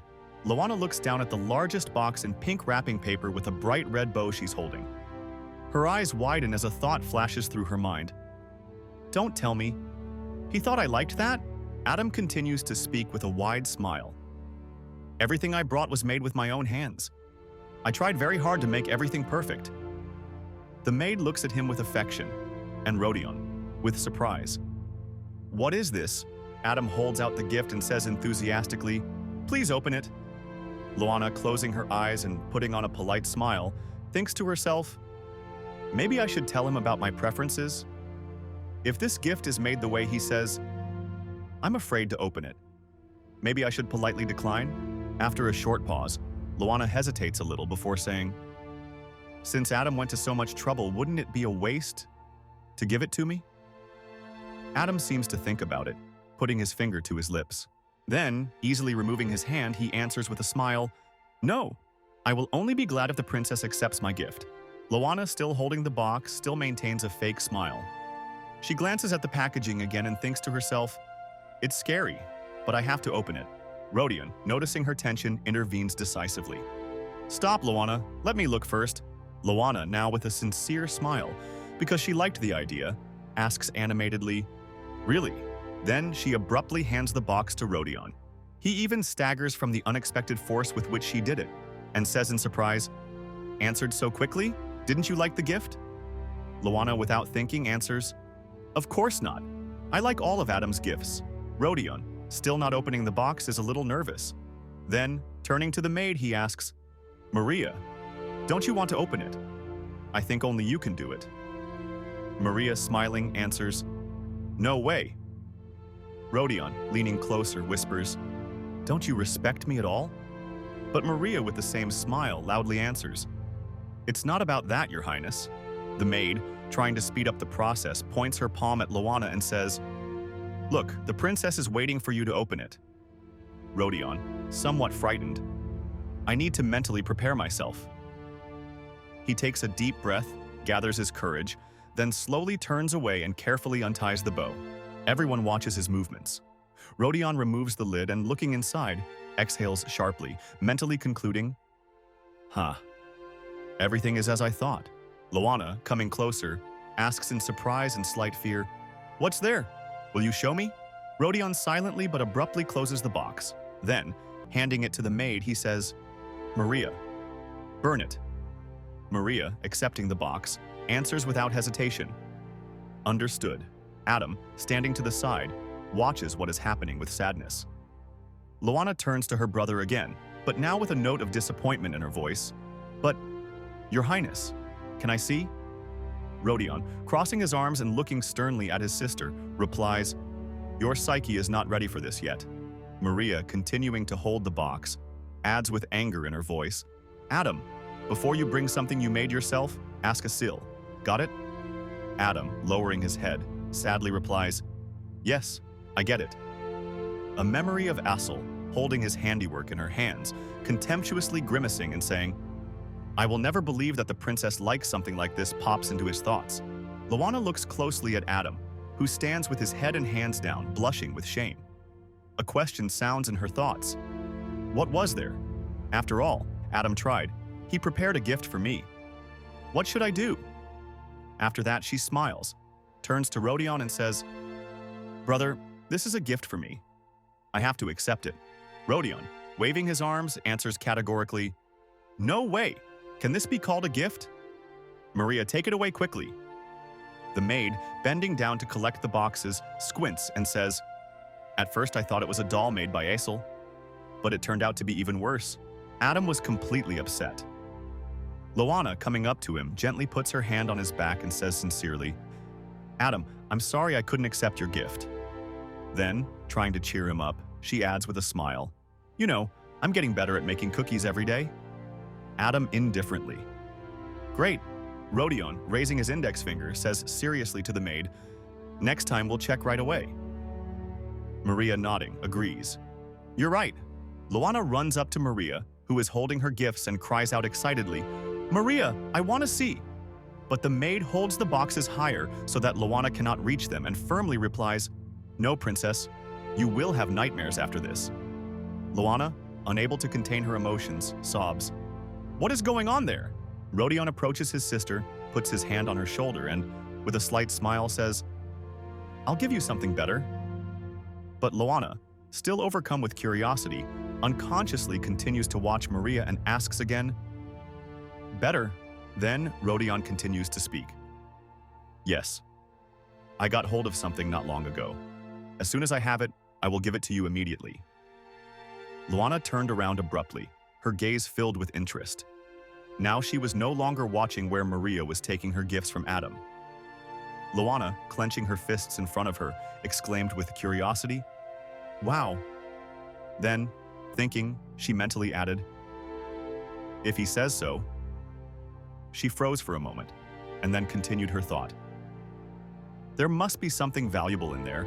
After her thoughts, Lana asks, "Are you really going to give it to her?" Rodeon replies, "I bought it for my collection, so yes." Maria, hearing his words, repeats in surprise, "Collection?"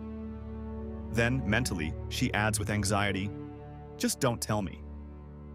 An image of a dark green book with gilded pages pops up in her imagination. That he wants to give her that book? Looking down, Maria sadly continues to think, "Oh no. We only just figured out Adam's gift. I don't trust the tastes of these two." Everyone left the room. Only the maid and Lana remained inside. Lana sat down on the sofa, thought for a moment, and muttered, "I wonder what my brother will give me." Then, looking at Maria, she asked, "Maria, do you know?" The maid nervously scratched her temple, smiled, and answered, "No." After that, Maria thought to herself, "Maybe I should ask her first if she likes books." After thinking about her thought, the maid asks, "Princess, do you like to read books?" Lana asks again in surprise. "Books? I don't know." An image of an open book appears in her imagination, the pages of which are completely blank. She continues, "I have never read anything." Maria, her eyes wide open, thinks in horror, "How could I forget? No one ever taught her to read. My poor princess." Maria came up to Lana, sat down next to her, took her hands and said softly, "Don't worry, you can always learn to read." Lana said thoughtfully, Maria continued, smiling confidently, "There's a first time for everything. I'll teach you." Maria stood up, took the sheet of paper and the pen, then sat down on the sofa again, put the sheet of paper on the table and began to write, saying out loud, "Maybe we should start with something easy. We need to make a list of books from the library." Lana stretched out her hand in surprise as if stopping the maid. "Maria?" But looking at her, she saw that she was smiling intently and continuing to write. Lana mentally thinks, "She is trying to help, but I can read." At first, she takes her hand away, but then stretches her palm forward again, mentally finishing, "I need to say this." However, she does not have time to speak because Maria enthusiastically continues, "I will teach you everything you do not know how to do." Without looking up from her writing, she adds, "I will read you a lot of fairy tales." Lana asks in surprise, "Will you read to me?" Maria smiles sincerely. "Of course." Lana, continuing to look at Maria, thinks sadly, "I've never been read fairy tales. I didn't think that." Lana remembers the conversation between two maids outside her palace door. Aren't they brother and sister? The princess is always neglected. She has a fever, and the concubine reads a story to the second prince. Once, when I was really sick, maybe she's just getting attention and there's no fever? The memory ends. Lana finishes in her mind. To be honest, this all feels like a dream. Then, smiling at Maria, she says, "Would you like to read something interesting?" She adds mentally, "It's normal that I can't write. But if I say that I somehow learned to read, that would be weird." The maid takes a lot of books, puts them on the table and happily announces, "Princess, look." Lana gets up from the sofa and comes closer. Maria leans towards her and says with a warm smile, These are the fairy tales that I will read to you. Lana, looking at the mountain of books, exclaims with admiration, "Wow, will you read them all?" Maria confidently answers, "Of course." Maria picks up one of the books from the table and turns the beautiful yellow cover towards Lana. It depicts a golden palace, and above it, as if soaring in the sky, the Empress spreads her wings. She asks, "Maybe we should start with this one, the story of the first Emperor and Empress?" Lana, her mouth wide open in surprise, looks at the book and its magnificent cover with delight, unable to answer. The shock of its beauty literally captivates her gaze. Maria continues to tell the story, smiling. "It's a beautiful love story," Lana asks again in surprise. "Love?" They sit down on the sofa in front of the bed. Maria, hugging Lana with one arm, opens the book and says with a smile, "Yes, shall we begin?" Maria opens the first page of the book. The illustration shows a majestic young man wearing a crown, and behind him rises a huge coat of arms. She begins to read. "Once upon a time, in a village there lived a boy. His hair was the color of the morning sun." Maria continues. "They shone as if they were made of precious stones." The maid turns her gaze to Lana and remarks with a smile, "Just like yours, princess, right?" Lana looks closely at the book, picks up a lock of her hair and says doubtfully, "Huh? I'm not sure." Maria smiles. "There are many fair-haired people, but your hair is special. You'll understand soon enough." Maria turns the page. The illustration shows a young man with short dark hair kneeling in front of a burning house, screaming. A little further on, a frightened girl with long dark hair clenched her fists and retreated further in fear. Maria continues reading. "One day, a misfortune befell his village. In the struggle against the disaster, the boy met a beautiful elf. On the next page, there is a young man, and next to him stands a girl in a long white dress. Her light blue hair falls on her shoulders, her eyes sparkle with a pure blue light, and her long ears reveal her to be an elf. She holds his hand carefully." Maria continues. "The blue-eyed elf helped him win." Lana, clenching her fist and lighting up with enthusiasm, exclaims, "Oh, my brother told me. The first Empress was an elf." Maria laughs. "That's right, princess. You inherited the color of your eyes from the first Empress." Lana looks down, thinking, if Maria isn't lying, and my eyes really are the same color, I feel more and more like a real princess and not just a girl with a title. Maria notices that Lana is lost in thought, swinging her leg and looking down sadly. She gently reminds, "So, the boy and the elf and his childhood friend have grown up." Maria turns the next page. The illustration shows a majestic palace in golden tones, surrounded by lush bushes with bright yellow flowers. In front of the palace, in the center, stands a young man on one knee, holding out his hand to the elf. Maria reads, "He built a magnificent palace and proposed to her. The elf, who had tender feelings for him, agreed, but set one condition."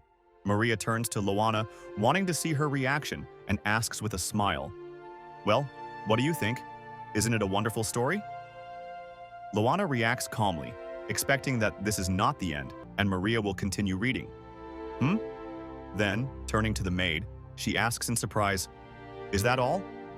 Maria, closing the book, is also perplexed. "What? You didn't like it?" Maria places the book on top of a pile of other books on the table. Lana frowns. "Well, it's all a bit confusing. What happened to the village? Where did this childhood friend come from? And what was the Empress's condition? There are too many details missing here."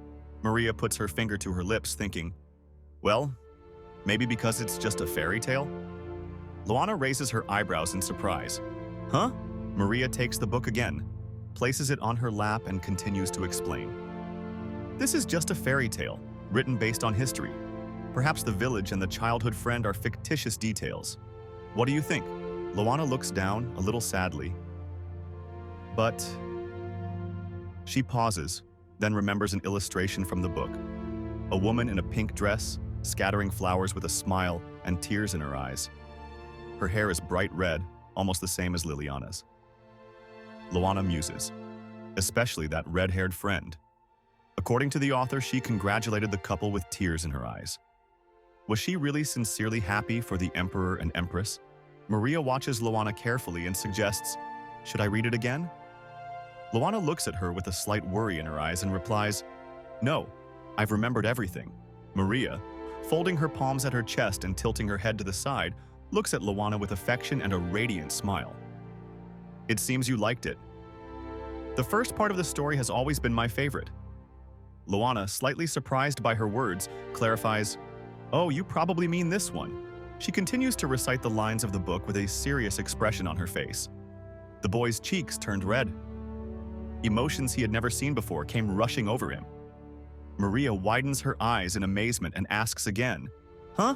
Maria, frozen in a stupor for a moment, picks up the book, then smiles and says, "I see you liked the sentence, since you remembered it so well." Lana, remaining serious, replies, "No, I remembered everything." Maria, shocked by what she heard, looks closely at Lana. The girl again puzzles her. "How is it? You remembered everything? It can't be." Maria nervously grabbed the book and quickly began to leaf through it, trying to verify the truth of Lana's words. "Wait." Stopping at one of the pages, she asks searchingly, "The first sentence in the fragment, when he meets his childhood friend?" Lana, clenching her fist and staring intently at one point, answers without hesitation, "The boy grew up and became a beautiful young man." Maria, not hiding her shock, continues to turn the pages. "And when the boy and the elf entered the village?" Lana immediately repeats, "It was empty, but the inhabitants?" Maria, realizing what is happening, speeds up the pace. "And this part?" But Lana again, without a single mistake, reproduces the text. Maria freezes, realizing that there is nothing more to ask. Lana repeated the text, word for word, without a single hesitation. Slowly raising her gaze to the girl, the maid whispers in shock, "God!" Thoughts rush through her head. I read it only once, and she remembered every last word? At her age, I was just learning to connect syllables. Looking at the book, Maria continues to think, can it be that she can already read on her own? She looks at Lana, who has already picked up another book from the table and is thoughtfully reading. Maria thinks in amazement. An ordinary child is not capable of this. She is definitely a genius. We need to find a worthy teacher for her. Maria's thoughts are suddenly interrupted. Lana's voice is heard abruptly. "Maria!" Maria, still not having recovered from her thoughts, shudders and nervously asks, "Yes?" Lana, pointing her finger at one of the pages of the book, asks with genuine surprise, "Does this kingdom really exist?" Maria turns her gaze to the book. The page depicts a majestic palace surrounded by sand mountains and slender rows of palm trees. "Oh, you mean the Desert Kingdom," she replies, peering at the illustration. "They often send ambassadors to us. You can see them in the palace." Then, squinting slightly, she continues. The picture shows a palace in the capital of Thorn. They say that the kingdom arose on the site of a huge oasis. Lana quietly repeats, "A desert, an oasis."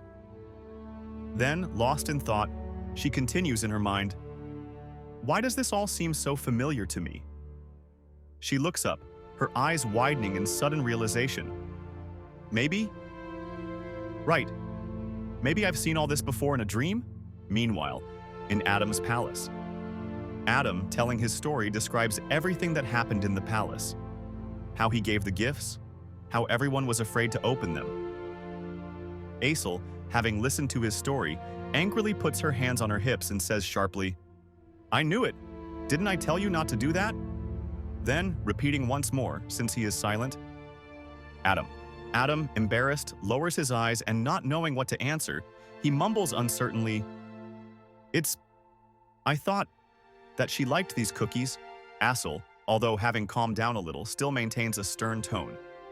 She crosses her arms and continues, "Not everyone has the same taste as you. I think she didn't even like the doll I made." Adam, coming closer, with his gaze downcast and his hands hidden behind his back, says quietly, "Well," the girl put her hand to her forehead and sighed heavily. "Is Her Highness okay? She'll be shocked when she sees this." Adam raised his head and said calmly, "Princess Lana didn't see anything." Maria threw everything out faster.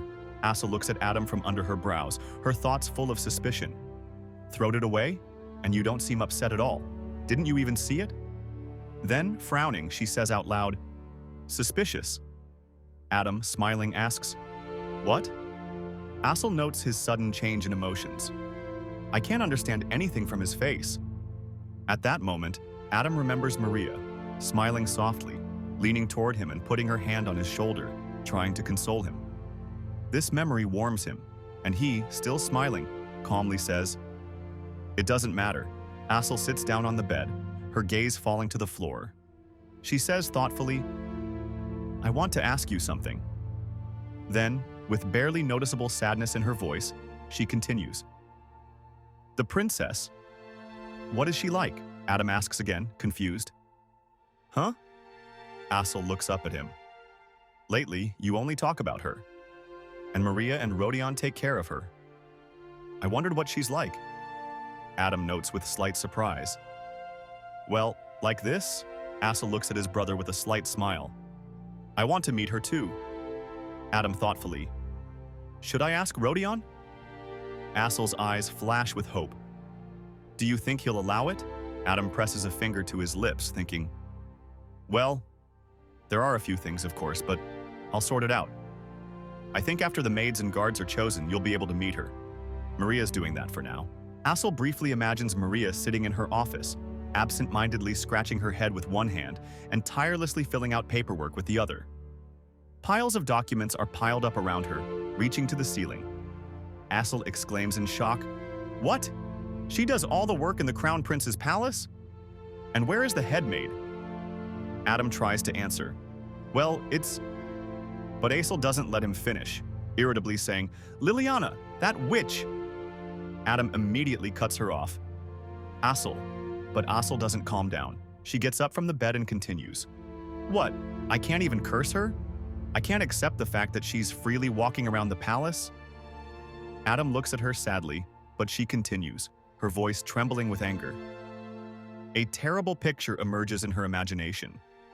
Charred trees, darkness, lifeless bodies, a sword sticking out of the bloody ground, and a happy Liliana walking away into the distance.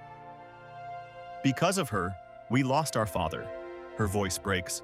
"Everyone knows she's guilty. The only problem is that there's no evidence." "Why?" Adam, folding his arms across his chest, says with a slight smile. "Assel, but you understand that the princess is not mistaken?" Assel answers gloomily, "If she knew everything, she would not have accepted my doll." Suddenly, Assel clutches her head. "Ah!" She falls back onto the bed. Adam runs up in a panic, puts his hand on her back. "Assel, are you okay?" His sister, breathing heavily, spreads her arms out to the sides, looking dumbfoundedly at one point. "Uh-huh. I haven't been this nervous for a long time." Adam asks sadly, "It's all because of me, right?" Assel slowly turns her gaze to him. Her voice becomes softer. "In any case, we need to look for a maid of honor among the highest aristocracy." Adam, firmly placing his hand on her shoulder, firmly promises, "Yes, I will definitely introduce you to the princess." Assel nervously fiddles with his fingers, trying to calm down. Then, looking out the window, he says quietly but decisively, "I'm fine." After a pause, he adds, "Don't worry about it." Adam leaves Assel and heads to Rodeon's office. Once inside, he says, "The doctors say everything is fine, but what do you think?" Rodeon, looking thoughtfully at Adam, calmly replies, "I think Lana will choose who will be her maid of honor." Then, leaning on the table, he asks, "By the way, how is Assel?" Adam, putting his hands on his hips and smiling, replies, "Ah, everything is fine." However, looking down, Adam is momentarily lost in memories. A disturbing scene flashes through his mind. Assel suddenly falls in the middle of the corridor while Maria, Adam himself, and the Empress stand nearby and watch in horror. Returning to reality, he continues, sighing sadly. "After she fell in the palace, the doctor said that everything was fine." Rodeon looks at Adam carefully, his gaze becoming serious. "So they don't see the problem. What is it?" Adam lowers his head. "In any case, she is much better than before." Rodeon nods and answers, "Well, then we will visit her with Lana." Adam, smiling sincerely, says, Thank you. Asel will be very happy. However, his smile soon turns to worry. He frowns and asks, "But can the princess be taken outside the palace? In the past, Liliana often attempted to kill you. Will everything be okay?" Rodeon, looking down, calmly replies, "That was many years ago. Everything is quiet now." He continues, considering the situation. And there was no such attention to her at that time. Now she would not dare to do something like that. Adam, slightly nervous, remarks, "But something else worries me." Rodeon turns sharply, his eyes widening slightly in anticipation. An image of Liliana, furious, emerges in his mind the day he and the Empress discussed Liliana's budget. He remembers her angry look, hidden behind the strands of her hair, and says coldly, "That woman." His mind once again pictures her eyes, full of rage. She had a frightening look that day. He exhales and continues, confidently summing up, "But now Liliana is under the Empress's full protection. All her plans have failed." Adam says thoughtfully, "I understand that not all parents love their children, but I still can't understand her." Rodeon, reading the document in his hands, calmly assures, "In any case, don't worry. I will assign more escorts. It doesn't hurt to be careful." Suddenly, the doors swing open and a maid enters the room. She makes a slight bow and says, "Your Highness, the Empress wishes to see you." Rodeon raises his head in surprise. "Mama?" Rodeon leaves the office and heads to the Empress. Entering, Rodeon is slightly nervous. The conversation has begun, and at some point he asks again, perplexed, "A friend?" The Empress, remaining calm, answers, "Yes." Then she takes a cup of tea and, with a serious expression on her face, continues, "I think Liliana needs a friend. What do you think?" Rodeon notices that his mother is a little nervous and replies, "Yes, you are right."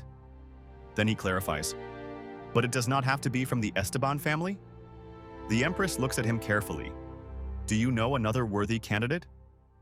She mentally goes over the children of her friends and adds, "The rest are too old for Liliana. We do not have much choice." Rodeon sits down in the chair opposite his mother and says, thinking, "But even so, you can't force a boy and a girl to be friends. It could give rise to a lot of rumors." The Empress remarks with a slight smile, "If I had been afraid of rumors in my time, I would not have allowed Asel to meet with Maria." Rodeon lowers his gaze, sadly admitting, "It is true, but..." He suddenly frowns, remembering Duke Esteban, who recently waved to Liliana in a friendly manner when they were in the Empress's palace. Rodeon mentally analyzes the situation and concludes with obvious concern. It seems that Duke Esteban is behind this. The other day, he showed obvious interest in Liliana. He is simply using his son for his own purposes. The Empress covers her mouth with her hand, shocked by her son's emotions. Then, with a slight smile, she says, "Wait, are you really jealous?" Rodeon is confused. "What?" The Empress looks at the maid standing behind her. "What do you think, Emma?" Rodeon watches their reactions tensely. Emma answers calmly, looking at him. "I think you're right. He's definitely jealous." The Empress looks at her son with affection and a warm smile. "Oh my God, I never thought my son would be like this." Rodeon frowns, folds his hands in front of him and sighs. "Huh, say whatever you want. I'm not listening to you." The Empress puts the cup on the table, her gaze becomes serious. "But, Rodeon, Liliana cannot stay in your palace forever." Then she continues calmly, "That's why I want to give her Gloria's palace. What do you say?" Rodeon freezes, struck by her words. An image of a majestic castle flashes through his mind. He mentally runs through the information. Gloria's palace. A castle located between the Empress's residence and the Crown Prince's palace. Made of the purest marble, it was a symbol of honor and dignity. Anyone who was honored to live there considered it the greatest privilege.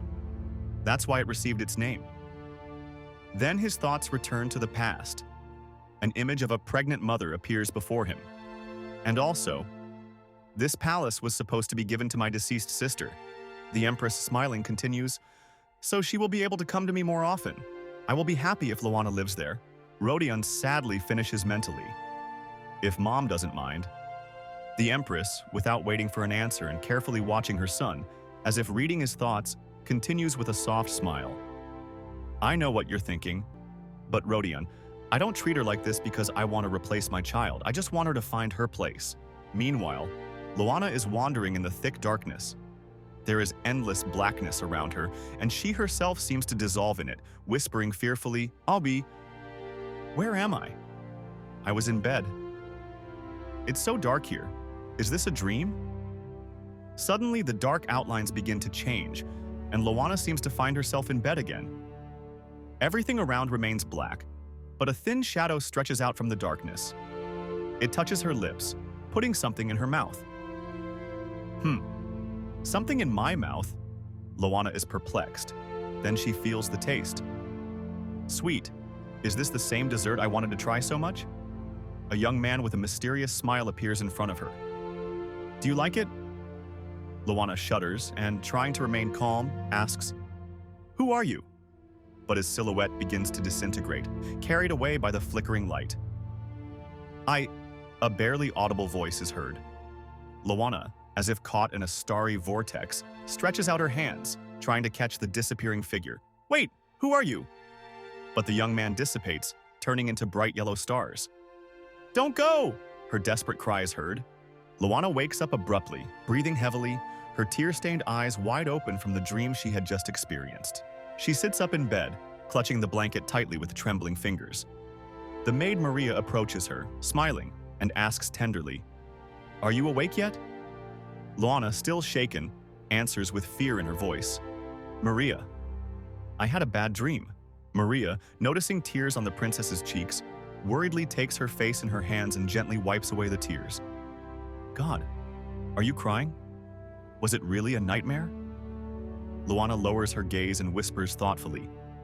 I don't remember. Probably, yes. Suddenly she rushes to Maria, hugging her tightly, as if afraid of losing her. Maria, never leave me without saying a word. At this moment, Duke Esteban enters his and his wife's chambers, holding a letter in his hands. Sitting down at the table, he shows the envelope with a smile. Did something good happen? The woman asks, noticing his joy. The Duke, beaming, replies, Not just good, excellent. Would you like to read it? She raises her eyebrows in surprise. Can you really show me a letter from the Empress? He shakes his head confidently. Don't worry, this letter is from the Crown Prince. The woman takes the letter and peers at it. And what is it that makes you so happy? She begins to read, her eyes suddenly widening in surprise. Huh? Our son will become Princess Lana's friend? The Duke, waving his arms animatedly, explains seriously, You heard that the princess now lives in the palace of the Crown Prince? The woman looks at him incredulously. Is that really true? The Duke recalls the scene where Rodeon held Lana in his arms as he entered the palace, and continues firmly, I personally saw him return there with the princess in his arms. The Duke's wife shakes her head. Oh my God, but you refuse the concubine's request. The Duke folds his hands and nods seriously. Of course, it will be better this way. The Duchess asks with concern in her voice, What if he doesn't like her? The Duke smiles and answers calmly. What difference does it make whether he likes her or not? She looks down, a shadow of disappointment darkening her face. So you've decided, she says sadly. Lost in thought, the Duchess conjures up a strange image. Louis and Lana standing back to back, with Liliana's flowing veil of red hair draping them. She places her hand over her lips, thinking thoughtfully. Both the princess and the second prince. They are the children of a concubine. Suddenly, her eyes widen in surprise.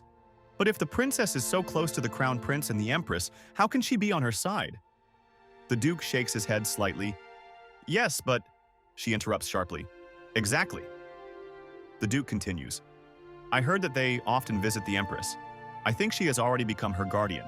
And the son of the Arjun family is close to the crown prince. In the future, we too may become close to the imperial family. The Duchess slumps, a hint of sadness in her voice. Is that really all it is? The Duke replies with a slight smile. If it works out, then why not? The woman places the envelope on the table and sighs heavily. I don't know what you're thinking, but tell me more. Then, looking up at her husband, she smiles. "There's a reception today. I'll have something to tell you." The Duke, leaning back on the sofa, smiles and waves his arms as he explains. "For starters, the concubine is no longer the princess's guardian. And also, we need to convince our son to become her friend." Meanwhile, a muffled, "Damn, achoo," can be heard in the garden. Kieran, sitting in the gazebo, sneezes again and mutters irritably, "Is someone talking about me?" He looks away from the book, frowns, and grits his teeth in displeasure. "I don't like this." A loud voice comes from the Crown Prince's palace. "I've read everything." Lana carefully places the last book she has read on the table, then sits down on the bed. She looks up at the maid and asks expectantly, "Maria, are there any more books?" Maria sighs with a kind smile, her eyes glowing tenderly. "Oh, that's all I brought today." Then Maria glances briefly towards the window. The sun's rays breaking through the glass fill the room with a soft golden light. She continues, still smiling. "I'll find more later. In the meantime, maybe you'd like to go for a walk in the garden. The weather is wonderful. It's time to enjoy the fresh air." Lana raises her eyebrows in surprise and asks again, "A garden?" Maria and Lana go out into the courtyard. A majestic landscape spreads out before them. The palace shines in the sun's rays. The sky stretches out in bottomless blue, and snow-white clouds slowly float across it. The emerald grass sparkles in the daylight. Lana enthusiastically throws up her hands and exclaims with admiration, "Wow, how wonderful!" Maria, slightly leaning towards the princess, watches her reaction with a kind smile and asks, "Do you like it?" "Yes," Lana answers without a shadow of a doubt. "This is the first time I've seen such beauty." Maria, surprised. The first time? Lana's memories come rushing back. An image of her mother appears before her mind's eye, a woman with a cold gaze, standing in front of a door with a bright light pouring through it. The next moment, the door slams shut, and Lana is left in the darkness, cut off from the rest of the world. Lana smiles, looks around, and says, "My mother didn't let me leave the room, so I'm seeing it for the first time." Maria froze, her thoughts clouded with sadness. It's just a garden. How could Liliana do this to her own daughter? Maria suddenly feels a dull heaviness in her heart as she breaks away from her thoughts. Unable to contain herself, she reaches out to Lana. "Princess?" Lana responds, looking at the maid in surprise. But before she can ask anything, Maria hugs her gently but firmly. Sadness is frozen in her eyes, and her voice is muffled. Lana freezes, not understanding what has happened. Maria, without letting go of her embrace, says with a quiet pain in her voice, "Even if she gave birth to you, it doesn't mean you should consider her your mother." A painful image from the past flashes in her mind. A man, her father, with a kind but bloody smile, stretching out his hand forward as if saying goodbye. In the future, you will see many beautiful things, many amazing things. So, Lana's heart is squeezed by an incomprehensible burden. Maria is still holding her in her arms, her head resting on her shoulder. Is she crying? Lana thinks, not seeing her face. Her thoughts are racing, but one feeling suddenly becomes crystal clear. What happened? Why is she in so much pain? Lana, driven by an inner impulse, makes a decision. Carefully but firmly, she squeezes her arms around Maria, returning her embrace. I don't want her to cry. I just want her to smile. Maria slowly releases her embrace and sits down next to Lana on the steps of the palace. Taking a deep breath, she begins to tell her story. My mother died right after I was born. But despite everything, my life was not so terrible. Lana listens attentively, without interrupting. Maria continues, remembering. An image of her father appears before her mind's eye. Warm, caring, holding her little hand in his. My father did everything he could to replace my mother. It was hard for him because he raised me alone. Suddenly, Maria's voice trembled. Every time I think about him, I can't hold back my tears. Lana looks at her with sincere sympathy and says softly, Maria. Maria looks away for a moment and looks towards the garden, as if recalling memories. My father died while fulfilling his duties as an imperial knight. She folds her arms across her chest, but a smile appears on her face, bright, full of warm feelings. I always loved him very much, and I will be proud of him until the end of my days. Lana looks down sadly, repeating out loud, "The duties of a knight?" But then an anxious thought flashes through her mind. Is she talking about Liliana? This is just my assumption, but if it's true, How can I look Maria in the eye now? Suddenly, her thoughts are interrupted by the maid's voice. "Princess?" Lana, lost in her thoughts, starts in surprise. Maria turns to her, gently places her hands on her shoulders and says seriously, "In the future, if someone says strange things to you, don't listen to them. I and everyone else, we love you very much." Lana looks at her with pain in her heart. It is unbearable for her to realize that her mother has caused so many people to suffer. And yet, Maria, who knows the truth, remains kind. She's so kind. Hearing this, I have no right to ask for more. Adam and Rodeon had been watching the conversation all this time. They came out of the palace and saw Maria and Lana sitting on the steps, talking sadly. Adam, catching part of the conversation, raised an eyebrow and asked quietly, "And what are we going to do?" Rodeon just silently looked at the girls. After a short pause, he lowers his gaze and says sadly, "I never thought I'd hear something like this." A painful memory flashes in his head.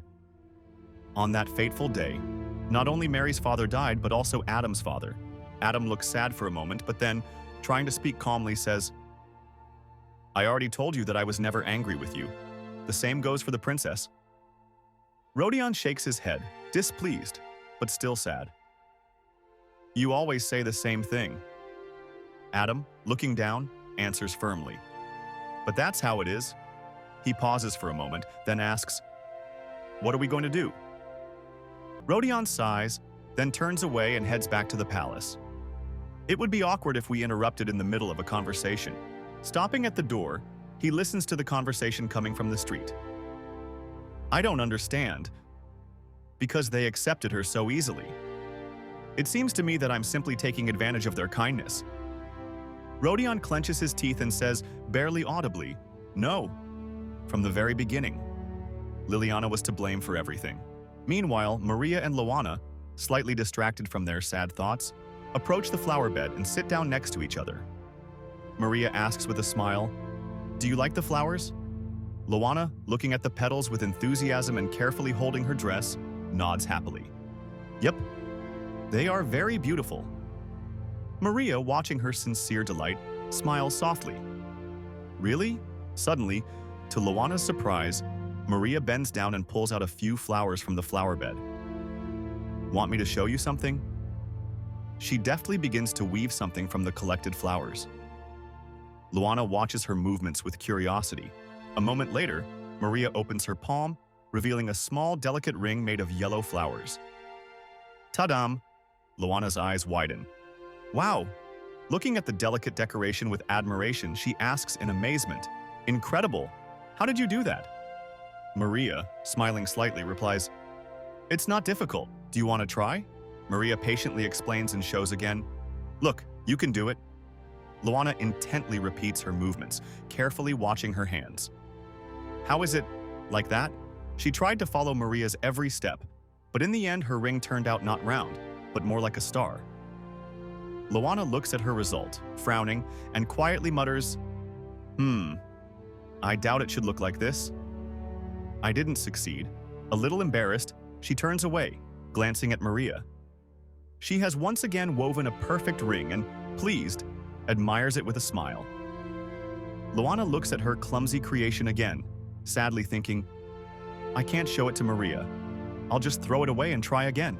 Maria picks more flowers, cheerfully saying, "Like this." Then, having collected enough, she weaves them into a wreath and calls out, "Princess." However, Lana does not hear her. She looks at the flower ring, which she painstakingly remade, with a touch of pride. Joy flashes in her eyes. "Here it is. This time it worked." Without waiting for Lana to notice her, Maria gently places the woven wreath on her head and says with a satisfied smile, "I'm done." Lana, feeling something on her head, feels the wreath in surprise and turns around, exclaiming, "Huh? Wow, what is that?" Maria clenches her fists joyfully.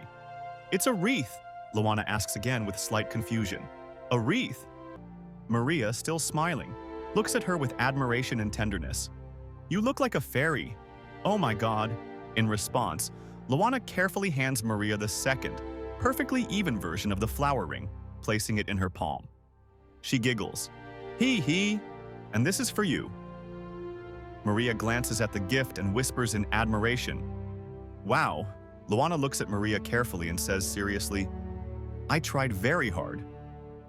Maria, looking with trepidation at the ring Lana made, answers with a warm smile, "Princess, I will definitely keep it."